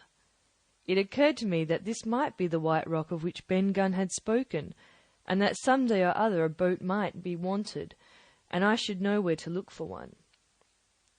Then I skirted amongst the woods until I had regained the rear or shoreward side of the stockade, and was soon warmly welcomed by the faithful party. I had soon told my story and begun to look about me. The log house was made of unsquared trunks of pine, roof, walls, and a floor. The latter stood in several places as much as a foot or a foot and a half above the surface of the sand. There was a porch at the door, and under this porch a little spring welled up into an artificial basin of a rather odd kind, no other than a great ship's kettle of iron with the bottom knocked out, and sunk to her bearings, as the captain said, among the sand. Little had been left besides the framework of the house, but in one corner there was a stone slab laid down by way of a hearth, and an old rusty iron basket to contain the fire. The slopes on the knoll and all the inside of the stockade had been cleared of timber to build the house, and we could see by the stumps what a fine and lofty grove had been destroyed. Most of the soil had been washed away or buried in drift after the removal of the trees.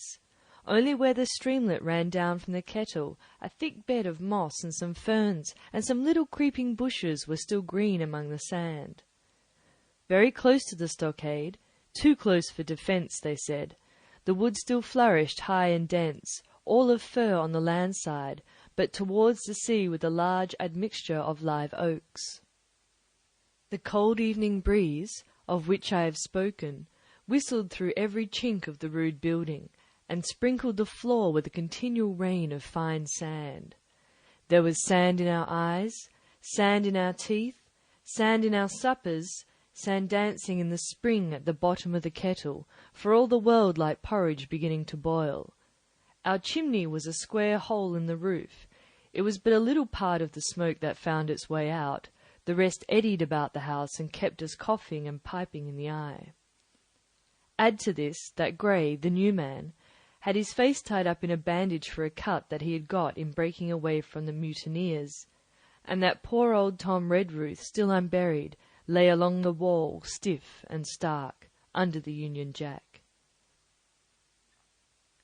If we had been allowed to sit idle, we should have all fallen into the blues, but Captain Smollett was never the man for that.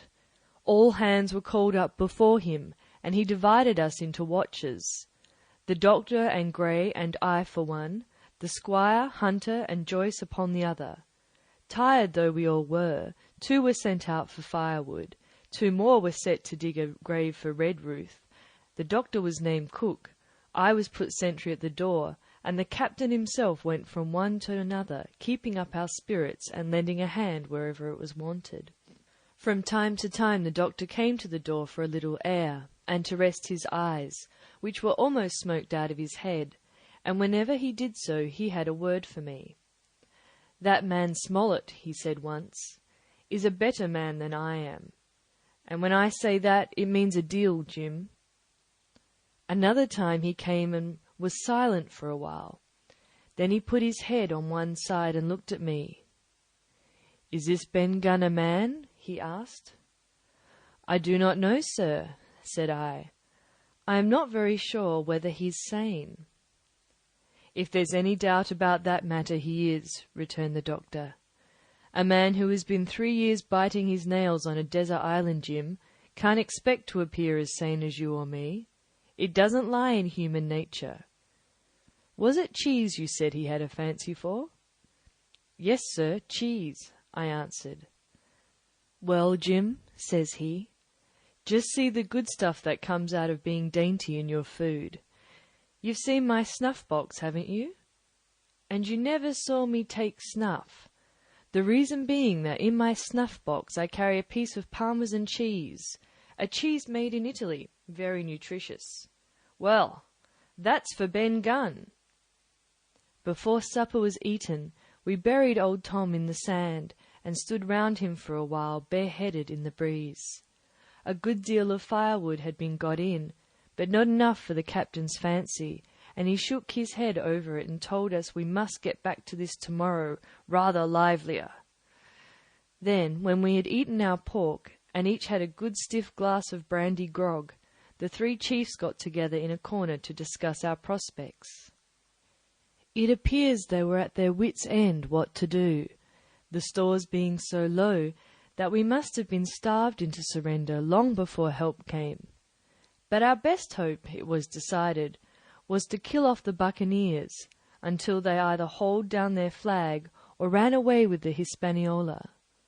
From 19 they were already reduced to 15. 2 others were wounded, and at least one, the man beside the gun, severely wounded if he were not dead. Every time we had a crack at them, we were to take it, saving our own lives with the extremest care. And besides that, we had 2 able allies, rum and the climate. As for the first, though we were about half a mile away, we could hear them roaring and singing late into the night, and as for the second, the doctor staked his wig that, camped where they were in the marsh, and unprovided with remedies, the half of them would be on their backs before a week. So, he added, if we are not all shot first, they'll be glad to be packing in the schooner. It's always a ship, and they can get to buccaneering again, I suppose. First ship that I ever lost, said Captain Smollett.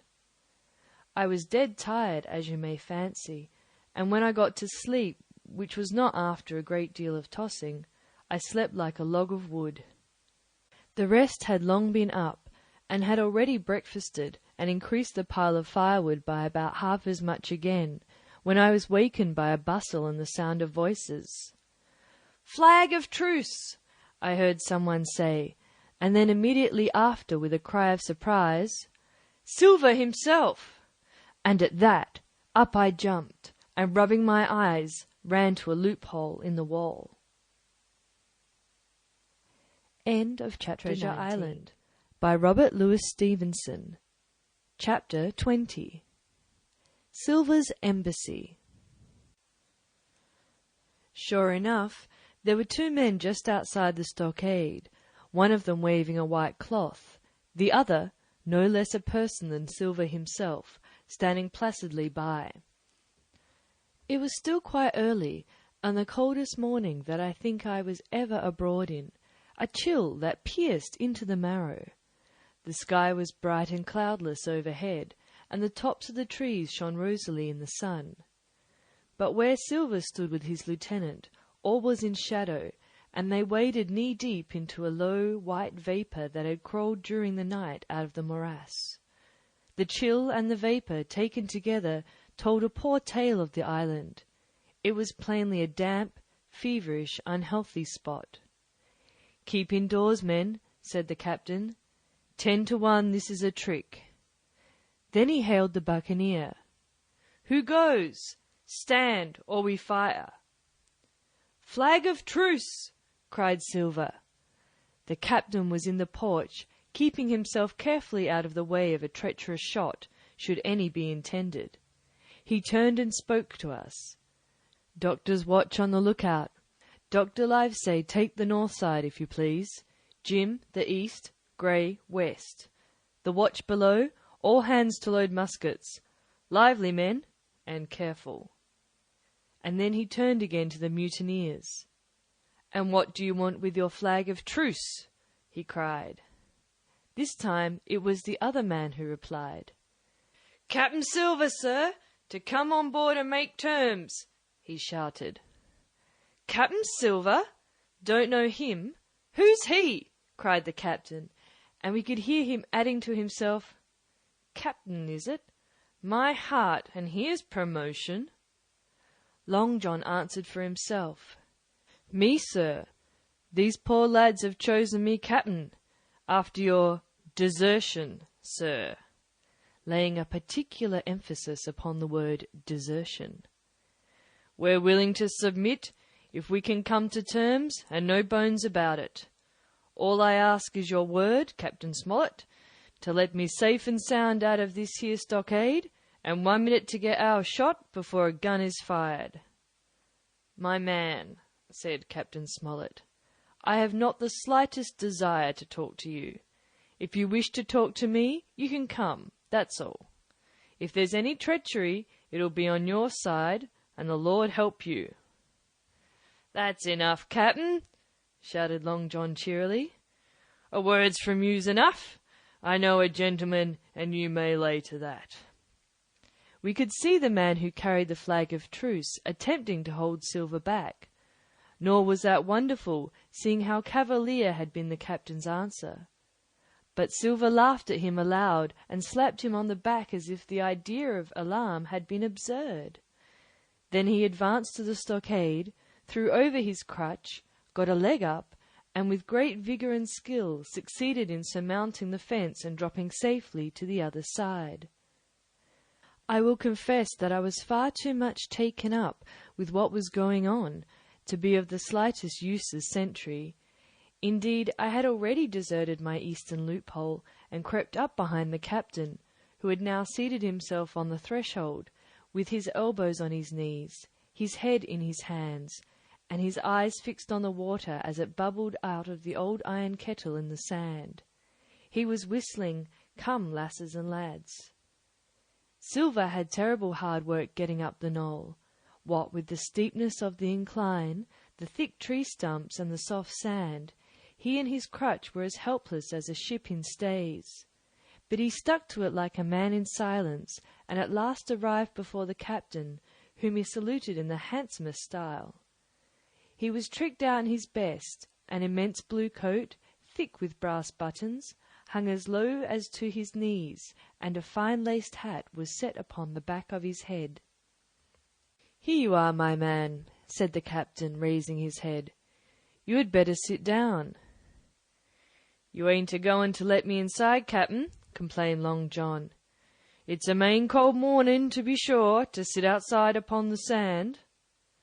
"Why, Silver," said the captain, "if you had pleased to be an honest man, you might have been sitting in your galley. It's your own doing. You're either my ship's cook, and then you are treated handsome, or Captain Silver, a common mutineer and pirate, and then you can go hang." "Well, well, captain," returned the sea cook, sitting down as he was bidden on the sand. "You'll have to give me a hand up again, that's all. A sweet pretty place you have of it here. Ah, there's Jim. Top of the morning to you, Jim. Doctor, here's my service. Why, there you are all together like a happy family, in a manner of speaking." "If you have anything to say, my man, better say it," said the captain. "Right you were, Captain Smollett," replied Silver. "Duty's duty, to be sure. Well now, you look here, that was a good lay of yours last night. I don't deny it was a good lay. Some of you pretty handy with a hand-end spike. And I'll not deny neither but what some of my people was shook. Maybe all was shook. Maybe I was shook myself. Maybe that's why I'm here for terms. But you mark me, captain. It won't do twice, by thunder. We'll have to do sentry go and ease off for a point or so on the rum. Maybe you think we were all a sheet in the wind's eye. But I tell you I was sober. I was only dog-tired, and if I'd awoken a second sooner, I'd have caught you at the act, I would. He wasn't dead when I got round to him, not he." "Well?" said Captain Smollett, as cool as can be. All that Silver said was a riddle to him, but you would never have guessed it from his tone. As for me, I began to have an inkling. Ben Gunn's last words came back to my mind. I began to suppose that he had paid the buccaneers a visit while they had all lay drunk together round their fire, and I reckoned up with glee that we had only 14 enemies to deal with. "Well, here it is," said Silver. "We want that treasure, and we'll have it. That's our point. You would just as soon save your lives, I reckon, and that's yours. You have a chart, haven't you?" "That's as may be," replied the captain. "Ah, well, you have, I know that," returned Long John. "You needn't be so husky with a man. There ain't a particle of service in that, and you may lay to it. What I mean is, we want your chart.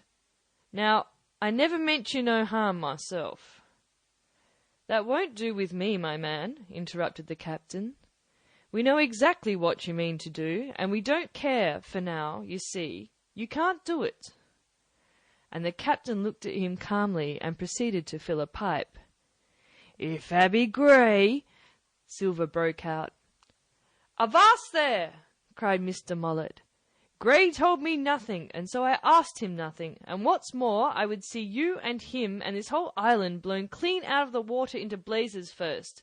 So there's my mind for you, my man, on that." This little whiff of temper seemed to cool Silver down. He had been growing nettled before, but now he pulled himself together. "Like enough," said he.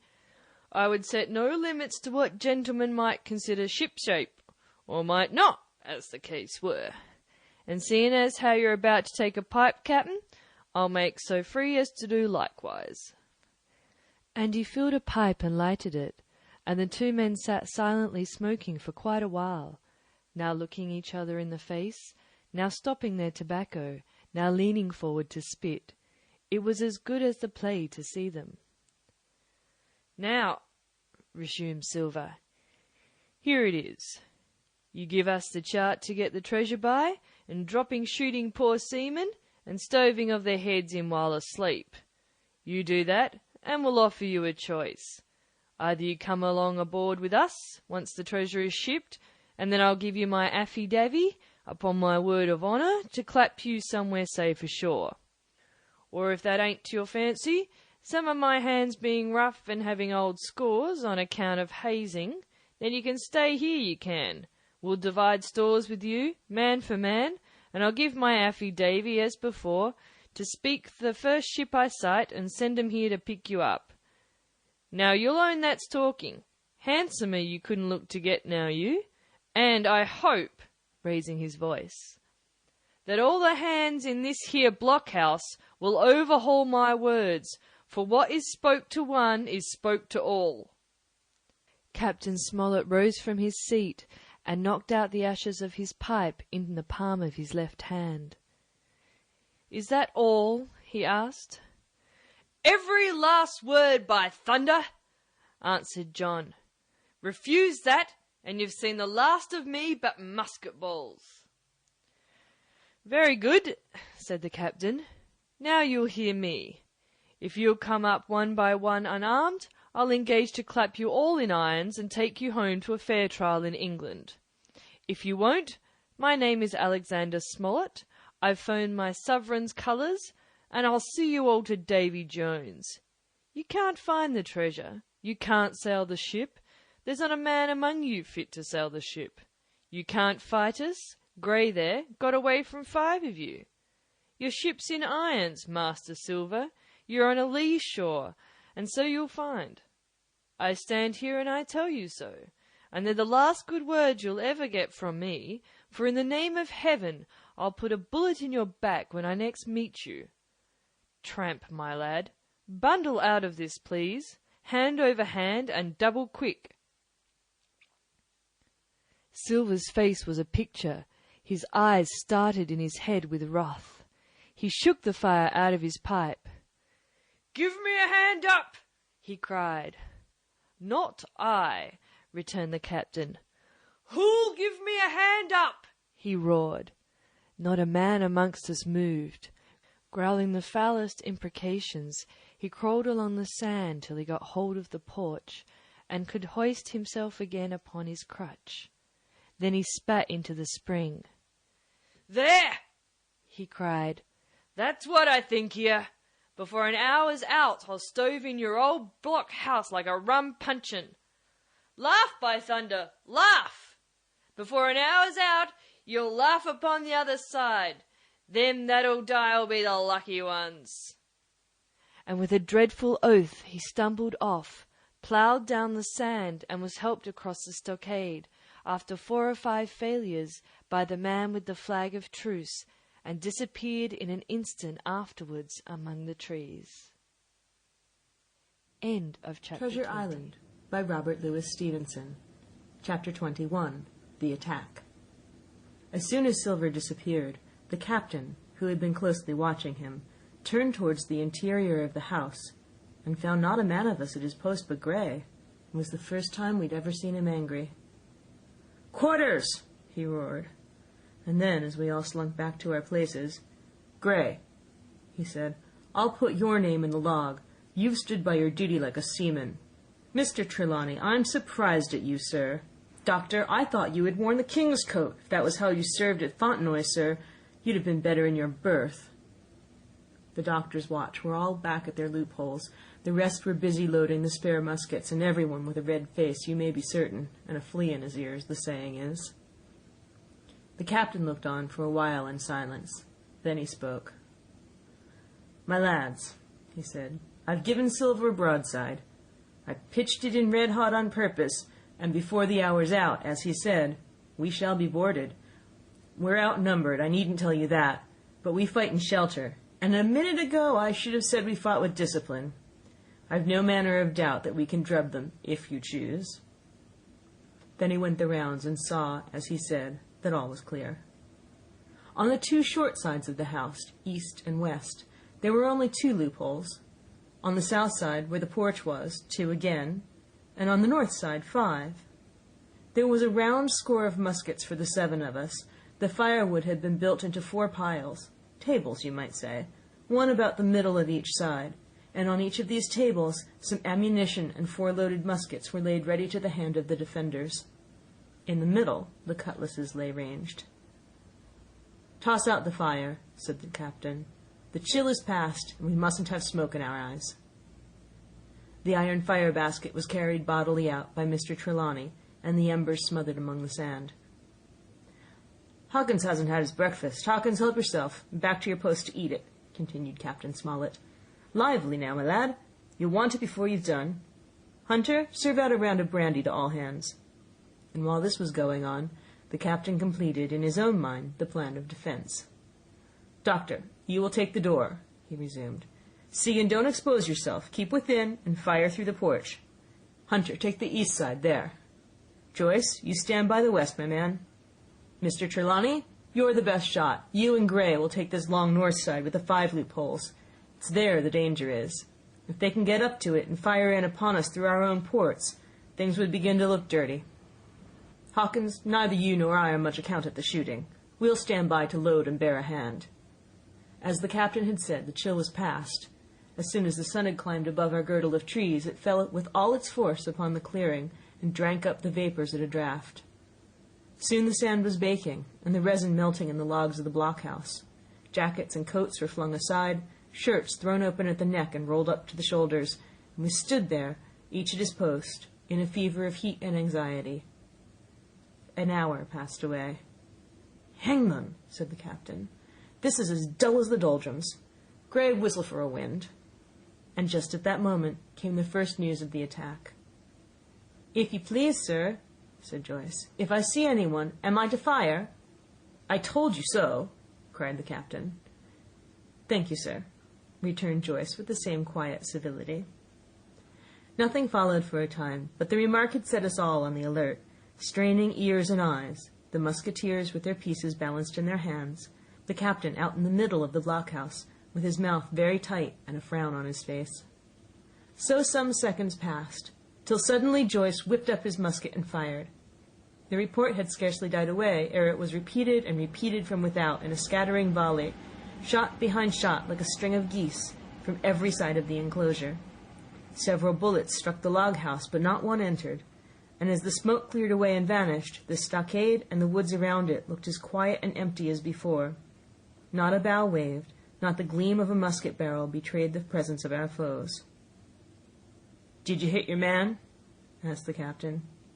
"No, sir," replied Joyce. "I believe not, sir." "Next best thing, to tell the truth," muttered Captain Smollett. "Load his gun, Hawkins. How many should say there were on your side, Doctor?" "I know precisely," said Dr. Livesey.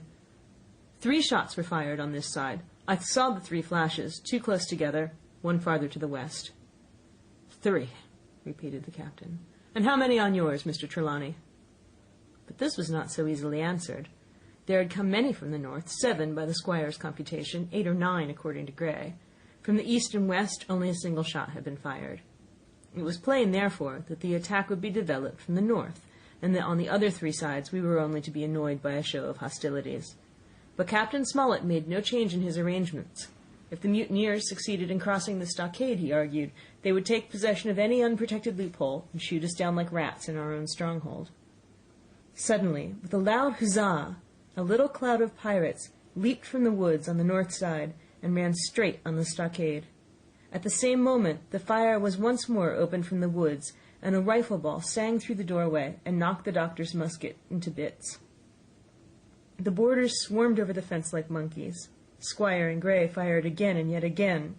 3 men fell, 1 forwards into the enclosure, 2 back on the outside.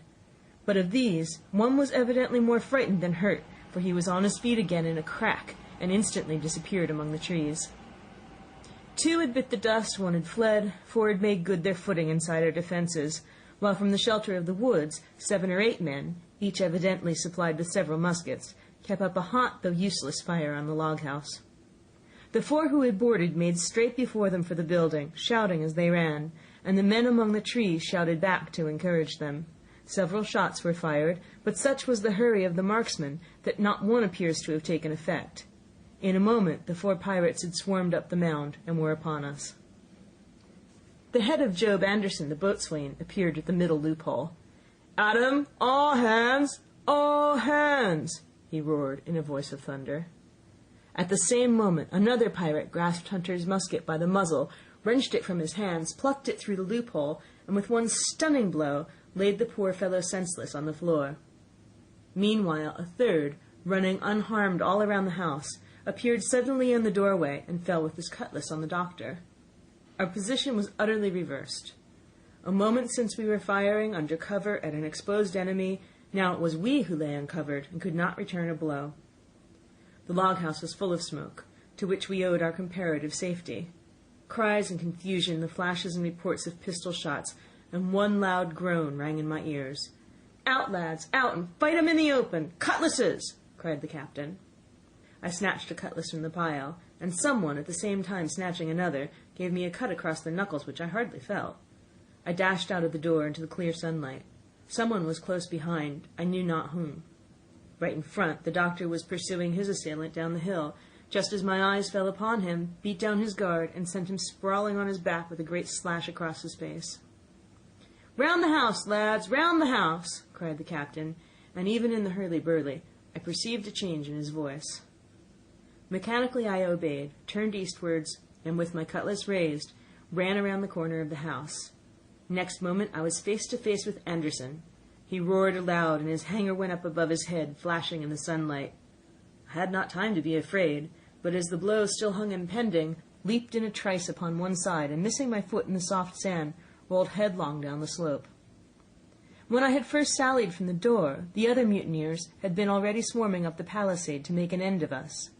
One man, in a red nightcap, with a cutlass in his mouth, had even gotten upon the top and thrown a leg across. Well, so short had been the interval that when I found my feet again, all was in the same posture. The fellow with the red nightcap still halfway over, another still just showing his head above the top of the stockade. And yet, in this breath of time, the fight was over, and the victory was ours. Grey, following close behind me, had cut down the big boatswain ere he had time to recover from his last blow. Another had been shot at a loophole in the very act of firing into the house, and now lay in agony, the pistol still smoking in his hand. A 3rd, as I had seen, the doctor had disposed of at a blow. Of the 4 who had scaled the palisade, only 1 remained unaccounted for, and he, having left his cutlass on the field, was now clambering out again with the fear of death upon him. "Fire! Fire from the house!" cried the doctor. "And you, lads, back into cover!"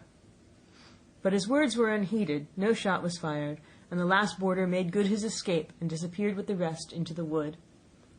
In 3 seconds nothing remained of the attacking party but the 5 who had fallen, 4 on the inside and 1 on the outside of the palisade. The doctor and Grey and I ran full speed for shelter.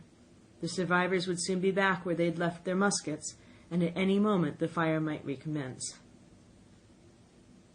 The house was by this time somewhat cleared of smoke, and we saw at a glance the price we'd paid for victory. Hunter lay beside his loophole stunned. Joyce by his shot through the head, never to move again, while in the centre the squire was supporting the captain, one as pale as the other. "The captain's wounded," said Mr. Trelawney. "Have they run?" asked Mr. Smollett. "All that could, you may be bound," returned the doctor, "but there's 5 of 'em will never run again." 5! cried the captain. "Come, that's better. 5 against 3 leaves us 4 to 9. That's better odds than we had at starting. We were 7 to 19 then, or thought we were, and that's as bad to bear." The mutineers were soon only 8 in number, for the man shot by Mr. Trelawney on board the schooner died the same evening of his wound. But this was, of course, not known till after by the faithful party. End of chapter 21. Read by Krista McQuillan, Tokyo, Japan, November 5th. Treasure Island by Robert Louis Stevenson. Part 5. My Sea Adventure. Chapter 22. How My Sea Adventure Began. There was no return of the mutineers, not so much as another shot out of the woods. They had got their rations for that day, as the captain put it, and we had the place to ourselves, and a quiet time to overhaul the wounded and get dinner. Squire and I cooked outside in spite of the danger, and even outside we could hardly tell where we were at for the horror of the loud groans that reached us from the doctor's patients. Out of the 8 men who had fallen in the action, only 3 still breathed. That one of the pirates who'd been shot at the loophole, Hunter, and Captain Smollett, and of these the first 2 were as good as dead. The mutineer, indeed, died under the doctor's knife, and Hunter, do what we could, never recovered consciousness in this world. He lingered all day, breathing loudly like the old buccaneer at home in his apoplectic fit. But the bones of his chest had been crushed by the blow, and his skull fractured in falling, and sometime in the following night, without sign or sound, he went to his Maker. As for the captain, his wounds were grievous indeed, but not dangerous. No organ was fatally injured. Anderson's ball, for it was Job that shot him first, had broken his shoulder blade and touched the lung, not badly. The second had only torn and displaced some muscles in the calf. He was sure to recover, the doctor said, but in the meantime, and for weeks to come, he must not walk or move his arm, nor so much as speak when he could help it. My own accidental cut across the knuckles was a flea bite. Dr. Livesey patched it up with plaster, and pulled my ears for me into the bargain. After dinner, the squire and the doctor sat by the captain's side a while in consultation, and when they'd talked to their heart's content, it being then a little past noon, the doctor took up his hat and pistols, girt on a cutlass, put the chart in his pocket, and with a musket over his shoulder, crossed the palisade on the north side, and set off briskly through the trees. Gray and I were sitting together at the far end of the blockhouse, to be out of earshot of our officers consulting, and Gray took his pipe out of his mouth and fairly forgot to put it back in again, so thunderstruck was he at this occurrence. "Why, in the name of Davy Jones," he said, "is Dr. Livesey mad?" "Why, no," says I. "He's about the last of this crew for that, I take it." "Well, shipmate," said Gray, "mad he may not be, but if he is not, you mark my words, I am." "I take it," I replied, "that the doctor has his idea, and if I'm right, he's going now to see Ben Gunn." I was right, as appeared later, but in the meantime, the house being stifling hot and the little patch of sand inside the palisade ablaze with midday sun, I began to get another thought into my head, which was not by any means so right. What I began to do was to envy the doctor walking in the cool shadow of the woods with the birds about him and the pleasant smell of the pines, while I sat grilling with my clothes stuck to the hot resin, and so much blood about me and so many poor dead bodies lying all around that I took a disgust to the place that was almost as strong as fear. All the time I was washing out the blockhouse and then washing up the things from dinner, this disgust and envy kept growing stronger and stronger, till at last, being near a bread bag and no one then observing me, I took the first step toward my escapade, and filled both pockets of my coat with biscuit. I was a fool, if you like, and I certainly was going to do a foolish, overbold act, but I was determined to do it, with all the precautions in my power. These biscuits, should anything befall me, would keep me, at least, from starving till far on in the next day. The next thing I laid hold of was a brace of pistols, and as I already had a powder horn and bullets, I felt myself well supplied with arms. As for the scheme I had in my head, it was not a bad one in itself. I was to go down the sandy spit that divides the anchorage on the east from the open sea, find the white rock I'd observed last evening, and ascertain whether it was there or not that Ben Gunn had hidden his boat, a thing quite worth doing, as I still believe. But as I was certain I should not be allowed to leave the enclosure, my only plan was to take French leave, and slip out when nobody was watching, and that was so bad a way of doing it as made the thing itself wrong. But I was only a boy, and I had made my mind up. Well, as things at last fell out, I found an admirable opportunity. The squire and Grey were busy helping the captain with his bandages. The coast was clear. I made a bolt for it over the stockade and into the thickest of the trees, and before my absence was observed, I was out of cry of my companions. This was my second folly, far worse than the first, as I left but 2 sound men to guard the house. But like the first, it was a help towards saving all of us. I took my way straight for the east coast of the island, for I was determined to go down to the seaside of the spit to avoid all chance of observation from the anchorage. It was already late in the afternoon, though still warm and sunny. As I continued to thread the tall woods, I could hear from far before me not only the continuous thunder of the surf, but a certain tossing of foliage and grinding of boughs which showed me the sea breeze had set in higher than usual. Soon cool draughts of air began to reach me, and a few steps farther I came forth into the open borders of the grove, and saw the sea lying blue and sunny to the horizon, and the surf tumbling and tossing its foam along the beach. I have never seen the sea quiet around Treasure Island. The sun might blaze overhead, the air be without a breath, the surface smooth and blue, but still these great rollers would be running along all the external coasts, thundering and thundering by day and night, and I scarce believe there is one spot in the island where a man would be out of earshot of their noise. I walked along beside the surf with great enjoyment, till, thinking I was now got far enough to the south, I took the cover of some thick bushes and crept warily up to the ridge of the spit. Behind me was the sea, in front the anchorage.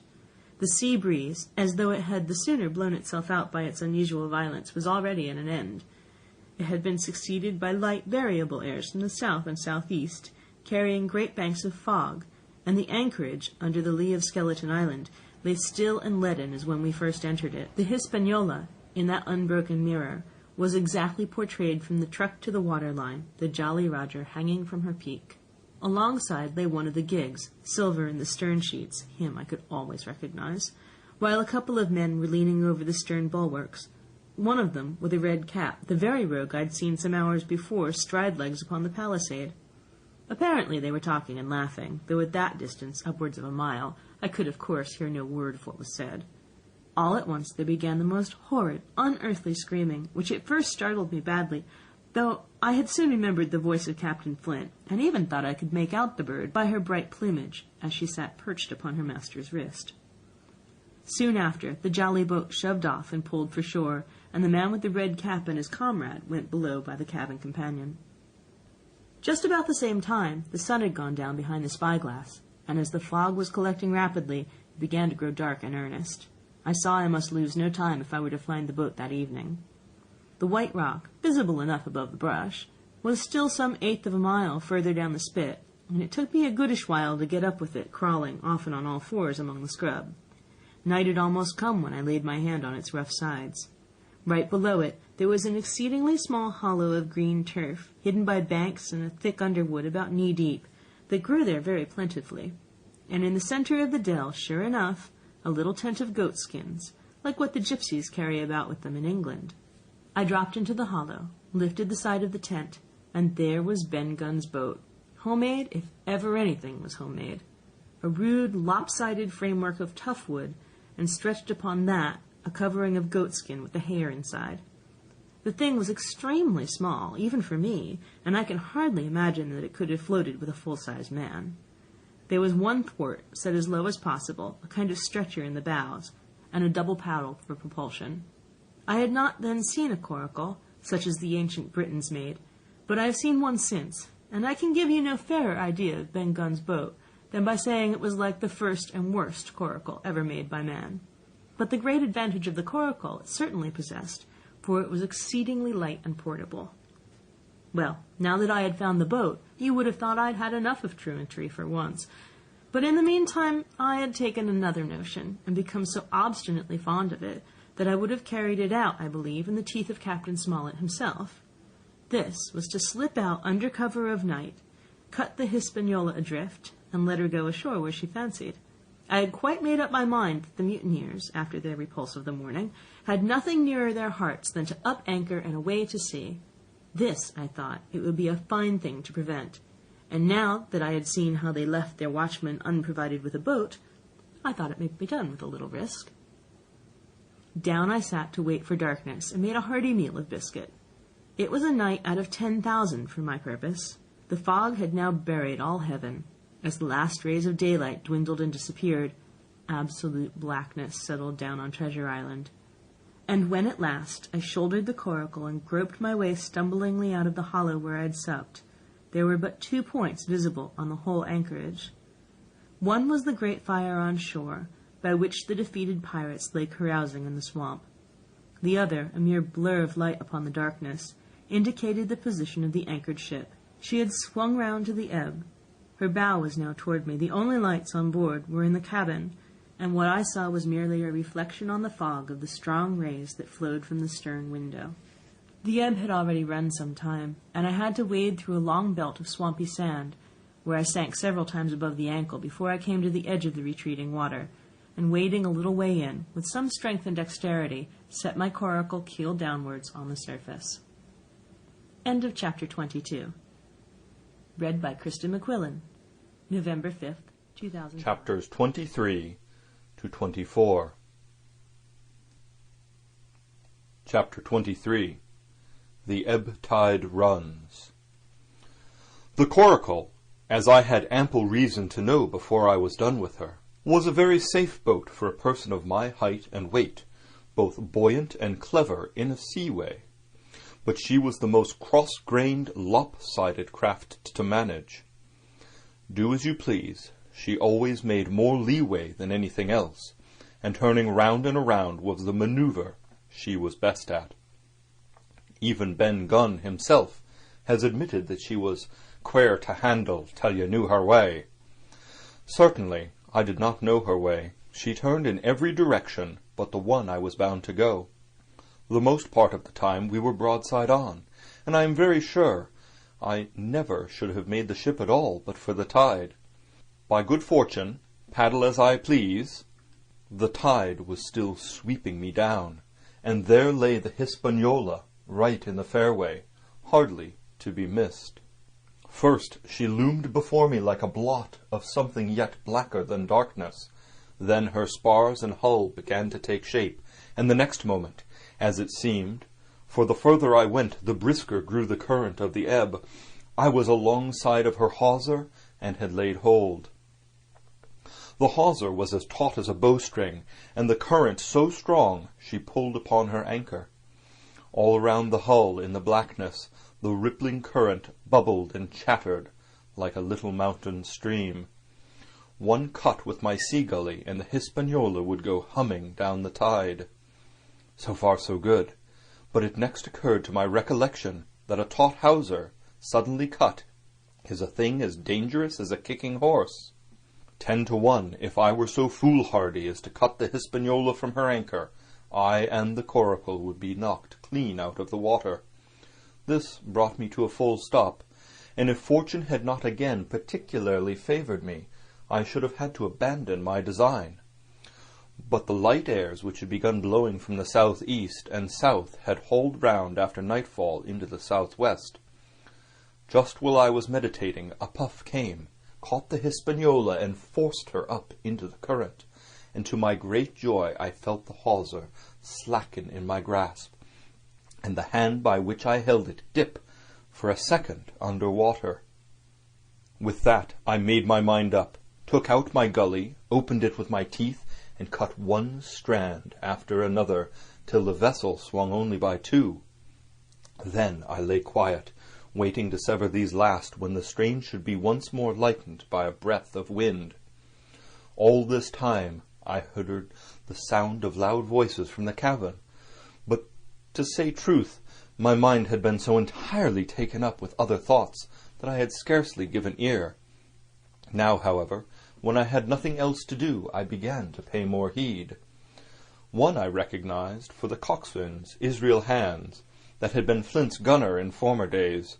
The other was, of course, my friend of the red nightcap, Both men were plainly the worse for drink, and they were still drinking, for even while I was listening, one of them, with a drunken cry, opened the stern window and threw out something, which I divined to be an empty bottle. But they were not only tipsy, it was plain that they were furiously angry. Oaths flew like hailstones, and every now and then there came forth such an explosion as I thought was sure to end in blows. But each time the quarrel passed off, and the voices grumbled lower for a while, until the next crisis came, and in its turn passed away without result. On shore I could see the glow of the great campfire burning warmly through the shore-side trees. Someone was singing a dull old droning sailor's song, with a droop and a quaver at the end of every verse, and seemingly no end to it at all, but the patience of the singer. I heard it on the voyages more than once, and remember these words, "But one man of her crew alive, what put to sea with 75." And I thought it was a ditty rather too dolefully appropriate for a company that had met such cruel losses in the morning.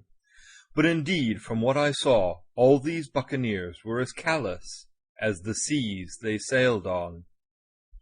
At last the breeze came. The schooner sidled and drew nearest in the dark.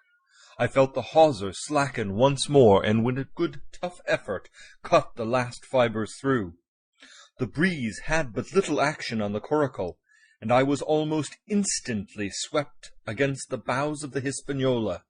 At the same time, the schooner began to turn upon her heel, spinning slowly end for end across the current. I wrought like a fiend, for I expected every moment to be swamped, and since I found I could not push the coracle directly off, I now shoved straight astern. At length I was clear of my dangerous neighbour, and just as I gave the last impulsion, my hands came across a light cord that was trailing overboard, across the stern bulwarks. Instantly I grasped it. Why I should have done so I can hardly say. It was at first mere instinct, but once I had it in my hands and found it fast, curiosity began to get the upper hand, and I determined I should have one look through the cabin window. I pulled in hand over hand on the cord, and when I judged myself near enough, rose at infinite risk to about half my height, and thus commanded the roof and a slice of the interior of the cabin. By this time the schooner and her little consort were gliding pretty swiftly through the water. Indeed, we had already fetched up level with the campfire. The ship was talking, as sailors say, loudly, treading the innumerable ripples with an incessant weltering splash, and until I got my eye above the window-sill I could not comprehend why the watchman had taken no alarm. One glance, however, was sufficient, and it was only one glance that I durst take from that unsteady skiff. It showed me Hans and his companions locked together in deadly wrestle, each with a hand upon the other's throat. I dropped upon the thwart again, none too soon, for I was near overboard. I could see nothing for the moment but these two furious and crimson faces swaying together under the smoky lamp, and I shut my eyes to let them grow once more familiar with the darkness. The endless ballad had come to an end at last, and the whole diminished company about the campfire had broken into the chorus I had heard so often. 15 men on a dead man's chest, yo-ho-ho, and a bottle of rum. Drink and the devil had done for the rest, yo-ho-ho, and a bottle of rum. I was just thinking how busy drink and the devil were at that very moment in the cabin of the Hispaniola, when I was surprised by a sudden lurch of the coracle. At the same moment she yawed sharply and seemed to change her course. The speed in the meantime had strangely increased. I opened my eyes at once. All around me were little ripples, combing over with a sharp bristling sound and slight phosphorescence. The Hispaniola herself, a few yards in whose wake I was still being whirled along, seemed to stagger in her course, and I saw her spars toss a little against the blackness of the night. Nay, as I looked longer, I made sure she was also wheeling to the southward. I glanced over my shoulder, and my heart jumped against my ribs. There, right behind me, was the glow of the campfire. The current had turned at right angles, sweeping round along with it the tall schooner and the little dancing coracle. Ever quickening, ever bubbling higher, ever muttering louder, it went spinning through the narrows for the open sea. Suddenly the schooner in front of me gave a violent yaw, turning, perhaps, through 20 degrees, and almost at the same moment one shout followed another from on board. I could hear feet pounding on the companion ladder, and I knew that the two drunkards had at last been interrupted in their quarrel and awakened to a sense of their disaster. I lay down flat in the bottom of that wretched skiff and devoutly recommended my spirit to its Maker. At the end of the straits I made sure we must fall off into some bar of raging breakers, where all my troubles would be ended speedily, and though I could perhaps bear to die, I could not bear to look upon my fate as it approached. So I must have lain for hours, continually beaten to and fro upon the billows, now and again wetted with flying sprays, and never ceasing to expect death at the next plunge. Gradually weariness grew upon me, a numbness, an occasional stupor fell upon my mind even in the midst of my terrors, until sleep at last supervened, and in my sea-tossed coracle I lay and dreamed of home and the old Admiral Benbow. End of chapter 23. Chapter 24. The Cruise of the Coracle. It was broad day when I awoke and found myself tossing at the southwest end of Treasure Island. The sun was up, but was still hid from me behind the great bulk of the spyglass, which on this side descended almost to the sea in formidable cliffs. Haulbowline Head and Mizzenmast Hill were at my elbow, the hill bare and dark, the head bound with cliffs 40 or 50 feet high and fringed with great masses of fallen rock. I was scarce a quarter of a mile to seaward, and it was my first thought to paddle in and land. The notion was soon given over. Among the fallen rocks the breakers spouted and bellowed. Loud reverberations, heavy sprays flying and falling, succeeded one another from second to second, and I saw myself, if I ventured nearer, dashed to death upon the rough shore, or spending my strength in vain to scale the beetling crags. Nor was that all, for crawling together on the flat tables of rock, or letting themselves drop into the sea with loud reports, I beheld huge, slimy monsters, soft snails, as it were, of incredible bigness, 2 or 3 score of them together, making the rocks to echo with their barkings. I have understood since that they were sea lions and entirely harmless, but the look of them, added to the difficulty of the shore and the high running of the surf, was more than enough to disgust me of that landing place. I felt willing rather to starve at sea than to confront such perils. In the meantime, I had a better chance, as I supposed, before me. North of Haulbowline Head, the land runs in a long way, leaving at low tide a long stretch of yellow sand. To the north of that again there comes another cape, Cape of the Woods as it was marked upon the chart, buried in tall green pines which descended to the margin of the sea. I remembered what Silver had said about the current that sets northward along the whole west coast of Treasure Island, and seeing from my position that I was already under its influence, I preferred to leave Haulbowline Head behind me and reserve my strength for an attempt to land upon the kindlier-looking Cape of the Woods. There was a great smooth swell upon the sea, the wind blowing steadily and gently from the south. There was no contrariety between that and the current, and the billows rose and fell unbroken.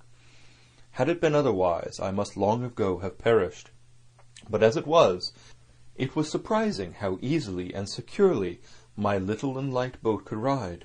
Often, as I still lay at the bottom and kept no more than an eye above the gunwale, I would see a big blue summit heaving close above me. Yet the coracle would but bounce a little, dance as if on springs, and subside on the other side into the trough as lightly as a bird. I began after a little to grow very bold, and sat up to try my skill at paddling. But even a small change in the disposition of the weight will produce violent changes in the behavior of a coracle, and I had hardly moved before the boat, giving up at once her gentle dancing movement, ran straight down a slope of water so steep that it made me giddy, and struck her nose with a spout of spray deep into the side of the next wave. I was drenched and terrified, and fell instantly back into my old position, whereupon the coracle seemed to find her head again, and led me as softly as before among the billows. It was plain she was not to be interfered with, and at that rate, since I could no way influence her course, what hope had I left of reaching land? I began to be horribly frightened, but I kept my head for all of that. First, moving with all care, I gradually bailed out the coracle with my sea-cap. Then, getting my eye once more above the gunwale, I set myself to study how it was she managed to slip so quietly through the rollers.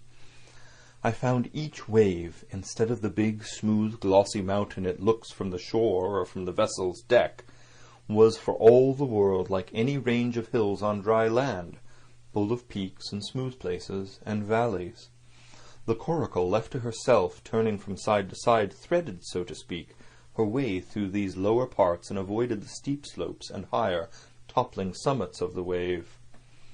Well now, thought I to myself, it is plain I must lie where I am and not disturb the balance. But it is plain also that I can put the paddle over the side and from time to time in smooth places give her a shove or two towards the land. No sooner thought upon than done. There I lay on my elbows in the most trying attitude, and every now and again gave a weak stroke or two to turn her head towards shore. It was very tiring and slow work, yet I did visibly gain ground, and as we neared the Cape of the Woods, though I saw I must infallibly miss that point, I had still made some 100 yards of easting. I was indeed close in. I could see the cool green tree-tops swaying together in the breeze, and I felt sure I should make the next promontory without fail.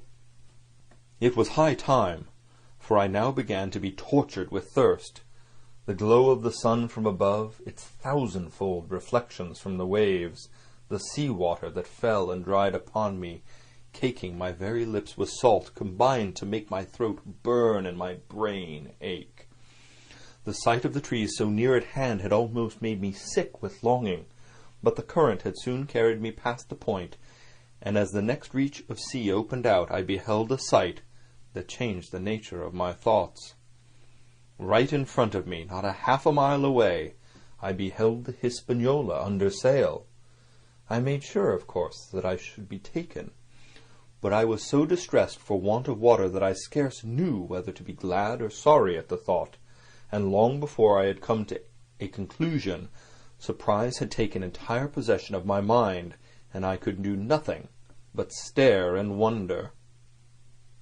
The Hispaniola was under her mainsail, and 2 jibs, and the beautiful white canvas shone in the sun like snow or silver. When I first sighted her, all her sails were drawing, and she was laying a course about northwest, and I presumed the men on board were going around the island on their way back to the anchorage. Presently she began to fetch more and more to the westward, so that I thought they had sighted me and were going about in chase. At last, however, she fell right into the wind's eye, was taken dead aback, and stood there a while helpless with her sails shivering. "Clumsy fellows," said I, "they must still be as drunk as owls," and I thought how Captain Smollett would have sent them skipping. Meanwhile the schooner gradually fell off, and filled again upon another tack, sailed swiftly for a minute or so, and brought up once more dead in the wind's eye. Again and again this was repeated, to and fro, up and down, north, south, east, and west. The Hispaniola sailed by swoops and dashes, and at each repetition ended as she had begun, with idly flapping canvas. It became plain to me that nobody was steering, and if so, where were the men? Either they were dead drunk, or had deserted her, I thought, and perhaps, if I could get on board, I might return the vessel to her captain. The current was bearing coracle and schooner, southward at an equal rate. As for the latter's sailing, it was so wild and intermittent, and she hung each time so long in irons, that she certainly gained nothing, if she did not even lose. If I only dared to sit up and paddle, I made sure that I could overhaul her. The scheme had an air of an adventure that inspired me, and the thought of the water breaker inside the fore companion doubled my growing courage. Up I got, was welcomed almost instantly by another cloud of spray, but this time stuck to my purpose and set myself with all my strength and caution to paddle after the unsteered Hispaniola. Once I shipped a sea so heavy that I had to stop and bail, with my heart fluttering like a bird, but gradually I got into the way of the thing and guided my coracle among the waves, with only now and then a blow upon her bows and a dash of foam in my face. I was now gaining rapidly on the schooner. I could see the brass glisten on the tiller as it banged about, and still no soul appeared upon her decks. I could not choose but suppose she was deserted. If not, then the men were lying drunk below, where I might batten them down perhaps, and do what I chose with the ship. For some time she had been doing the worst thing possible for me, standing still. She headed nearly due south, yawing, of course, all the time. Each time she fell off, her sails partly filled, and these brought her in a moment right to the wind again. I have said this was the worst possible thing for me, for helpless as she looked in this situation, with the canvas cracking like cannons and the blocks trundling and banging on the deck, she still continued to run away from me, not only with the speed of the current, but by the whole amount of her leeway, which was naturally great. But now, at last, I had my chance. The breeze fell for some seconds, very low, and the current gradually turning her, the Hispaniola revolved slowly round her centre, and at last presented me her stern, with the cabin window still gaping open and the lamp over the table still burning on into the day. The mainsail hung drooped like a banner. She was stock still but for the current. For the last little while I had even lost, but now, redoubling my efforts, I began once more to overhaul the chase. I was not 100 yards from her when the wind came up again in a clap. She filled on the port tack and was off again, stooping and skimming like a swallow. My first impulse was one of despair, but my second was towards joy. She came round till she was broadside on to me, round still till she had covered a half, and then 2/3, and then 3/4 of the distance that separated us. I could see the waves boiling white under her forefoot. Immensely tall she looked to me from my low station in the coracle. And then, of a sudden, I began to comprehend. I had scarce time to think, scarce time to act and save myself. I was on the summit of one swell when the schooner came stooping over the next. The bowsprit was over my head. I sprang to my feet and leaped, stamping the coracle under water. With one hand I caught the jib-boom while my foot was lodged between the stay and the brace, and as I still clung there panting, a dull blow told me that the schooner had charged down upon and struck the coracle, and I was left without retreat on the Hispaniola. End of chapter Treasure 24. Island by Robert Louis Stevenson. Chapter 25. I Strike the Jolly Roger. I had scarce gained a position on the bowsprit when the flying jib flapped and filled upon the other tack with a report like a gun. The schooner trembled to her keel under the reverse, but next moment, the other sails still drawing, the jib flapped back again and hung idle.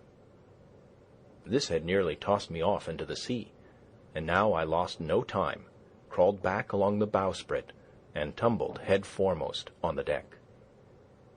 I was on the lee side of the forecastle, and the mainsail, which was still drawing, concealed from me a certain portion of the afterdeck.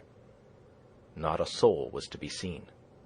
The planks, which had not been swabbed since the mutiny, bore the print of many feet, and an empty bottle, broken by the neck, tumbled to and fro like a live thing in the scuppers. Suddenly, the Hispaniola came right into the wind. The jibs behind me cracked aloud. The rudder slammed to. The whole ship gave a sickening heave and shudder, and at the same moment the main boom swung inboard, the sheet groaning in the blocks, and showed me the lee afterdeck. There were the 2 watchmen, sure enough, Redcap on his back, as stiff as a handspike, with his arms stretched out like those of a crucifix and his teeth showing through his open lips. Israel hands propped against the bulwarks, his chin on his chest, his hands lying open before him on the deck, his face as white, under its tan, as a tallow candle. For a while, the ship kept bucking and sidling like a vicious horse, the sails filling, now on one tack, now on another, and the boom swinging to and fro, till the mast groaned aloud under the strain. Now and again, too, there would come a cloud of light sprays over the bulwark, and a heavy blow of the ship's bows against the swell. So much heavier weather was made of it by this great rigged ship than by my home-made lopsided coracle, now gone to the bottom of the sea. At every jump of the schooner, Redcap slipped to and fro, but, what was ghastly to behold, neither his attitude nor his fixed, teeth-disclosing grin was any way disturbed by this rough usage. At every jump, too, Hands appeared still more to sink into himself and settle down upon the deck, his feet sliding ever the farther out, and the whole body canting towards the stern, so that his face became, little by little, hid from me, and at last I could see nothing beyond his ear and the frayed ringlet of one whisker. At the same time I observed, around both of them, splashes of dark blood upon the planks, and began to feel sure that they had killed each other in their drunken wrath. While I was thus looking and wondering in a calm moment, when the ship was still, Israel Hands turned partly round, and with a low moan writhed himself back to the position in which I had seen him first. The moan, which told of pain and deadly weakness, and the way in which his jaw hung open, went right to my heart. But when I remembered the talk I had overheard from the apple barrel, all pity left me. I walked aft until I reached the mainmast.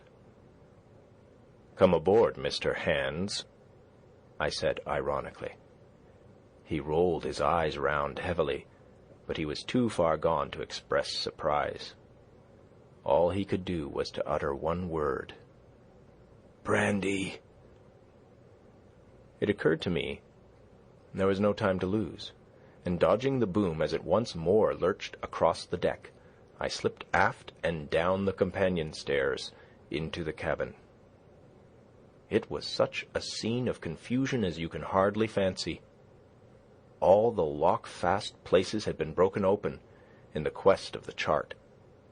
The floor was thick with mud, where ruffians had sat down to drink or consult after wading in the marshes round their camp. The bulkheads, all painted in clear white and beaded round with gilt, bore a pattern of dirty hands. Dozens of empty bottles clinked together in corners to the rolling of the ship.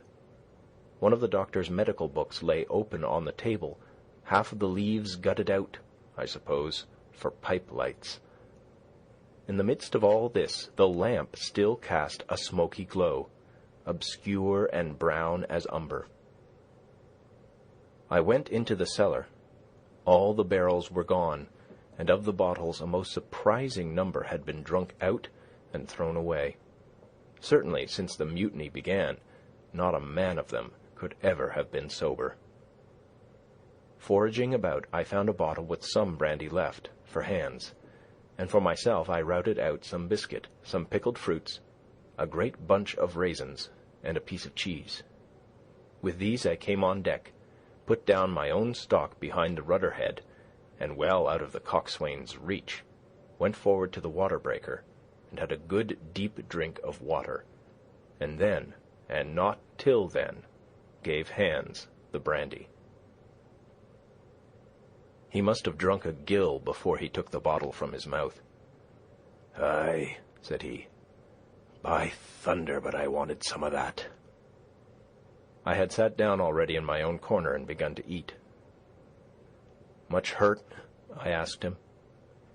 He grunted, or rather I might say he barked. "If that doctor was aboard," he said, "I'd be right enough in a couple of turns.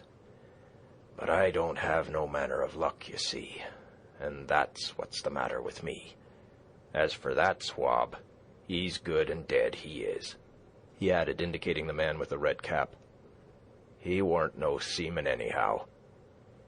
And where mout you have come from?" "Well," said I, "I've come aboard to take possession of this ship, Mr. Hands, and you'll please regard me as your captain until further notice." He looked at me sourly enough, but said nothing. Some of the color had come back into his cheeks, though he still looked very sick, and still continued to slip out and settle down as the ship banged about. "By the by," I continued, "I can't have these colors, Mr. Hands, and by your leave I'll strike 'em. Better none than these." And again dodging the boom, I ran to the color lines, handed down the cursed black flag, and chucked it overboard. "God save the king," said I, waving my cap, "and there's an end to Captain Silver." He watched me keenly and slyly, his chin all the while on his breast. "I reckon," he said at last, "I reckon, Cap'n Hawkins, you'll kind of want to get ashore now. Suppose we talks?" "Why, yes," says I, "with all my heart, Mr. Hands. Say on." And I went back to my meal with a good appetite. "This man," he began, nodding feebly at the corpse. "O'Brien were his name, a rank Irelander. This man and me got the canvas on her, meaning for to sail her back. Well, he's dead now, he is, as dead as bilge, and who's to sail this ship I don't see, without I gives you a hint. You ain't that man as far as I can tell. Now look here, you gives me food and drink and an old scarf or ankacher to tie my wound up, you do, and I'll tell you how to sail her, and that's about square all round, I take it." "I'll tell you one thing," says I. "I'm not going back to Captain Kidd's anchorage. I mean to get into North Inlet and beach her quietly there." "To be sure you did," he cried. "Why, I ain't sich an infernal lubber after all, I can see, can't I?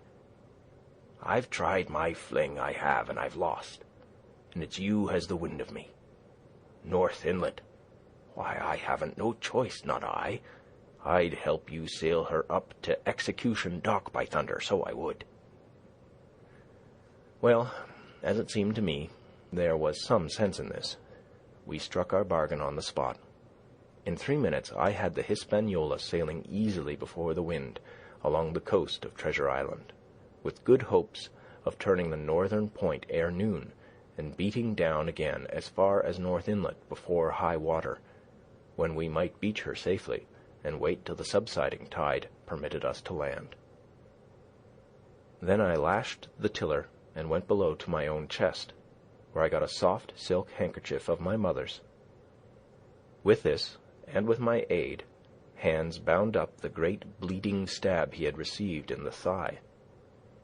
And after he had eaten a little, and had a swallow or two more of the brandy, he began to pick up visibly, sat straighter up, spoke louder and clearer, and looked in every way another man. The breeze served us admirably. We skimmed before it like a bird, the coast of the island flashing by and the view changing every minute. Soon we were past the highlands and bowling beside low, sandy country, sparsely dotted with dwarf pines. And soon we were beyond that again, and had turned the corner of the rocky hill that ends the island on the north. I was greatly elated with my new command, and pleased with the bright sunshiny weather and these different prospects of the coast.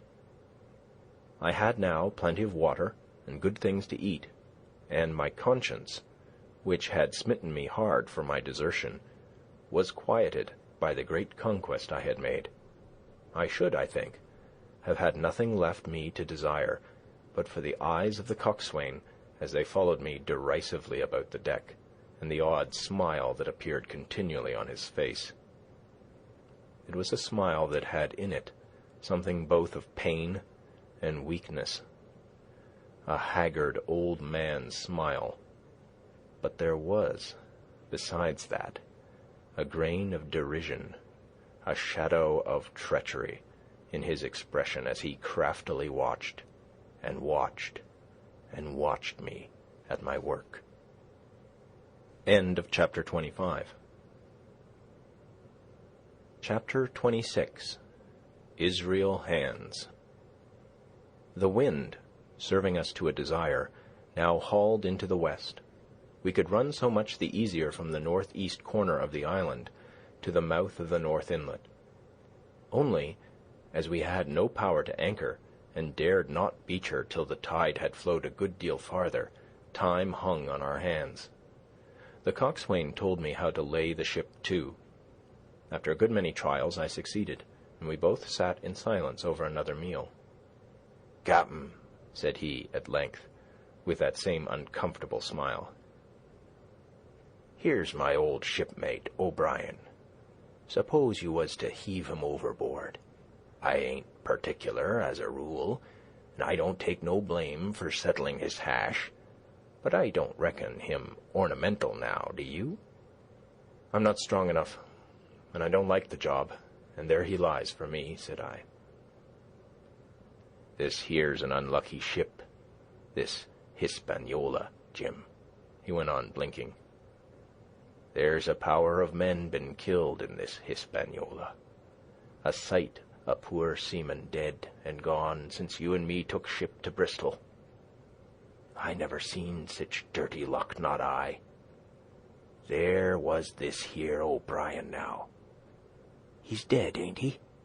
Well, now, I'm no scholar, and you're a lad as can read and figure, and to put it straight, do you take it as dead man is dead for good, or do he come alive again?" "You can kill the body, Mr. Hands, but not the spirit. You must know that already," I replied. "O'Brien there is in another world and may be watching us." "Ah," says he. "Well, that's unfortunate. Appears as if killing parties was a waste of time. Howsomever, spirits don't reckon for much by what I've seen. I'll chance it with the spirits, Jim. And now, you've spoke up free, and I'll take it kind if you'd step down into that there cabin and get me shiver me timbers. I can't hit the name on't. Well, you get me a bottle of wine, Jim. This here brandy's too strong for my head." Now the coxswain's hesitation seemed to be unnatural, and as for the notion of his preferring wine to brandy, I entirely disbelieved it. The whole story was a pretext. He wanted me to leave the deck, so much was plain, but with what purpose I could in no way imagine. His eyes never met mine. They kept wandering to and fro, up and down, now with a look to the sky, now with a flitting glance upon the dead O'Brien. All the time he kept smiling and putting his tongue out in the most guilty, embarrassed manner, so that a child could have told that he was bent on some deception. I was prompt with my answer, however, for I saw where my advantage lay, and that with a fellow so densely stupid I could easily conceal my suspicions to the end. "Some wine?" I said. "Far better. Will you have white or red?" "Well, I reckon it's about the blessed same to me, shipmate," he replied. "So it's strong and plenty of it. What's the odds?" "All right," I answered. "I'll bring you port, Mr. Hands, but I'll have to dig for it." With that I scuttled down the companion with all the noise I could, slipped off my shoes, ran quietly along the sparred gallery, mounted the forecastle ladder, and popped my head out of the fore companion. I knew he would not expect to see me there, yet I took every precaution possible, and certainly the worst of my suspicions proved too true. He had risen from his position to his hands and knees, and though his leg obviously hurt him pretty sharply when he moved, for I could hear him stifle a groan, yet it was at a good rattling rate that he trailed himself across the deck. In half a minute he had reached the port scuppers and picked, out of a coil of rope, a long knife, or rather a short dirk, discoloured to the hilt with blood. He looked upon it for a moment, thrusting forth his underjaw, tried the point upon his hand, and then, hastily concealing it in the bosom of his jacket, trundled back again into his old place against the bulwark. This was all that I required to know. Israel could move about. He was now armed, and if he had been at so much trouble to get rid of me, it was plain that I was meant to be the victim. What he would do afterwards, whether he would try to crawl right across the island from North Inlet to the camp among the swamps, or whether he would fire Long Tom, trusting that his own comrades might come first to help him, was of course more than I could say. Yet I felt sure that I could trust him in one point, since in that our interests jumped together, and that was in the disposition of the schooner, we both desired to have her stranded safe enough, in a sheltered place, and so that when the time came, she could be got off again with as little labour and danger as might be. And until that was done, I considered that my life would certainly be spared. While I was thus turning the business over in my mind, I had not been idle with my body. I had stolen back to the cabin, slipped once more into my shoes, and laid my hand at random on a bottle of wine. And now, with this for an excuse, I made my reappearance on the deck. Hans lay as I had left him, all fallen together in a bundle, and with his eyelids lowered as though he were too weak to bear the light. He looked up, however, at my coming, knocked the neck off the bottle like a man who had done the same thing often, and took a good swig, with his unfortunate toast of "Here's luck." Then he lay quiet for a little, and then, pulling out a stick of tobacco, begged me to cut him a quid. "Cut me a chunk of that," says he, "for I haven't no knife, and hardly strength enough, so be as I had. Ah, Jim, I reckon I've missed stays.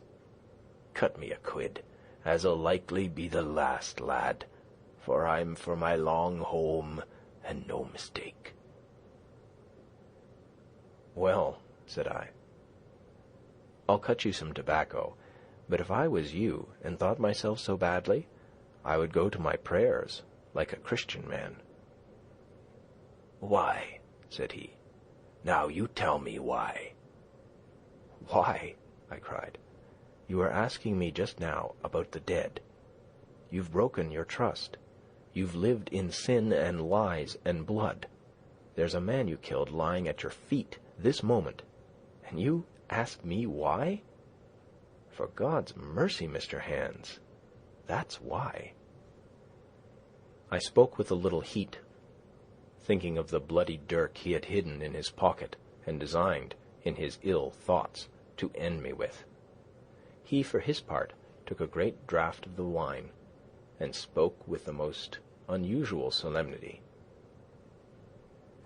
"For 30 years, he said, "I've sailed the seas, and seen good and bad, better and worse, fair weather and foul, provisions running out, knives going, and what not. Well, now, I tell you, I never seen good come o' goodness yet. Him as strikes first is my fancy. Dead men don't bite. That's my views. Amen, so be it. And now you look here," he added, suddenly changing his tone. "We've had about enough of this foolery. The tide's made good enough by now. You just take my orders, Cap'n Hawkins, and we'll sail slap in and be done with it." All told, We had scarce 2 miles to run, but the navigation was delicate. The entrance to this northern anchorage was not only narrow and shoal, but lay east and west, so that the schooner must be nicely handled to be got in. I think I was a good, prompt subaltern, and I am very sure that Hans was an excellent pilot, for we went about and dodged in, shaving the banks with a certainty and a neatness that were a pleasure to behold. Scarcely had we passed the heads before the land closed around us. The shores of North Inlet were as thickly wooded as those of the southern anchorage, but the space was longer and narrower, and more like, what in truth it was, the estuary of a river. Right before us, at the southern end, we saw the wreck of a ship in the last stages of dilapidation. It had been a great vessel of 3 masts, but had lain so long exposed to the injuries of the weather that it was hung about with great webs of dripping seaweed, and on the deck of it shore bushes had taken root and now flourished thick with flowers. It was a sad sight, but it showed us that the anchorage was calm. "Now," said Hans, "look there. There's a pet bit for to beach a ship in. Fine flat sand, never a cat's paw. Trees all around of it, and flowers a-blowin' like a guarding on that old ship." "And once beached," I inquired, "how shall we get her off again?" "Why so," he replied. "You take a line ashore, there on the other side at low water. Take a turn about one of them big pines. Bring it back, take a turn around the capstan, and lie to for the tide. Come high water, all hands take a pull upon the line, and off she comes, as sweet as nature. And now, boy, you stand by. We're near the bit now. She's too much way on her. Starboard a little. So, steady. Starboard. Larboard a little. Steady. Steady." So he issued his commands, which I breathlessly obeyed, till, all of a sudden, he cried, "Now, my hearty, luff!" And I put the helm hard up, and the Hispaniola swung round rapidly and ran stem on for the low-wooded shore. The excitement of these last manoeuvres had somewhat interfered with the watch I had kept hitherto, sharply enough upon the coxswain. Even then I was still so much interested, waiting for the ship to touch, that I had quite forgot the peril that hung over my head, and stood craning over the starboard bulwarks, and watching the ripples spreading wide before the bows. I might have fallen without a struggle for my life, had not a sudden disquietude seized upon me and made me turn my head. Perhaps I had heard a creak, or seen his shadow moving with the tail of my eye. Perhaps it was an instinct, like a cat's. But sure enough, when I looked round, there was Hans, already halfway towards me, with the dirk in his right hand. We must both have cried out aloud when our eyes met, but while mine was the shrill cry of terror, his was a roar of fury like a charging bully's. At the same instant, he threw himself forward, and I leapt sideways towards the bows. As I did so, I let go of the tiller, which sprang sharp to leeward, and I think this saved my life, for it struck Hans across the chest and stopped him, for a moment, dead. Before he could recover, I was safe out of the corner where he had me trapped, with all the deck to dodge about. Just forward of the mainmast I stopped, drew a pistol from my pocket, took a cool aim, though he had already turned and was once more coming directly after me, and drew the trigger. The hammer fell, but there followed neither flash nor sound. The priming was useless with sea-water. I cursed myself for my neglect. Why had not I long before reprimed and reloaded my only weapons? Then I should not have been, as now, a mere fleeing sheep before this butcher. Wounded as he was, it was wonderful how fast he could move, his grizzled hair tumbling over his face, and his face itself as red as a red ensign with his haste and fury. I had no time to try my other pistol, nor indeed much inclination, for I was sure it would be useless. One thing I saw plainly. I must not simply retreat before him, or he would speedily hold me boxed into the bows, as a moment since he had so nearly boxed me in the stern.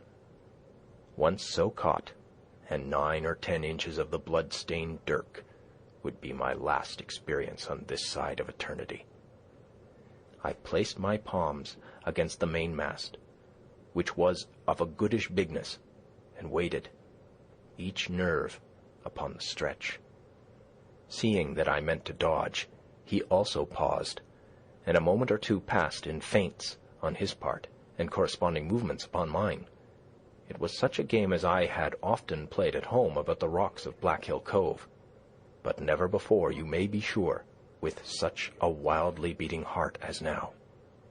Still, as I say, it was a boy's game, and I thought I could hold my own at it against an elderly seaman with a wounded thigh. Indeed, my courage had begun to rise so high that I allowed myself a few darting thoughts on what would be the end of the affair, and while I saw certainly that I could spin it out for long, I saw no hope of any ultimate escape.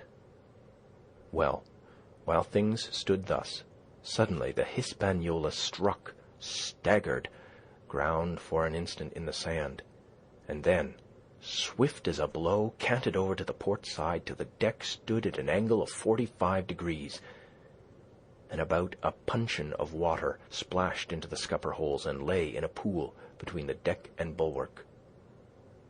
We were both of us capsized in a second, and both of us rolled almost together into the scuppers.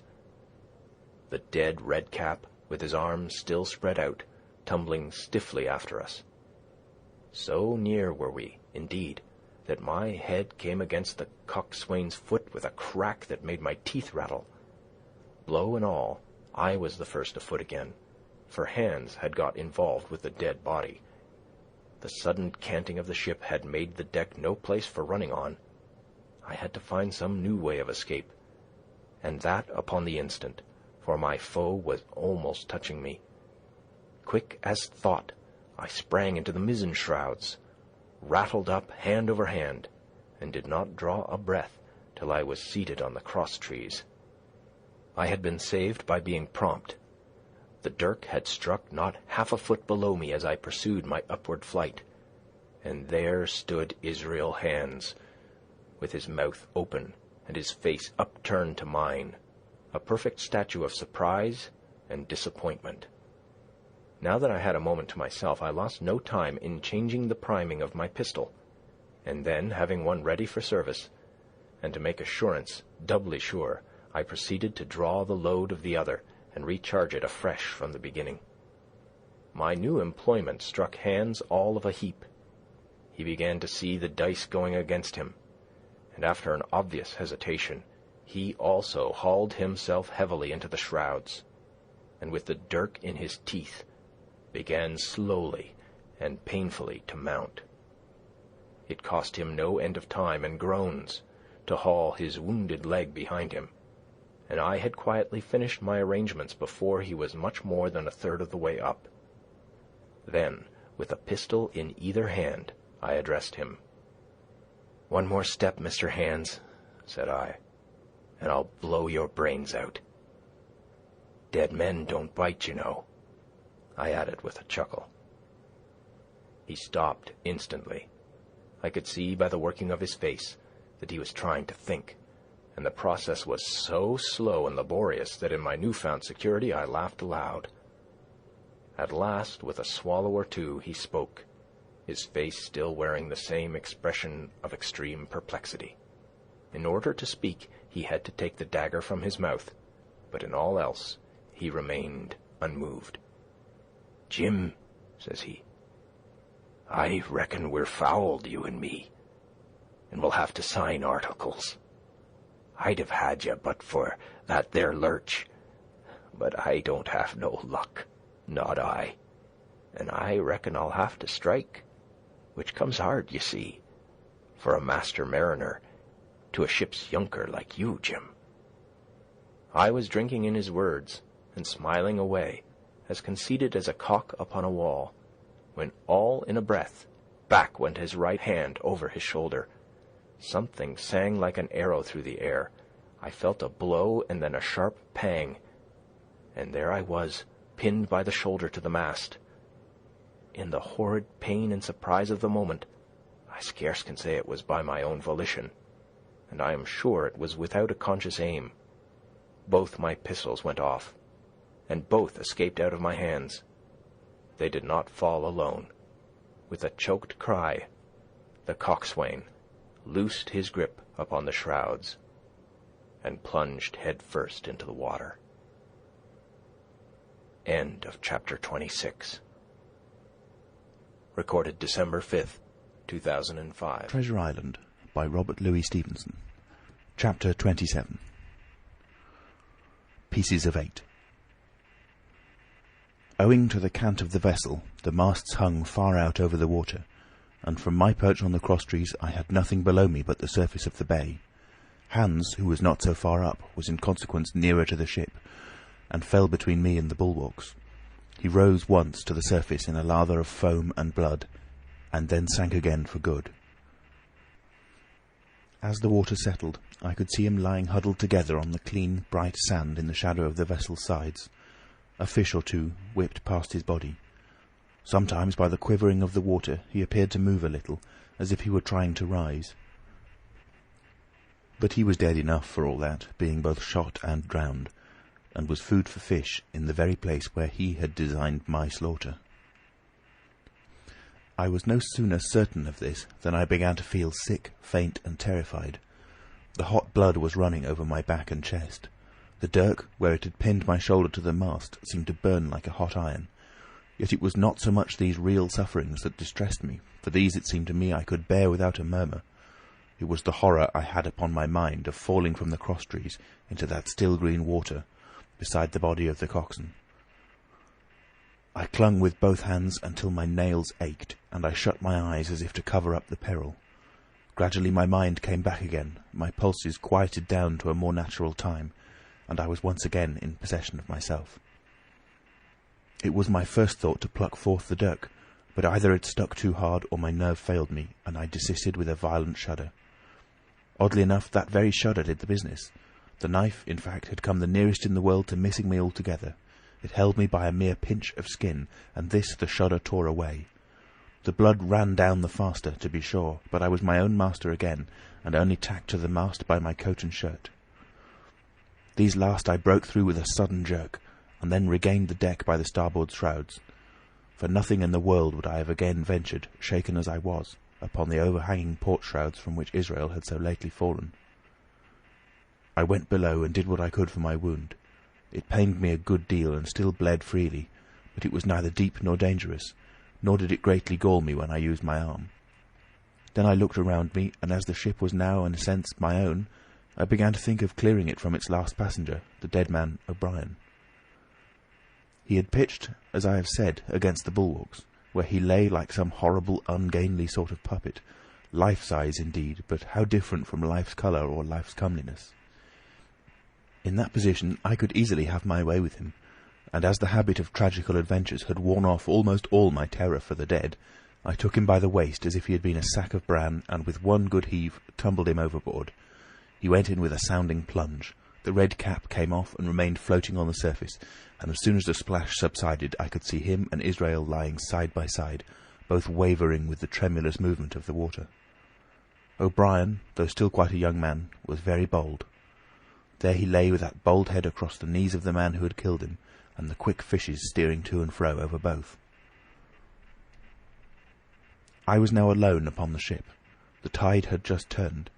The sun was within so few degrees of setting that already the shadow of the pines upon the western shore began to reach right across the anchorage and fall in patterns on the deck. The evening breeze had sprung up, and though it was well warded off by the hill with the two peaks upon the east, the cordage had begun to sing a little softly to itself, and the idle sails to rattle to and fro. I began to see a danger to the ship. The jibs I speedily doused and brought tumbling to the deck, but the mainsail was a harder matter. Of course, when the schooner canted over, the boom had a swing outboard, and the cap of it and a foot or two of sail hung even under the water. I thought this made it still more dangerous, yet the strain was so heavy that I half feared to meddle. At last I got my knife and cut the halyards. The peak dropped instantly, a great belly of loose canvas floated broad upon the water, and since, pull as I liked, I could not budge the downhaul, that was the extent of what I could accomplish. For the rest, the Hispaniola must trust to luck, like myself. By this time the whole anchorage had fallen into shadow. The last rays, I remember, falling through a glade of the wood and shining bright as jewels on the flowery mantle of the wreck. It began to be chill. The tide was rapidly fleeting seaward, the schooner settling more and more on her beam ends. I scrambled forward and looked over. It seemed shallow enough, and holding the cut hawser in both hands for last security, I let myself drop softly overboard. The water scarcely reached my waist. The sand was firm and covered with ripple marks, and I waded ashore in great spirits, leaving the Hispaniola on her side, with her mainsail trailing wide upon the surface of the bay. About the same time the sun went fairly down, and the breeze whistled low in the dusk among the tossing pines. At least and at last I was off the sea, nor had I returned thence empty-handed. There lay the schooner, clear at last from buccaneers, and ready for our own men to board and get to sea again. I had nothing nearer my fancy than to get home to the stockade and boast of my achievements. Possibly I might be blamed a bit for my truantry, but the recapture of the Hispaniola was a clenching answer, and I hoped that even Captain Smollett would confess I had not lost my time. So thinking, and in famous spirits, I began to set my face homeward for the blockhouse and my companions. I remembered that the most easterly of the rivers which drain into Captain Kidd's anchorage ran from the two-peaked hill upon my left, and I bent my course in that direction, that I might pass the stream whilst it was small. The wood was pretty open, and keeping along the lower spurs, I had soon turned the corner of that hill, and was not long after waded to the mid-calf across the watercourse. This brought me near to where I had encountered Ben Gunn, the maroon, and I walked more circumspectly, keeping an eye on every side. The dusk had come nigh hand completely, and as I opened out the cleft between the two peaks, I became aware of a wavering glow against the sky, where, as I judged, the man of the island was cooking his supper before a roaring fire. And yet I wondered in my heart that he should show himself so careless, for if I could see this radiance, might it not reach the eyes of Silver himself, where he camped upon the shore among the marshes? Gradually the night fell blacker. It was all I could do to guide myself even roughly towards my destination. The double hill behind me and the spyglass on my right hand loomed faint and fainter. The stars were few and pale, and in the low ground where I wandered I kept tripping among bushes and rolling into sandy pits. Suddenly a kind of brightness fell about me. I looked up. A pale glimmer of moonbeams had alighted on the summit of the spyglass, and soon after I saw something broad and silvery moving low down behind the trees, and knew that the moon had risen. With this to help me, I passed rapidly over what remained to me of my journey, and sometimes walking, sometimes running, impatiently drew near to the stockade. Yet, as I began to thread the grove that lies before it, I was not so thoughtless but that I slacked my pace, and went a trifle warily. It would have been a poor end of my adventures to get shot down by my own party in mistake. The moon was climbing higher and higher. Its light began to fall here and there in masses through the more open districts of the wood, and right in front of me a glow of a different colour appeared among the trees. It was red and hot, and now and again it was a little darkened, as it were the embers of a bonfire smouldering. For the life of me, I could not think what it might be. At last I came right down upon the borders of the clearing. The western end was already steeped in moonshine. The rest, and the blockhouse itself, still lay in a black shadow checkered with long silvery streaks of light. On the other side of the house an immense fire had burned itself into clear embers, and shed a steady red reverberation contrasted strongly with the mellow paleness of the moon. There was not a soul stirring, nor a sound beside the noises of the breeze. I stopped, with much wonder in my heart, and perhaps a little terror also. It had not been our way to build great fires. We were, indeed, by the captain's orders, somewhat niggardly of firewood, and I began to fear that something had gone wrong while I was absent. I stole round by the eastern end, keeping close in shadow, and, at a convenient place where the darkness was thickest, crossed the palisade.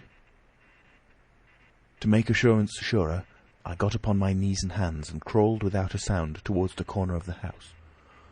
As I drew nearer, my heart was suddenly and greatly lightened. It is not a pleasant noise in itself, and I have often complained of it at other times, but just then it was like music to hear my friends snoring together so loud and peaceful in their sleep. The sea cry of the watch, that beautiful "all's well," never fell more reassuringly on my ear. In the meantime, there was no doubt of one thing. They had kept an infamous bad watch. If it had been Silver and his lads that were now creeping in on them, not a soul would have seen daybreak. That was what it was, thought I, to have had the captain wounded, and again I blamed myself sharply for leaving them in that danger with so few to mount guard. By this time I had got to the door and stood up. All was dark within, so that I could distinguish nothing by the eye. As for sounds, there was the steady drone of the snorers, and a small occasional noise, a flickering or pecking that I could in no way account for. With my arms before me, I walked steadily in.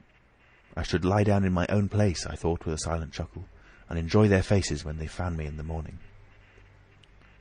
My foot struck something yielding.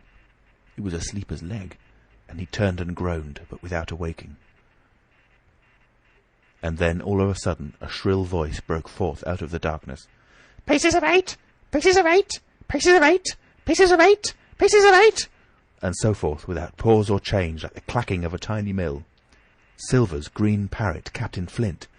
It was she whom I had heard pecking at a piece of bark. It was she keeping better watch than any human being, who thus announced my arrival with her wearisome refrain. I had no time left to me to recover. At the sharp, clipping tone of the parrot, the sleepers awoke and sprang up, and with a mighty oath the voice of Silver cried, "Who goes?" I turned to run, struck violently against one person, recoiled, and ran full into the arms of a second, who for his part closed upon and held me tight. "Bring a torch, Dick," said Silver when my capture was thus assured. And one of the men left the log-house, and presently returned with a lighted brand. End of chapter 27. Read by Alex Foster in Nottingham, England, the 13th of October 2005. www.alexfoster.me.uk. Treasure Island by Robert Louis Stevenson. Part 6. Captain Silver. Chapter 28. In the enemy's camp. The red glare of the torch, lighting up the interior of the blockhouse, showed me the worst of my apprehensions realized. The pirates were in possession of the house and stores. There was the cask of cognac, there were the pork and bread, as before, and what tenfold increased my horror, not a sign of any prisoner. I could only judge that all had perished, and my heart smote me sorely that I had not been there to perish with them. There were 6 of the buccaneers, all told. Not another man was left alive. 5 of them were on their feet, flushed and swollen, suddenly called out of the first sleep of drunkenness. The 6th had only risen upon his elbows. He was deadly pale, and the blood-stained bandage around his head told that he had recently been wounded, and still more recently dressed. I remembered the man who had been shot and had run back among the woods in the great attack, and doubted not that this was he. The parrot sat, preening her plumage, on Long John's shoulder. He himself, I thought, looked somewhat paler and more stern than I was used to. He still wore the fine broadcloth suit in which he had fulfilled his mission, but it was bitterly the worse for wear, daubed with clay and torn with the sharp briars of the wood. "So," said he, "here's Jim Hawkins, shiver my timbers, dropped in like a... Well, come, I take that friendly." And thereupon he sat down across the brandy cask and began to fill a pipe. "Give me the loan of the link, Dick," said he, and then, when he had a good light, "That'll do, lad," he added. "Stick the glim in the wood heap. And you, gentlemen, bring yourselves too. You needn't stand up for Mr. Hawkins. He'll excuse you, you may lay to that. And so, Jim," stopping the tobacco, "here you were, and quite a pleasant surprise for poor old John. I see you were smart when I first set eyes on you, but this here gets clean away from me, it do." To this, as may be well supposed, I made no answer. They had set me with my back against the wall, and I stood there looking Silver in the face, pluckily enough, I hope, to all outward appearance, but with black despair in my heart. Silver took a whiff or two of his pipe with great composure, and then ran on again. "Now you see, Jim, so be as you are here," says he, "I'll give you a piece of my mind. I've always liked you, I have, for a lad of spirit, and the picture of my own self when I was young and handsome. I always wanted you to jine and take your share, and die a gentleman, and now, my cock, you've got to. Captain Smollett's a fine seaman, I'll own up to any day, but stiff on discipline. Duty is duty, says he, and right he is. Just you keep clear of the captain. The doctor himself is gone dead again you. Ungrateful scamp was what he said, and the short and the long of the whole story is about here. You can't go back to your own lot, for they won't have you, and without you start a third ship's company all by yourself, which might be lonely, you'll have to join with Captain Silver. So far, so good. My friends, then, were still alive, and though I partly believed the truth of Silver's statement that the cabin party were incensed at me for my desertion, I was more relieved than distressed by what I heard. I don't say nothing as to your being in our hands, continued Silver, though you are, and you may lay to it. I'm all for argument. I never seen good come out of threatening. If you like the service, well, you'll join. If you don't, Jim, why, you're free to answer no. Free and welcome, shipmate, and fairer can be said by mortal seamen, shiver my sides. Am I to answer, then? I asked with a very tremulous voice. Through all this sneering talk, I made to feel the threat of death that overhung me, and my cheeks burned and my heart beat painfully in my breast. Lad, said Silver, there's no one a-pressing of you. Take your bearings. None of us won't hurry you, mate. Time goes so pleasant in your company, you see. Well, says I, growing a bit bolder, if I'm to choose, I declare I have a right to know what's what, and why you're here, and where my friends are. What's what? Repeated one of the buccaneers in a deep growl. Ah, he'd be a lucky one as knowed that. You'll perhaps batten down your hatches till you're spoke to, my friend, cried Silver truculently to this speaker. And then, in his first gracious tones, he replied to me. Yesterday morning, Mr. Hawkins, said he, in the dog watch, down came Dr. Livesey with a flag of truce. Says he, Captain Silver, you're sold out. Ship's gone. Well, maybe we'd been taking a glass and a song to help it round, I won't say no. Leastways, none of us had looked out. We looked out, and by thunder the old ship was gone. I never seen a pack of fools look fishier, and you may lay to that if I tells you that I looked the fishiest. Well, says the doctor, let's bargain. We bargained, him and I, and here we are. Stores, brandy, blockhouse, the firewood you was thoughtful enough to cut, and, in a manner of speaking, the whole boat, from Crosstrees to Kelson. As for them, they've tramped. I don't know to where's they are.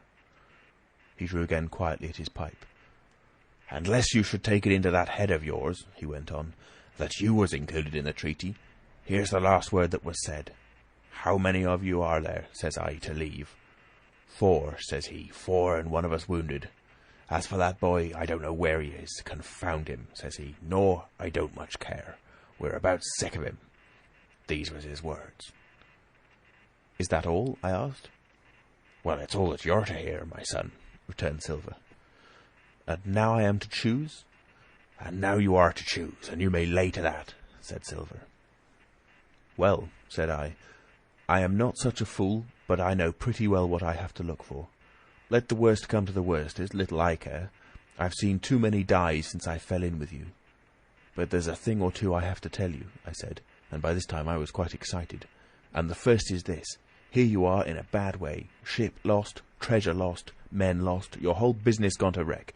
And if you want to know who did it, it was I. I was in the apple barrel the night we sighted land, and I heard you, John, and you, Dick, Johnson, and Hans, who is now at the bottom of the sea, and told every word you said before the hour was out. And as for the schooner, it was I who cut her cable, and it was I that killed the men that you had aboard of her, and it was I who brought her where you'll never see her more, not one of you. The laugh's on my side. I've had the top of this business from the first. I no more fear you than I fear a fly. Kill me if you please, or spare me. But one thing I'll say, and no more. If you spare me, bygones are bygones. And when you fellows are in court for piracy, I'll save you all I can. It's for you to choose. Kill another and do yourselves no good, or spare me and keep a witness to save you from the gallows.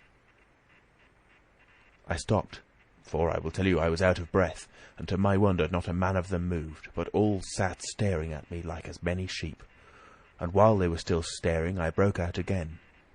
And now, Mr. Silver, I said, I believe you're the best man here, and if things go to the worst, I'll take it kind of you to let the doctor know the way I took it. "I'll bear it in mind," said Silver with an accent so curious that I could not, for the life of me, decide whether he were laughing at my request or had been favourably affected by my courage. "I'll put one to that," cried the old mahogany-faced seaman, Morgan by name, whom I had seen in Long John's public-house upon the quays of Bristol. "It was him that knowed Black Dog." "Well, and see here," added the sea-cook, "I'll put another again to that, by thunder, for it was this same boy that faked the chart from Billy Bones. First and last we've split on John Hawkins." "Then here goes," said Morgan with an oath, and he sprang up, drawing his knife as if he had been 20. "Avast there!" cried Silver. "Who are you, Tom Morgan? Maybe you thought you was captain here, perhaps, by the powers, but I'll teach you better. Cross me, and you'll go where many a good man's gone before you, first and last, these 30 year back, some to the yard arms, shiver my timbers, and some by the board, and all to feed the fishes. There's never a man looked me between the eyes and seen a good day afterwards, Tom Morgan, you may lay to that." Morgan paused, but a hoarse murmur rose from the others. "Tom's right," said one.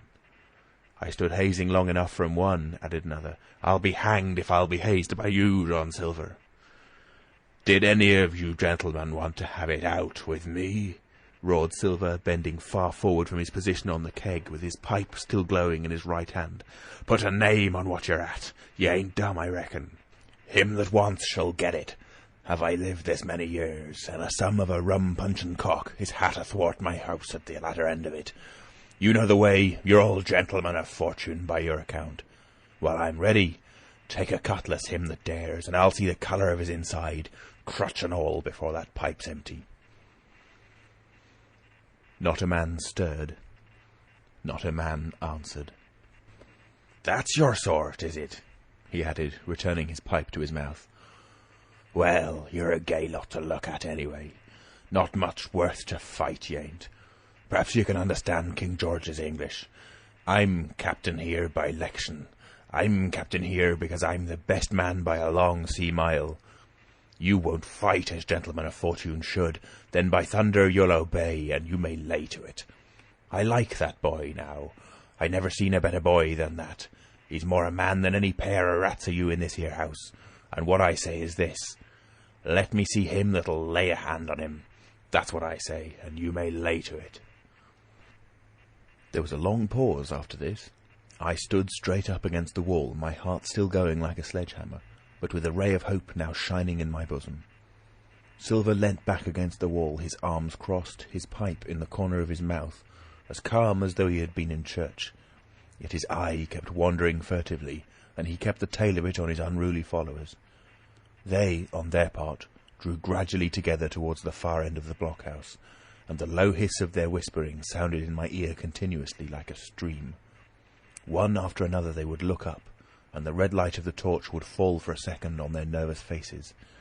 But it was not towards me. It was towards Silver that they turned their eyes. "You seem to have a lot to say," remarked Silver, spitting far into the air. "Pipe up and let me hear it, or lay to." "Ax your pardon, sir," returned one of the men. "You're pretty free with some of the rules. Maybe you'll kindly keep an eye upon the rest. This crew's dissatisfied. This crew don't vally bullying like a marlin spike. This crew has its rights like other crews. I'll make so free as that, and by your own rules I take it we can talk together. I ax your pardon, sir, acknowledging you for to be captain at the moment, but I claim my right and steps outside for a council." And with an elaborate sea salute, this fellow, a long, ill-looking, yellow-eyed man of 35, stepped coolly towards the door and disappeared out of the house. One after another the rest followed his example, each making a salute as he passed, each adding some apology. "According to the rules," said one. "Forecastle council," said Morgan. And so, with one remark or another, all marched out and left Silver and me alone with the torch. The sea-cook instantly removed his pipe. "Now look you here, Jim Hawkins," he said with a steady whisper that was no more than audible. "You're within half a plank of death, and what's alongside worse, of torture. They're going to throw me off. But you mark, I stand by you through thick and thin. I didn't mean to. No, not till you spoke up. I was about desperate to lose that much blunt, and be hanged into the bargain. But I see you was the right sort. I says to myself, you stand by Horkins, John, and Horkins'll stand by you. You're his last card, and by the living thunder, John, he's yours. Back to back, says I. You save your witness, and he'll save your neck. I began, dimly, to understand. You mean all's lost? I asked. Aye, by gum I do, he answered. Ship gone, neck gone, that's the size of it. Once I looked into that bay, Jim Hawkins, and seen no schooner. Well, I'm tough, but I gave out. As for that lot and their counsel, mark me, they're outright fools and cowards. I'll save your life, if so be as I can, from them. But see here, Jim, tit for tat, you save Long John from swinging. I was bewildered. It seemed a thing so hopeless he was asking, he, the old buccaneer, the ringleader throughout. What I can do, that I'll do, I said. It's a bargain, cried Long John. You speak up, Plucky, and by thunder, I've a chance. He hobbled to the torch, where it stood propped among the firewood, and took a fresh light to his pipe. Understand me, Jim, he said, returning. I've a head on my shoulders, I have. I'm on Squire's side now. I know that you've got that ship safe somewheres. How you done it, I don't know, but safe it is. I guess Hans and O'Brien turned soft. I never much believed in neither of them. Now you mark me. I ask no questions, nor I won't let others. I know when a game's up, I do. And I know a lad that's staunch. Ah, you that's young, you and me might have done the power of good together. He drew some cognac from the cask into a tin cannikin. Will you taste, messmate? He asked, and when I had refused, well, I'll take a drain myself, Jim, said he. I need a corker, that's the trouble on land. And talking of trouble, why did that doctor give me the chart, Jim? My face expressed a wonder so unaffected that he saw the needlessness of further questions. Ah, well he did, though, said he. And there's something under that, no doubt. Something surely under that, Jim, bad or good. And he took another swallow of the brandy, shaking his great fair head like a man who looks forward to the worst. End of chapter 28. Recorded in Nottingham, England on the 6th of November 2005. Treasure Island by Robert Louis Stevenson. Chapter 29. The Black Spot Again. The council of buccaneers had lasted some time when one of them re-entered the house, and with a repetition of the same salute, which had in my eyes an ironical air, begged for a moment's loan of the torch. Silver briefly agreed, and this emissary retired again, leaving us together in the dark. "There's a breeze coming, Jim," said Silver, who had by this time adopted quite a friendly and familiar tone. I turned to the loophole nearest me and looked out. The embers of the great fire had so far burned themselves out and now glowed so low and duskily that I understood why these conspirators desired a torch. About halfway down the slope to the stockade, they were collected in a group. One held the light, another was on his knees in their midst, and I saw the blade of an open knife shine in his hand, with varying colors in the moon and torchlight. The rest were all somewhat stooping, as though watching the maneuvers of this last. I could just make out that he had a book as well as a knife in his hand, and was still wondering how anything so incongruous had come in their possession, when the kneeling figure rose once more to his feet, and the whole party began to move together towards the house. "Here they come," said I, and I returned to my former position, for it seemed beneath my dignity that they should find me watching them.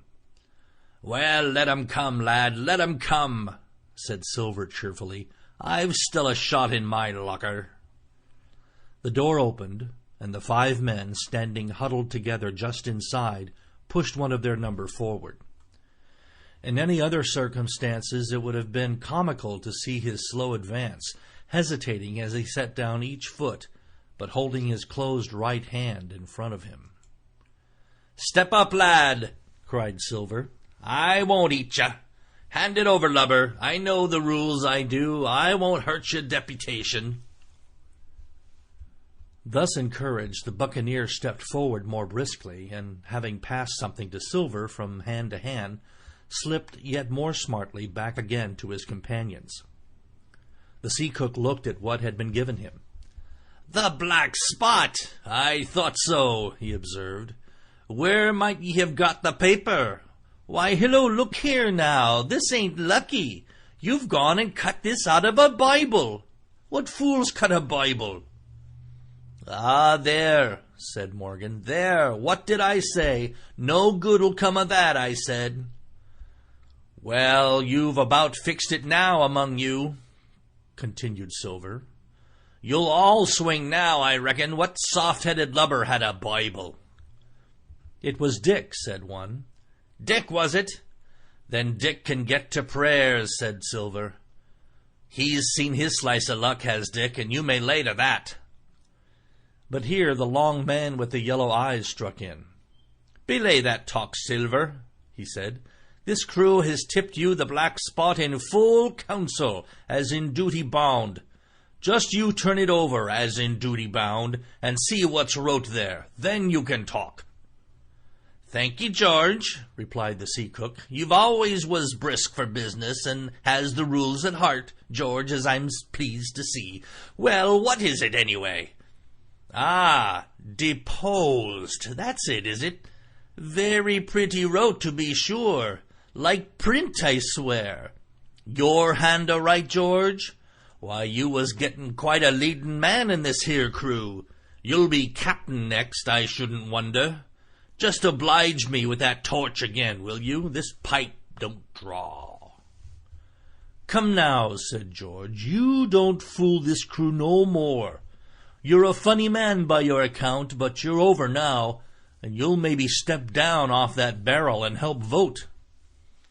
"I thought you said you knowed the rules," returned Silver contemptuously. "Leastways, if you don't, I do, and I wait here, and I'm still your captain, mind, till you outs with your grievances, and I reply. In the meantime, your black spot ain't worth a biscuit. After that, we'll see." "Oh," replied George, "you don't be under no kind of apprehension. We're all square, we are. First, you've made a hash of this cruise. You'll be a bold man to say no to that. Second, you let the enemy out of this here trap for nothing. Why did they want out? I don't know, but it's pretty plain they wanted it. Third, you wouldn't let us go with them upon the march. Oh, we see through you, John Silver. You want to play booty, that's what's wrong with you. And then, fourth, there's this here boy."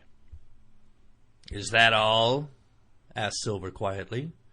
"Enough, too," retorted George. "We'll all swing and sun-dry for your bungling."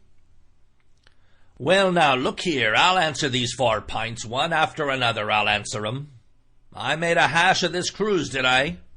Well, now, you all know what I wanted, and you all know if that had been done, that we'd have been aboard the Hispaniola this night as ever was, every man of us alive and fit and full of good plum duff, and the treasure in the hold of her, by thunder. Well, who crossed me? Who forced my hand as was the lawful captain? Who tipped me the black spot the day we landed and began this dance? Ah, it's a fine dance, I'm with you there, and looks mighty like a hornpipe in a rope's end at Execution Dock by London town, it does. But who done it? Why, it was Anderson and Hans and you, George Merry, and you're the last above board of that same meddlin' crew, and you have the Davy Jones insolence to up and stand for captain over me, you that sank the lot of us? By the powers! But this tops the stiffest yarn to nothing." Silver paused, and I could see by the faces of George and his late comrades that these words had not been said in vain. "That's for number 1, cried the accused, wiping the sweat from his brow, for he had been talking with a vehemence that shook the house. "Why, I give you my word, I'm sick to speak to you. You've neither sense nor memory, and I leave it to fancy where your mother's was that let you come to sea. See, gentlemen of fortune, I reckon tailors is your trade." "Go on, John," said Morgan. "Speak up to the others."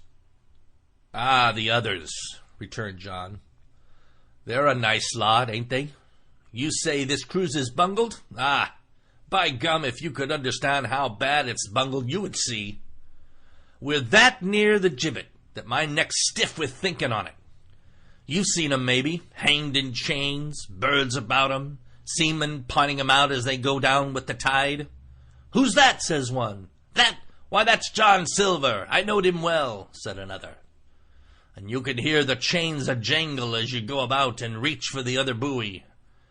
Now that's about where we are, every mother's son of us, thanks to him, and Hans and Anderson and other ruination fools of you.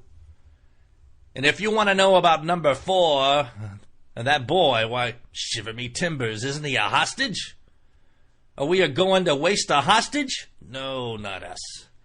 He might be our last chance, and I wouldn't wonder. Kill that boy? Not me, mates. And number 3, well, there's a deal to say to number 3. Maybe you don't count it nothing to have a real college doctor to see you every day. You, John, with your head broke. Or you, George Mary, that had the og shakes about you not 6 hours agone, and has your eyes the color of lemon peel to this same moment of the clock. And maybe, perhaps, you didn't know there was a consort coming either. But there is, and not so long till then, and we'll see who'll be glad to have a hostage when it comes to that. And as for number 2, and why I made a bargain, well, you came crawling on your knees to me to make it. On your knees you came. You was downhearted, and you'd have starved, too, if I hadn't. But that's a trifle. You look there, that's why. And he cast down upon the floor a paper that I instantly recognized. None other than the chart on yellow paper with the 3 red crosses that I had found in the oilcloth at the bottom of the captain's chest. Why the doctor had given it to him was more than I could fancy.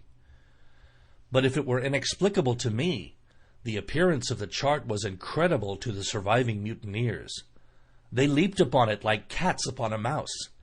It went from hand to hand, one tearing it from another, and by the oaths and the cries and the childish laughter with which they accompanied their examination, you would have thought not only were they fingering the very gold, but were at sea with it, besides, in safety.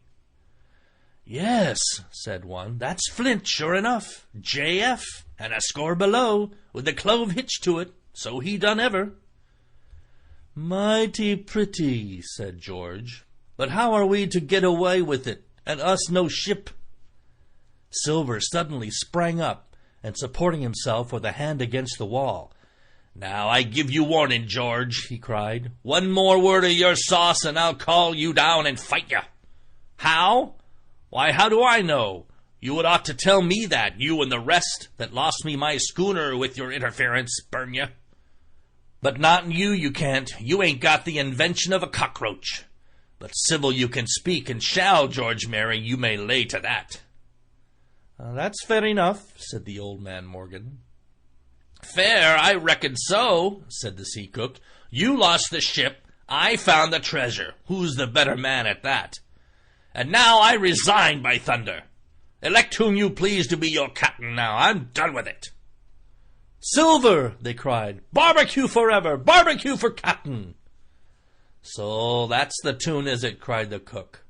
"George, I reckon you'll have to wait another turn, friend, and lucky for you as I'm not a revengeful man, but that never was my way.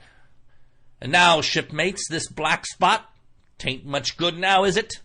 Dick's crossed his luck and spoiled his Bible, and that's about all." "It'll do to kiss the book on still, won't it?" growled Dick, who was evidently uneasy at the curse that he had brought upon himself. "A Bible with a bit cut out," returned Silver derisively. "Not it. It won't buy no more'n a ballad book." "Don't it, though?" cried Dick with a sort of joy. "Well, I reckon that's worth having, too."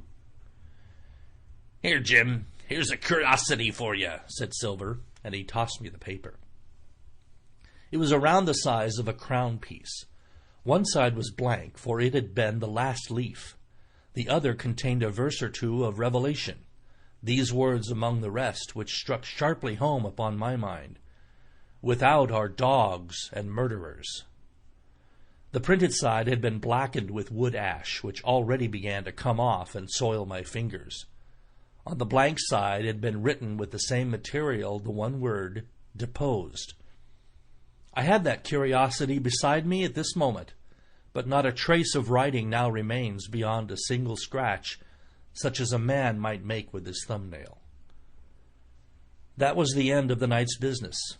Soon after, with a drink all round, we lay down to sleep, and the outside of Silver's vengeance was to put George Merry up for sentinel and threaten him with death if he should prove unfaithful. It was long ere I could close an eye, and heaven knows I had matter enough for thought in the man whom I had slain that afternoon in my most perilous position, and above all in the remarkable game that I saw Silver now engaged upon, keeping the mutineers together with one hand, and grasping with the other after every means possible and impossible to make his peace and save his miserable life. He himself slept peacefully and snored aloud, yet my heart was sore for him, wicked as he was, to think on the dark perils that environed and the shameful gibbet that awaited him. End of Treasure chapter Island 29. by Robert Louis Stevenson. Chapter 30. On Parole. I was wakened, indeed we were all wakened, for I could see even the sentinel shake himself together from where he had fallen against the doorpost, by a clear, hearty voice hailing us from the margin of the wood. "Blockhouse ahoy!" it cried. "Here's the doctor." And the doctor it was. Although I was glad to hear the sound, yet my gladness was not without admixture. I remembered with confusion my insubordinate and stealthy conduct, and when I saw where it had brought me, among what companions and surrounded by what dangers, I felt ashamed to look him in the face. He must have risen in the dark, for the day had hardly come, and when I ran to a loophole and looked out, I saw him standing, like Silver once before, up to the mid-leg in creeping vapor. "You, doctor, top of the morning to you, sir," cried Silver, broad awake and beaming with good nature in a moment. "Bright and early, to be sure, and it's the early bird, as the saying goes, that gets the rations. George, shake up your timbers, son, and help Dr. Livesey over the ship's side.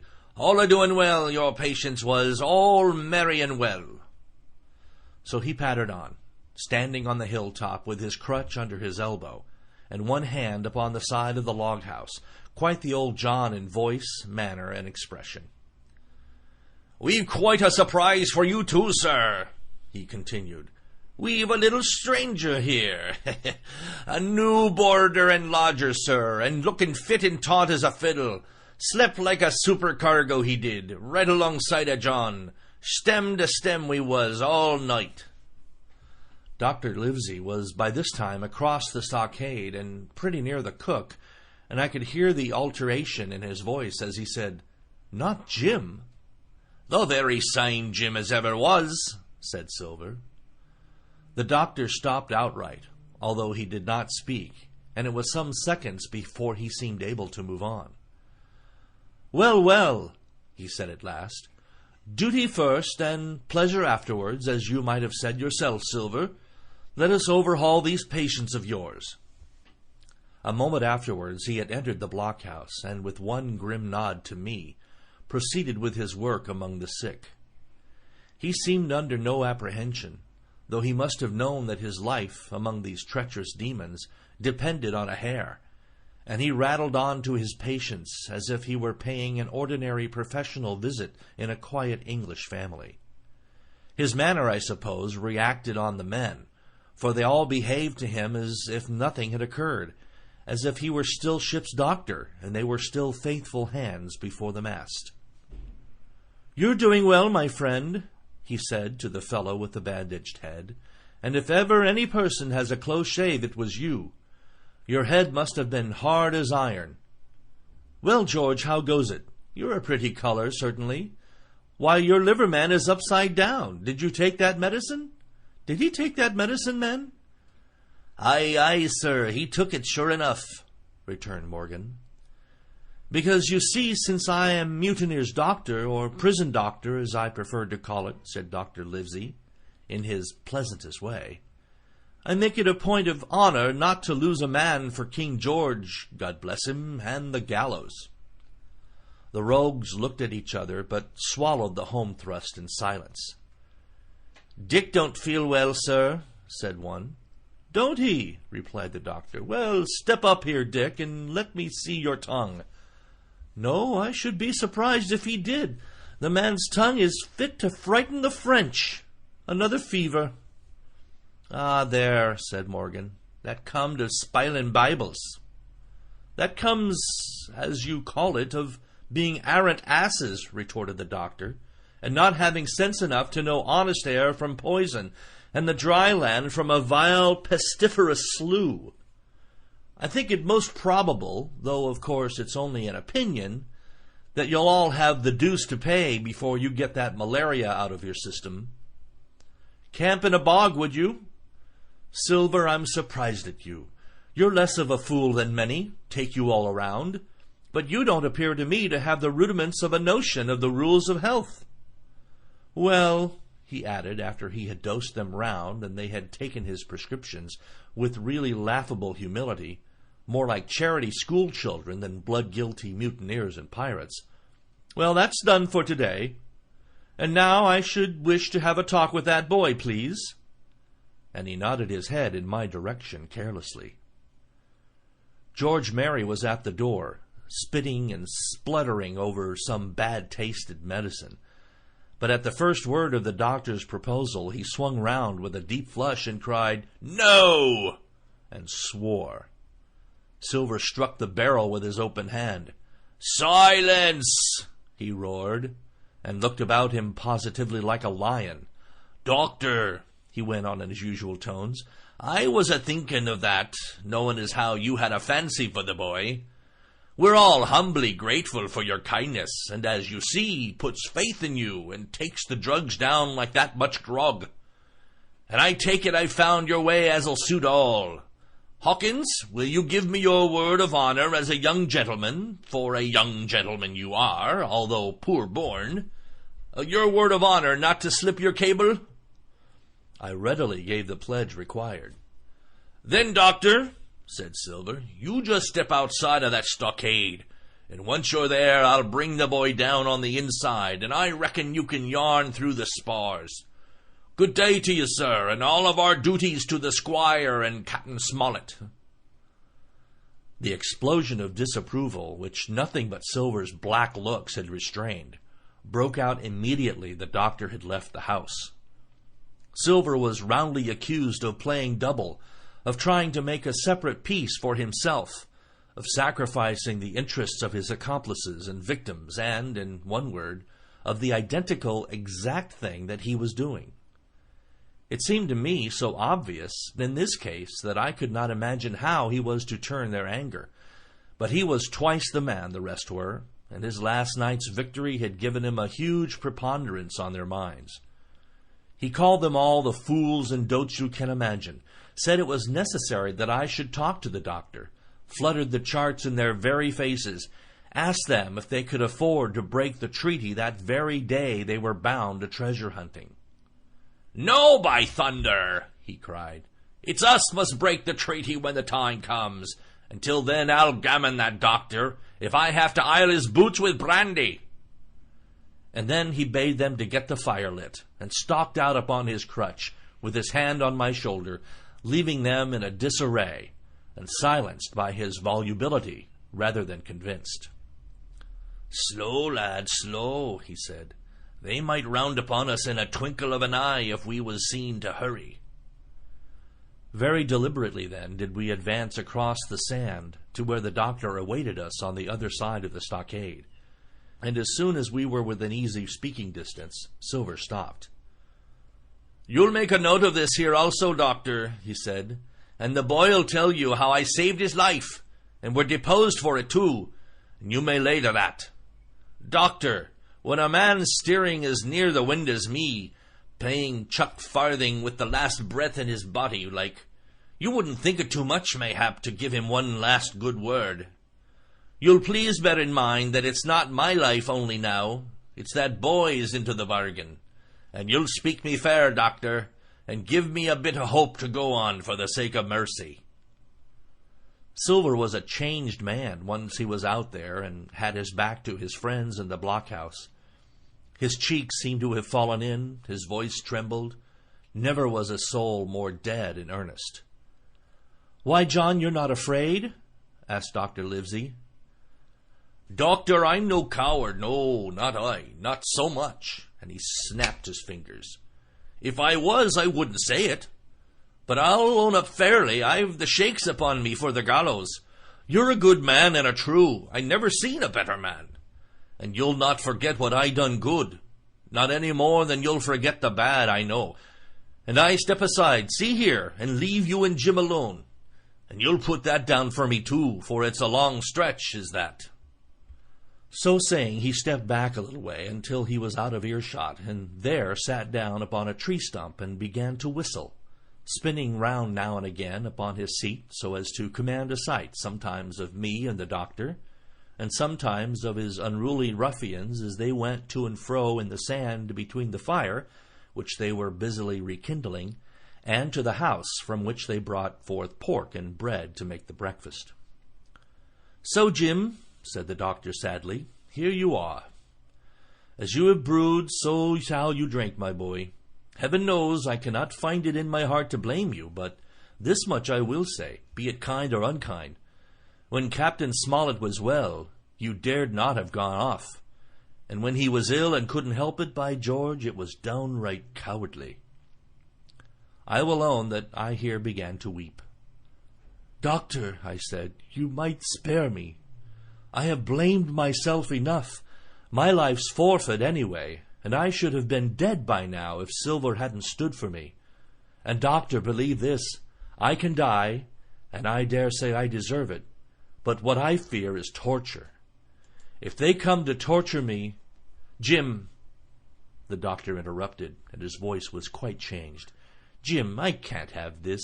Whip over, and we'll run for it." "Doctor," said I passed my word." I know, he cried. "We can't help that, Jim, now. I'll take it on my shoulders. Holus bolus, blame and shame, my boy. But stay here, I cannot let you. Jump! One jump and you're out, and we'll run for it like antelopes." "No," I replied. "You know right well you wouldn't do the same yourself. Neither you nor Squire nor Captain, and no more will I. Silver trusted me. I passed my word, and back I go. But, doctor, you did not let me finish. If they come to torture me, I might let slip a word of where the ship is, for I got the ship, part by luck and part by risking, and she lies in North Inlet, on the southern beach, and just below high water. At half tide she must be high and dry." "The ship!" exclaimed the doctor. Rapidly I described to him my adventures, and he heard me out in silence. "There is a kind of fate in this," he observed when I had done. "Every step, it's you that saved our lives, and do you suppose by any chance that we are going to let you lose yours? That would be a poor return, my boy. You found out the plot. You found Ben Gunn, the best deed that ever you did, or will do, though you live till 90. Oh, by Jupiter, and talking of Ben Gunn, why, this is the mischief in person. Silver!" he cried. "Silver! I'll give you a piece of advice," he continued as the cook drew nearer again. "Don't you be in any great hurry after that treasure." "Why, sir, I do my possible, which that ain't," said Silver. "I can only, asking your pardon, save my life and the boys by seeking for that treasure, and you may lay to that." "Well, Silver," replied the doctor, "if that is so, I'll go one step further. Look out for squalls when you find it." "Sir," said Silver, "as between man and man, that's too much and too little. What you're after, why you left the blockhouse, why you given me that there chart, I don't know now, do I? And yet I done your bidding with my eyes shut and never a word of hope. But no, this here's too much. If you won't tell me what you mean plain out, just say so, and I'll leave the helm." "No," said the doctor musingly, "I've got no right to say more. It's not my secret, you see, Silver, or I give you my word I'd tell it to you. But I'll go as far with you as I dare go, and a step beyond, for I'll have my wig sorted by the captain, or I'm mistaken. And first I'll give you a bit of hope, Silver. If we both get alive out of this wolf trap, I'll do my best to save you, short of perjury." Silver's face was radiant. "You couldn't say more, I'm sure, sir, not if you was my mother," he cried. "Well, that's my first concession," added the doctor. "My second is a piece of advice. Keep the boy close beside you, and when you need help, halloo. I'm off to seek it for you, and that itself should show you if I speak at random. Goodbye, Jim." And Dr. Livesey shook hands with me through the stockade, nodded to Silver, and set off at a brisk pace into the wood. The book is Treasure Island End of chapter by Robert 30. Louis Stevenson. This is chapter 31, The Treasure Hunt, Flint's Pointer. "Jim," said Silver, when we were alone, "if I saved your life, you saved mine, and I'll not forget it. I seen the doctor waving you to run for it. With the tail of my eye I did, and I seen you say no plain as hearing. Jim, that's one to you. This is the first glint of hope I had since the attack failed, and I owe it to you. And now, Jim, we're to go in for this here treasure hunting, with sealed orders, too, and I don't like it. And you and me must stick close, back to back like, and we'll save our necks spite of fate and fortune." Just then a man hailed from the fire that breakfast was ready, and we were soon seated here and there about the sand over biscuit and fried junk. They had lit a fire to roast an ox, and it was now grown so hot that they could only approach it from the windward, and even there not without precaution. In the same wasteful spirit they had cooked, I suppose, 3 times more than we could eat, and one of them, with an empty laugh, threw what was left into the fire, which blazed and roared again over this unusual fuel. I never in my life saw men so careless of the morrow. Hand to mouth is the only word that can describe their way of doing, and what with wasted food and sleeping sentries, though they were bold enough for a brush and be done with it, I could see their entire unfitness for anything like a prolonged campaign. Even Silver, eating away with Captain Flint upon his shoulder, had not a word of blame for their recklessness, and this the more surprised me, for I thought he had never shown himself so cunning as he did then. "Aye, mates," said he, "it's lucky you have barbecue to think for you with this here head. I got what I wanted, I did, sure enough. They have the ship. Where they have it, I don't know yet, but once we hit the treasure, we'll have to jump about and find out. And then, mates, us that has the boats, I reckon, has the upper hand." Thus he kept running on with his mouth full of the hot bacon. Thus he restored their hope and confidence, and, I more than suspect, repaired his own at the same time. "As for hostage," he continued, "that's his last talk, I guess, with them that loves so dear. I've got my piece of news, and thank ye to him for that. But it's over and done. I'll take him in a line when we go treasure hunting, for we'll keep him like so much gold, in case of accidents, you mark, and in the meantime, once we got the ship and treasure both, and off to sea like jolly companions, why, then we'll talk Mr. Hawkins over, we will, and we'll give him his share, to be sure, for all his kindness." It was no wonder the men were in good humor now. For my part, I was horribly cast down. Should the scheme he had now sketched prove feasible, Silver, already doubly a traitor, would not hesitate to adopt it. He had still a foot in either camp, and there was no doubt he would prefer wealth and freedom with the pirates to a bare escape from hanging, which was the best he had to hope on our side. Nay, and even if things so fell out that he was forced to keep his faith with Dr. Livesey, even then what danger lay before us! What a moment that would be when the suspicions of his followers turned to certainty, and he and I should have to fight for dear life.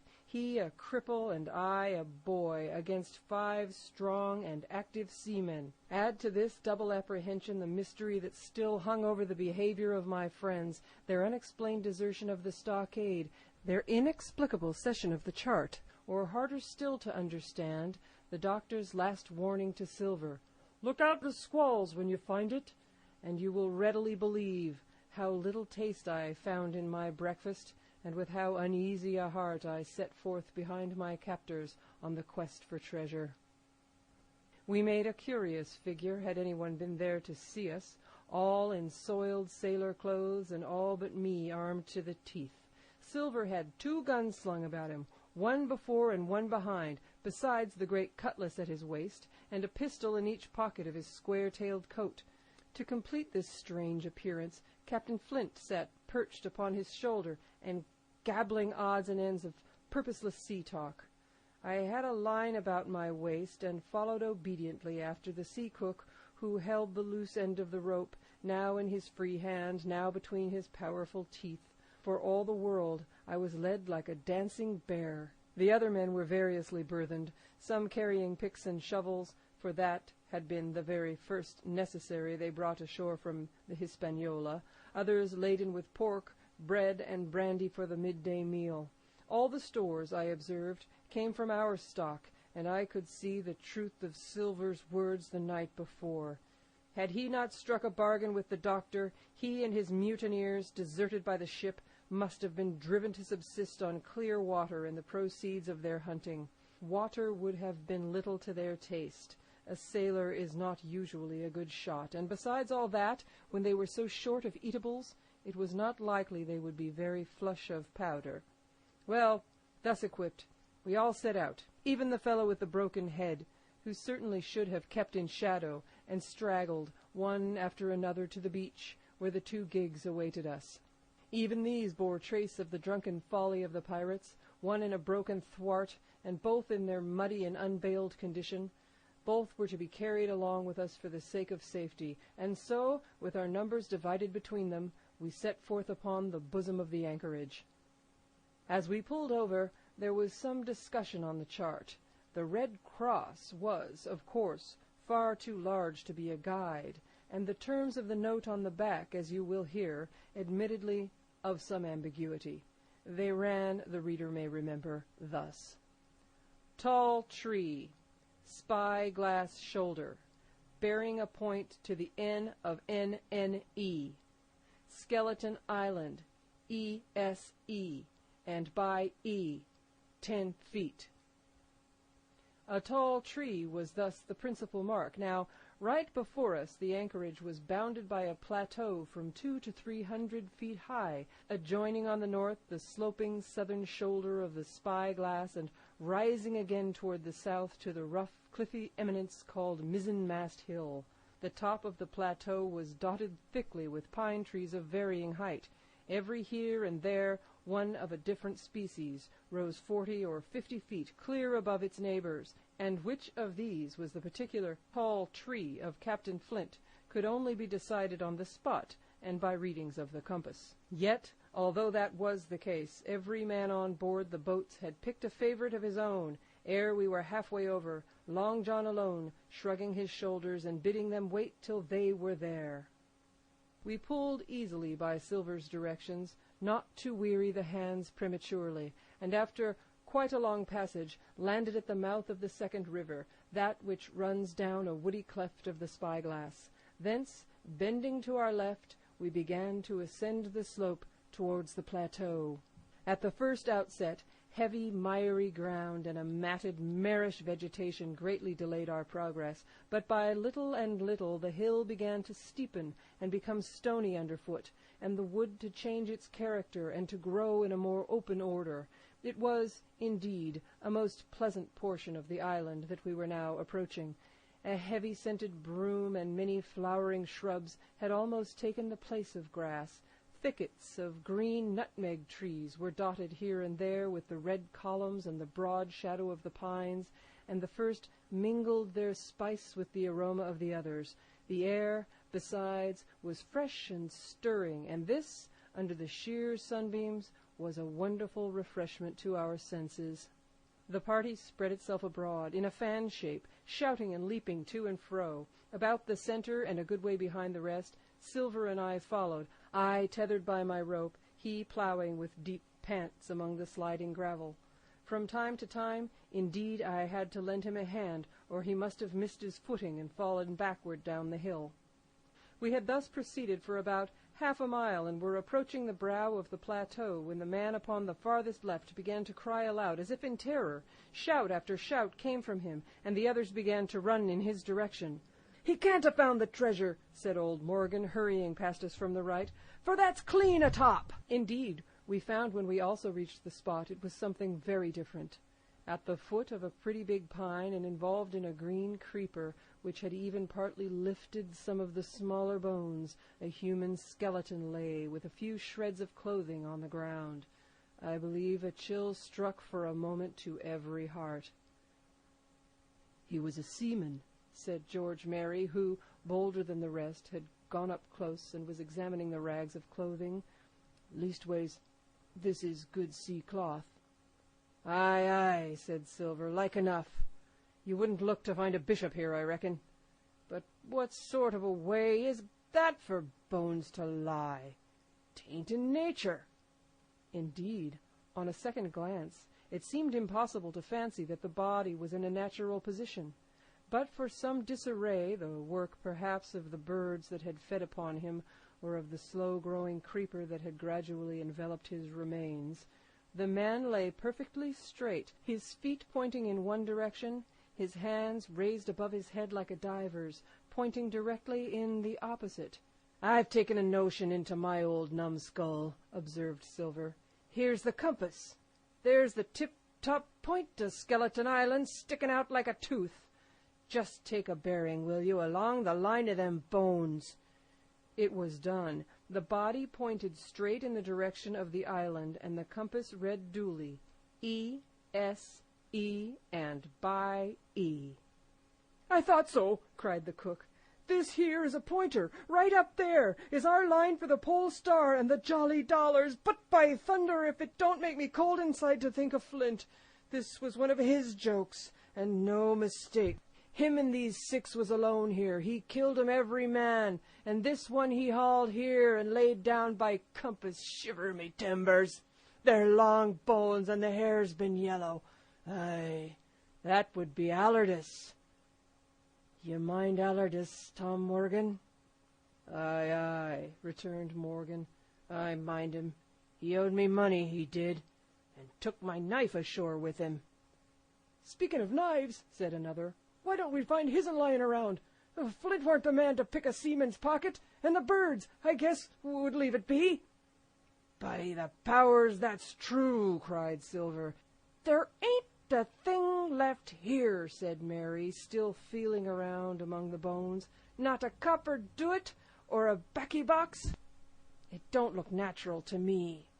"No, by gum, it don't," agreed Silver. "Not natural, nor not nice, says you. Great guns, messmates! But if Flint was living, this would be a hot spot for you and me. 6 they were, and 6 are we, and bones is what they are now." "I saw him dead with these here dead lights," said Morgan. "Billy took me in. There he laid with penny pieces on his eyes." "Dead eye, sure enough. He's dead and gone below," said the fellow with the bandage. "But if ever a spirit walked, it would be Flint's. Dear heart, but he died bad, did Flint." "Aye, that he did," observed another. "Now he raged, and now he hollered for the rum, and now he sang. 15 men were his only song mates, and I tell you true, I never rightly liked to hear it since. It was main hot, and the windy was open, and I hear that old song coming out as clear, and the death haul on the man already." "Come, come," said Silver, "stow this talk.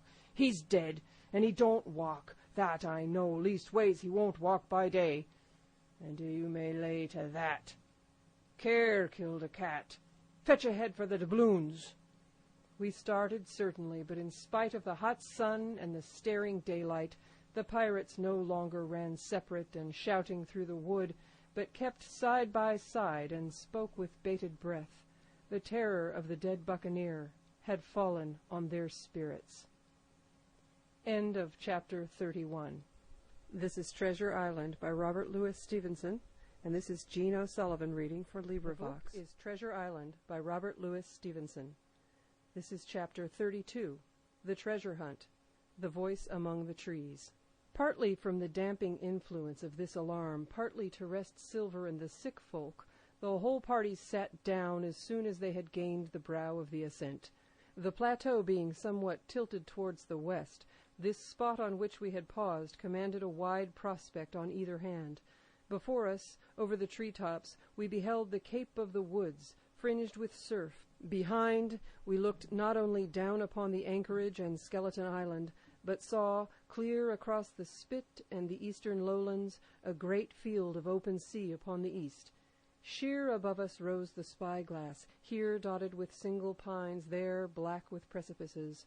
There was no sound but that of the distant breakers mounting from all round, and the chirp of countless insects in the brush. Not a man, not a sail upon the sea. The very largeness of the view increased the sense of solitude. Silver, as he sat, took certain bearings with his compass. "There are 3 tall trees," said he, "about in the right line from Skeleton Island. Spyglass shoulder, I take it, means that lower point there. It's child's play to find their stuff now. I've half a mind to dine first." "I don't feel sharp," growled Morgan. "Thinking of Flint, I think it were as done me." "Ah, well, my son, if you praise your stars, he's dead," said Silver. "He were an ugly devil," cried a third pirate with a shudder. "That blue in the face, too." "That was how the rum took him," added Mary. "Blue! Well, I reckon he was blue. That's a true word." Ever since they had found the skeleton and got upon this train of thought, they had spoken lower and lower, and they almost had got to whispering by now, so that the sound of their talk hardly interrupted the silence of the wood. All of a sudden, out of the middle of the trees in front of us, a thin, high, trembling voice struck up the well-known air and words, 15 men on a dead man's chest, yo-ho-ho, and a bottle of rum. I never have seen men more dreadfully affected than the pirates. The color went from their 6 faces like enchantment. Some leaped to their feet, some clawed hold of others. Morgan grovelled on the ground. "It's Flint, by—" cried Mary. The song had stopped as suddenly as it began, broken off, you would have said, in the middle of a note, as though someone had laid his hand upon the singer's mouth. Coming through the clear, sunny atmosphere among the green tree-tops, I thought it had sounded airily and sweetly, and the effect on my companions was the stranger. "Come," said Silver, struggling with his ashen lips to get the word out. "This won't do. Stand by to go about. This is a rum start, and I can't name the voice, but it's someone skylarking, someone that's flesh and blood, and you may lay to that." His courage had come back as he spoke, and some of the color to his face along with it. Already the others had begun to lend an ear to this encouragement, and were coming a little to themselves, when the same voice broke out again, not this time singing, but in a faint, distant hail that echoed yet fainter among the clefts of the spyglass. "Darby McGraw!" it wailed, for that is the word that best describes the sound. "Darby McGraw! Darby McGraw!" Again and again, and then rising a little higher, and with an oath that I leave out, "Fetch after the rum, Darby!" The buccaneers remained rooted to the ground, their eyes starting from their heads. Long after the voice had died away, they still stared in silence, dreadfully, before them. "That fixes it!" gasped one. "Let's go!" "They were his last words," moaned Morgan. "His last words above board."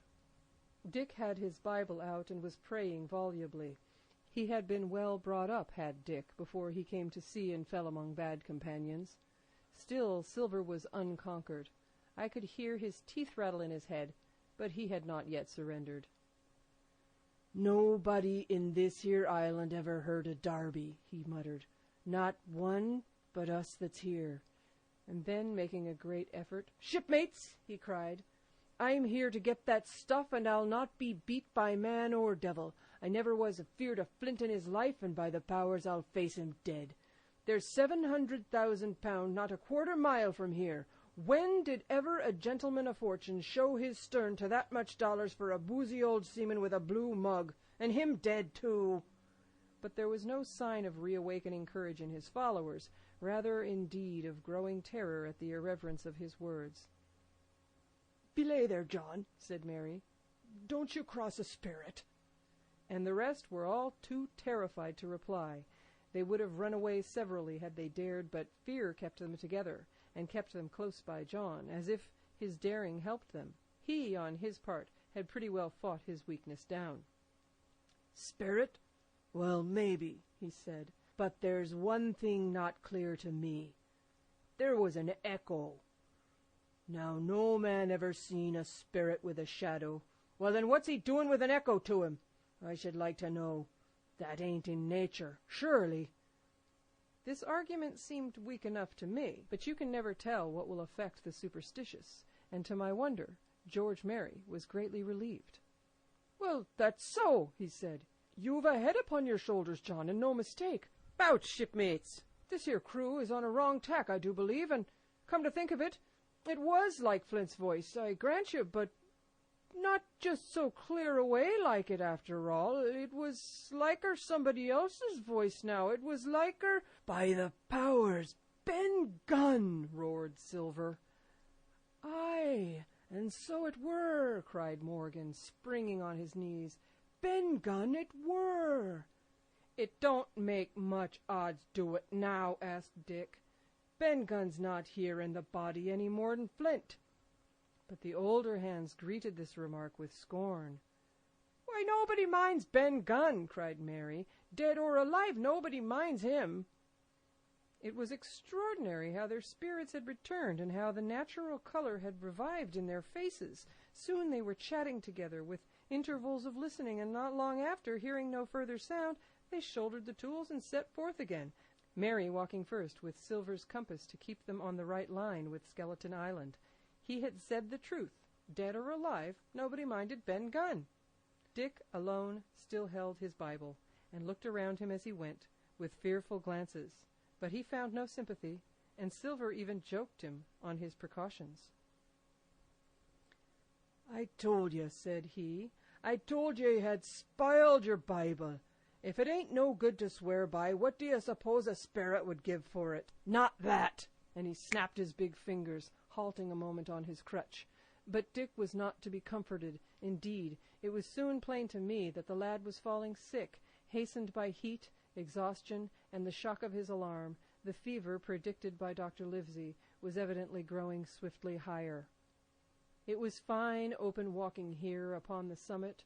Our way lay a little downhill, for, as I have said, the plateau tilted toward the west. The pines, great and small, grew wide apart, and even between the clumps of nutmeg and azalea, wide open spaces baked in the hot sunshine. Striking, as we did, pretty near northwest across the island, we drew on the one hand ever nearer under the shoulders of the spyglass, and on the other looked ever wider over that western bay where I had once tossed and trembled in the oracle. The first of the tall trees was reached, and by the bearings proved the wrong one. So with the second. The third rose nearly 200 feet into the air above a clump of underwood, a giant of a vegetable with a red column as big as a cottage, and a wide shadow around in which a company could have maneuvered. It was conspicuous far to sea, both on the east and west, and might have been entered as a sailing mark upon the chart. But it was not its size that now impressed my companions. It was the knowledge that 700,000 pounds in gold lay somewhere buried below its spreading shadow. The thought of the money as they drew nearer swallowed up their previous terrors. Their eyes burned in their heads, their feet grew speedier and lighter. Their whole soul was found up in that fortune, that whole lifetime of extravagance and pleasure that lay waiting there for each of them. Silver hobbled, grunting, on his crutch. His nostrils stood out and quivered. He cursed like a madman when the flies settled on his hot and shiny countenance. He plucked furiously at the line that held me to him, and from time to time turned his eyes upon me with a deadly look. Certainly he took no pains to hide his thoughts, and certainly I read them like print. In the immediate nearness of the gold, all else had been forgotten. His promise and the doctor's warning were both things of the past, and I could not doubt that he hoped to seize upon the treasure, find and board the Hispaniola under cover of night, cut every honest throat about that island, and sail away as he had first intended, laden with crimes and riches. Shaken as I was with these alarms, it was hard for me to keep up with the rapid pace of the treasure hunters. Now and again I stumbled, and it was then that Silver plucked so roughly at the rope and launched at me his murderous glances. Dick, who had dropped behind us and now brought up the rear, was babbling to himself both prayers and curses as his fever kept rising. This also added to my wretchedness, and to crown it all, I was haunted by the thought of the tragedy that had once been acted on that plateau, when that ungodly buccaneer with the blue face, he who died at Savannah singing and shouting for a drink, had there, with his own hand, cut down his 6 accomplices. This grove that was now so peaceful must then have rung with cries, I thought, and even with the thought I could believe I heard it ringing still. We were now at the margin of the thicket. "Huzza, mates, all together!" shouted Mary, and the foremost broke into a run, and suddenly, not 10 yards further, we beheld them stop. A low cry arose. Silver doubled his pace, digging away with the foot of his crutch like one possessed, and next moment he and I had come also to a dead halt. Before us was a great excavation, not very recent, for the sides had fallen in and grass had sprouted on the bottom. In this were the shaft of a pick broken in 2 and the boards of several packing cases strewn around. On one of these boards I saw, branded with a hot iron, the name Walrus, the name of Flint's ship. All was clear to probation. The cash had been found and rifled.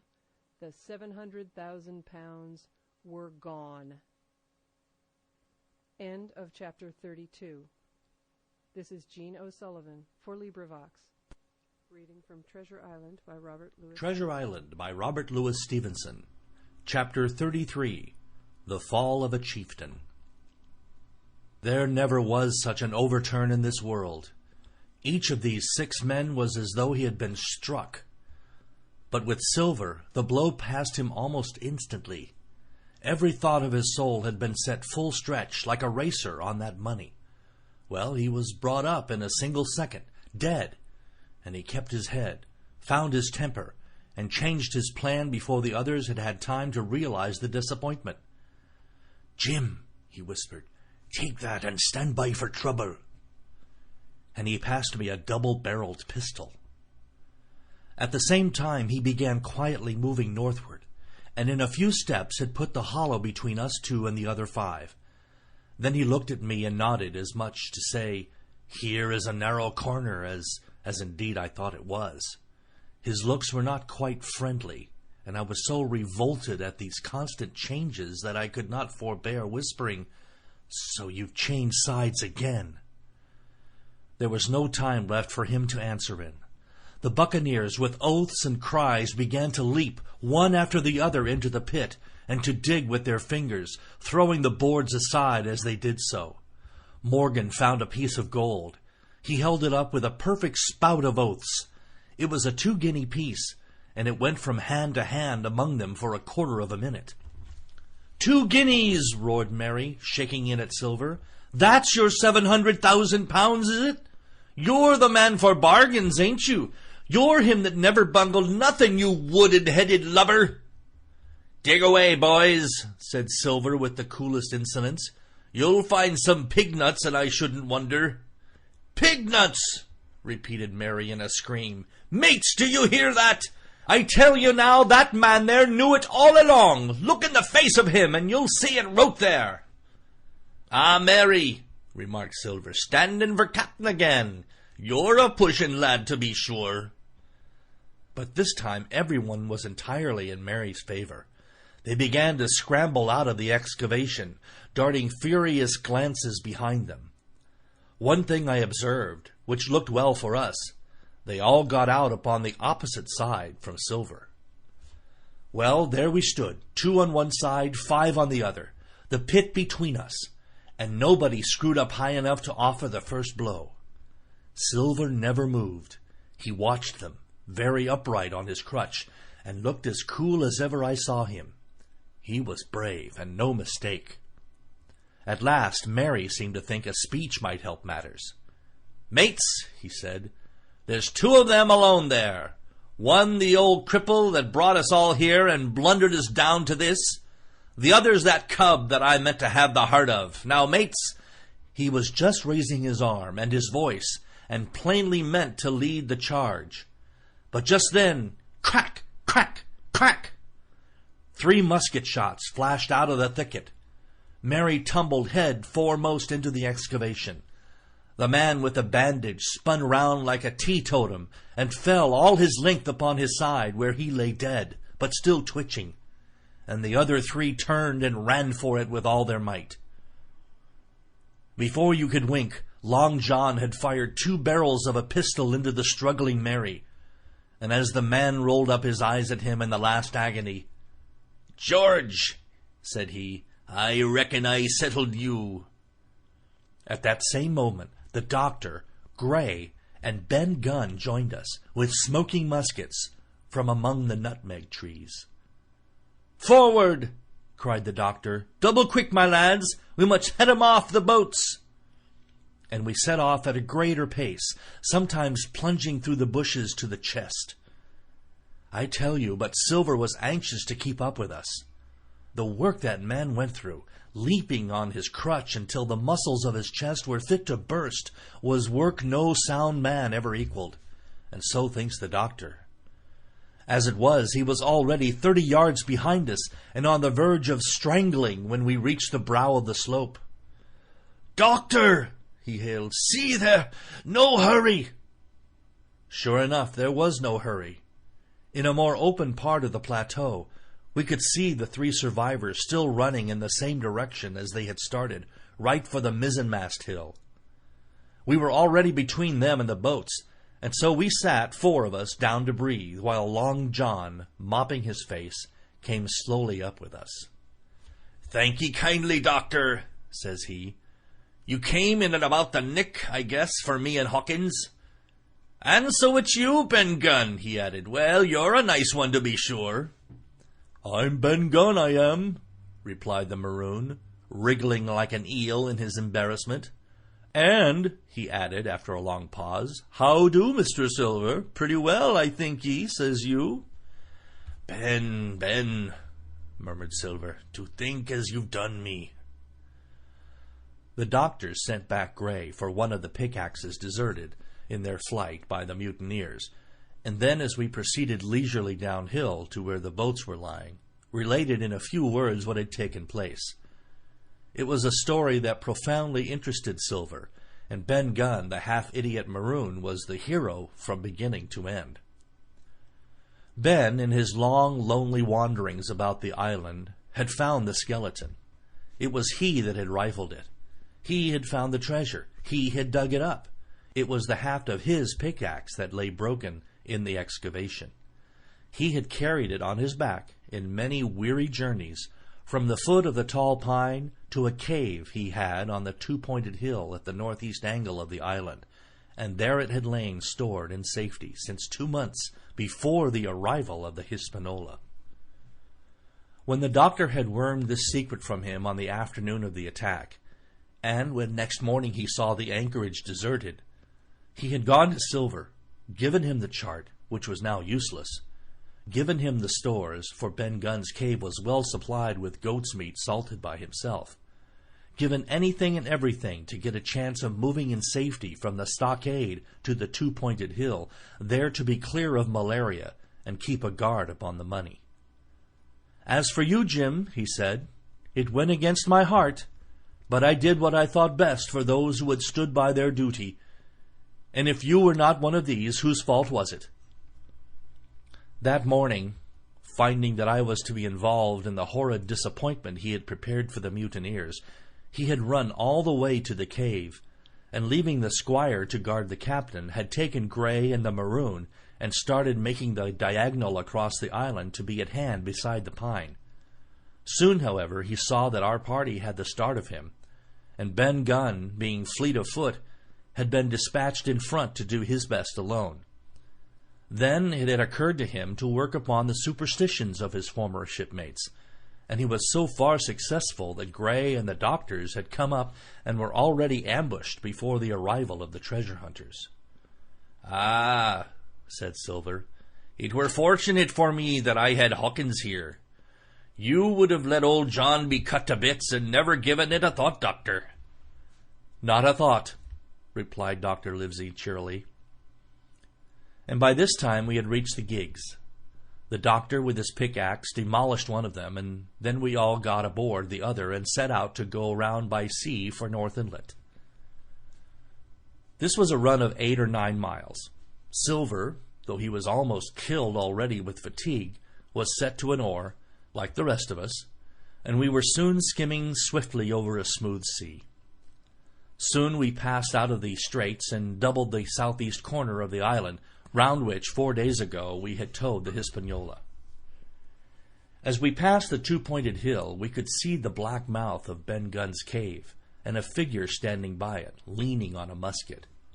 It was the squire, and we waved a handkerchief and gave him 3 cheers, in which the voice of Silver joined as heartily as any. 3 miles farther, just inside the mouth of North Inlet, what should we meet but the Hispaniola cruising by herself? The last flood had lifted her, and had there been much wind or a strong tide current, as in the southern anchorage, we should never have found her more, or found her stranded beyond help. As it was, there was little amiss beyond the wreck of the mainsail. Another anchor was got ready and dropped in 1.5 fathoms of water. We all pulled round again to Rum Cove, the nearest point for Ben Gunn's treasure house, and then Grey, single-handed, returned with the gig to the Hispaniola, where he was to pass the night on guard. A gentle slope ran up from the beach to the entrance of the cave. At the top the squire met us. To me he was cordial and kind, saying nothing of my escapade either in the way of blame or praise. At Silver's polite salute he somewhat flushed. "John Silver," he said, "you are a prodigious villain, an impostor, a monstrous impostor, sir. I am told I am not to prosecute you. Well, then I will not. But the dead men, sir, hang about your neck like millstones." "Thank you kindly, sir," replied Long John, again saluting. "I dare you to thank me," cried the squire. "It is a gross dereliction of my duty. Stand back." And thereupon we all entered the cave. It was a large, airy place, with a little spring and a pool of clear water overhung with ferns. The floor was sand. Before a big fire lay Captain Smollett, and in a far corner, only duskily flickered over by the blaze, I beheld great heaps of coin and quadrilaterals built of bars of gold. That was Flint's treasure that we had come so far to seek, and that had cost already the lives of 17 men from the Hispaniola. How many it had cost in the amassing, what blood and sorrow, what good ships scuttled on the deep, what brave men walking the plank blindfold, what shot of cannon, what shame and lies and cruelty, perhaps no man alive could tell. Yet there were still 3 upon that island, Silver and old Morgan and Ben Gunn, who had each taken his share in these crimes, as each had hoped in vain to share in the reward. "Come in, Jim," said the captain. "You're a good boy in your line, Jim, but I don't think you and me'll go to sea again. You're too much of the born favourite for me." "Is that you, John Silver? What brings you here, man?" "Come back to my duty, sir," returned Silver.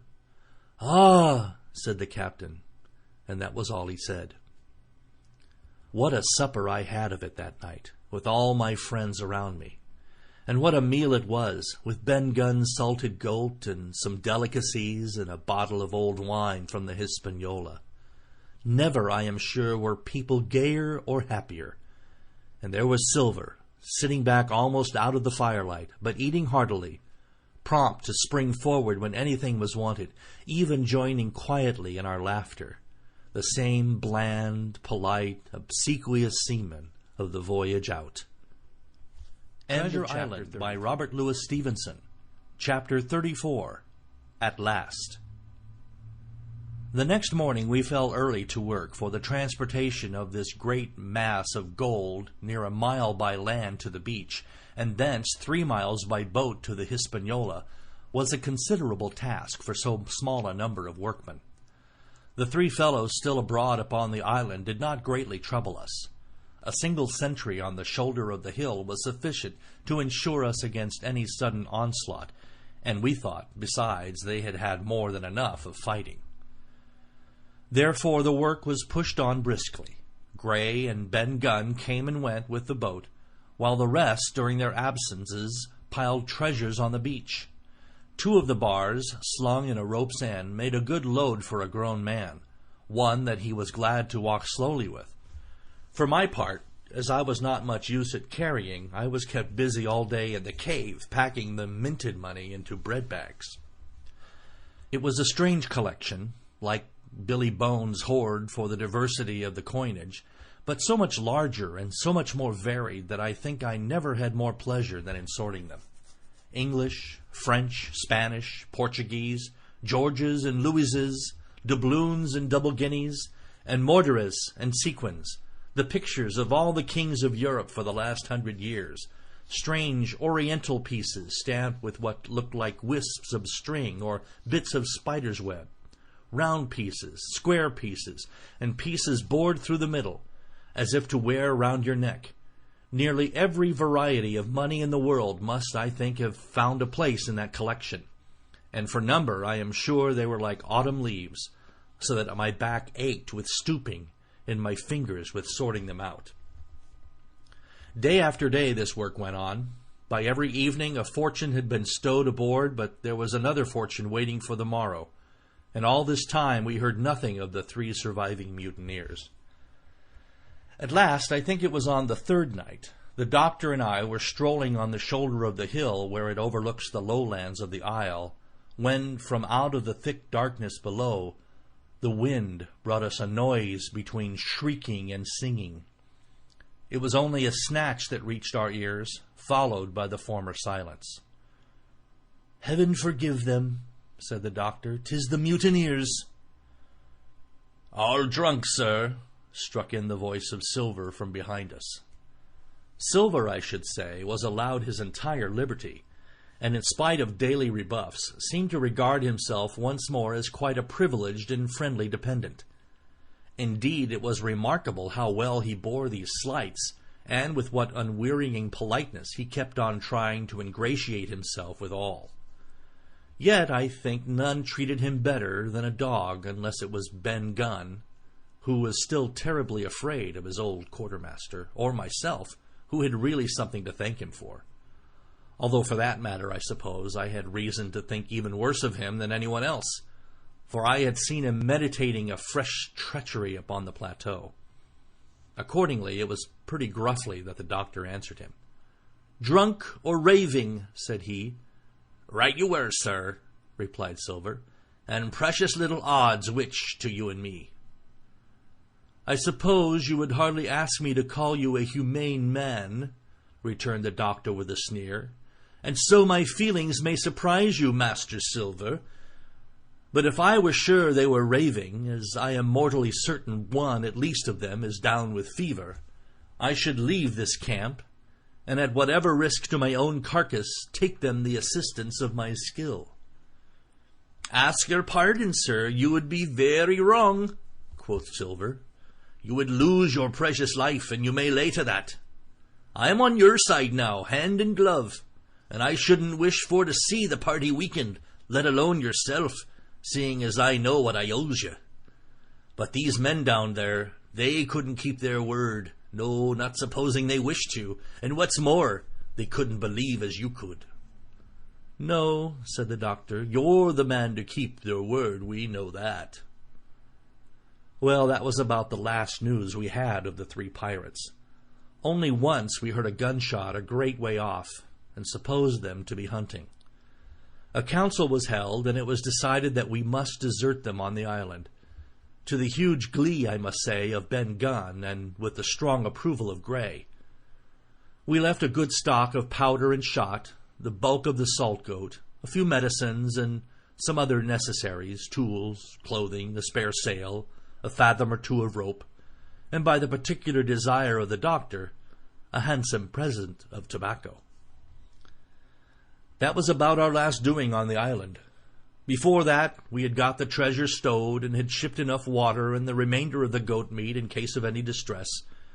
And at last, one fine morning, we weighed anchor, which was about all that we could manage, and stood out of North Inlet, the same colours flying that the captain had flown and fought under at the palisade.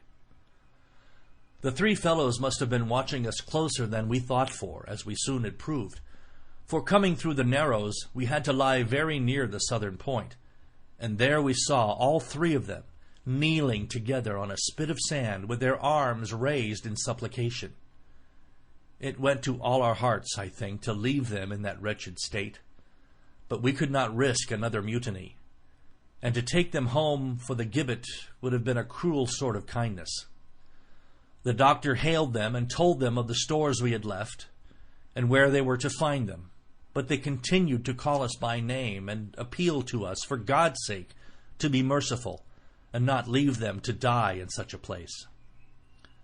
At last, seeing the ship still bore on her course, and was now swiftly drawing out of earshot, one of them, I know not which it was, leaped to his feet with a hoarse cry, whipped his musket to his shoulder, and sent a shot whistling over Silver's head and through the mainsail.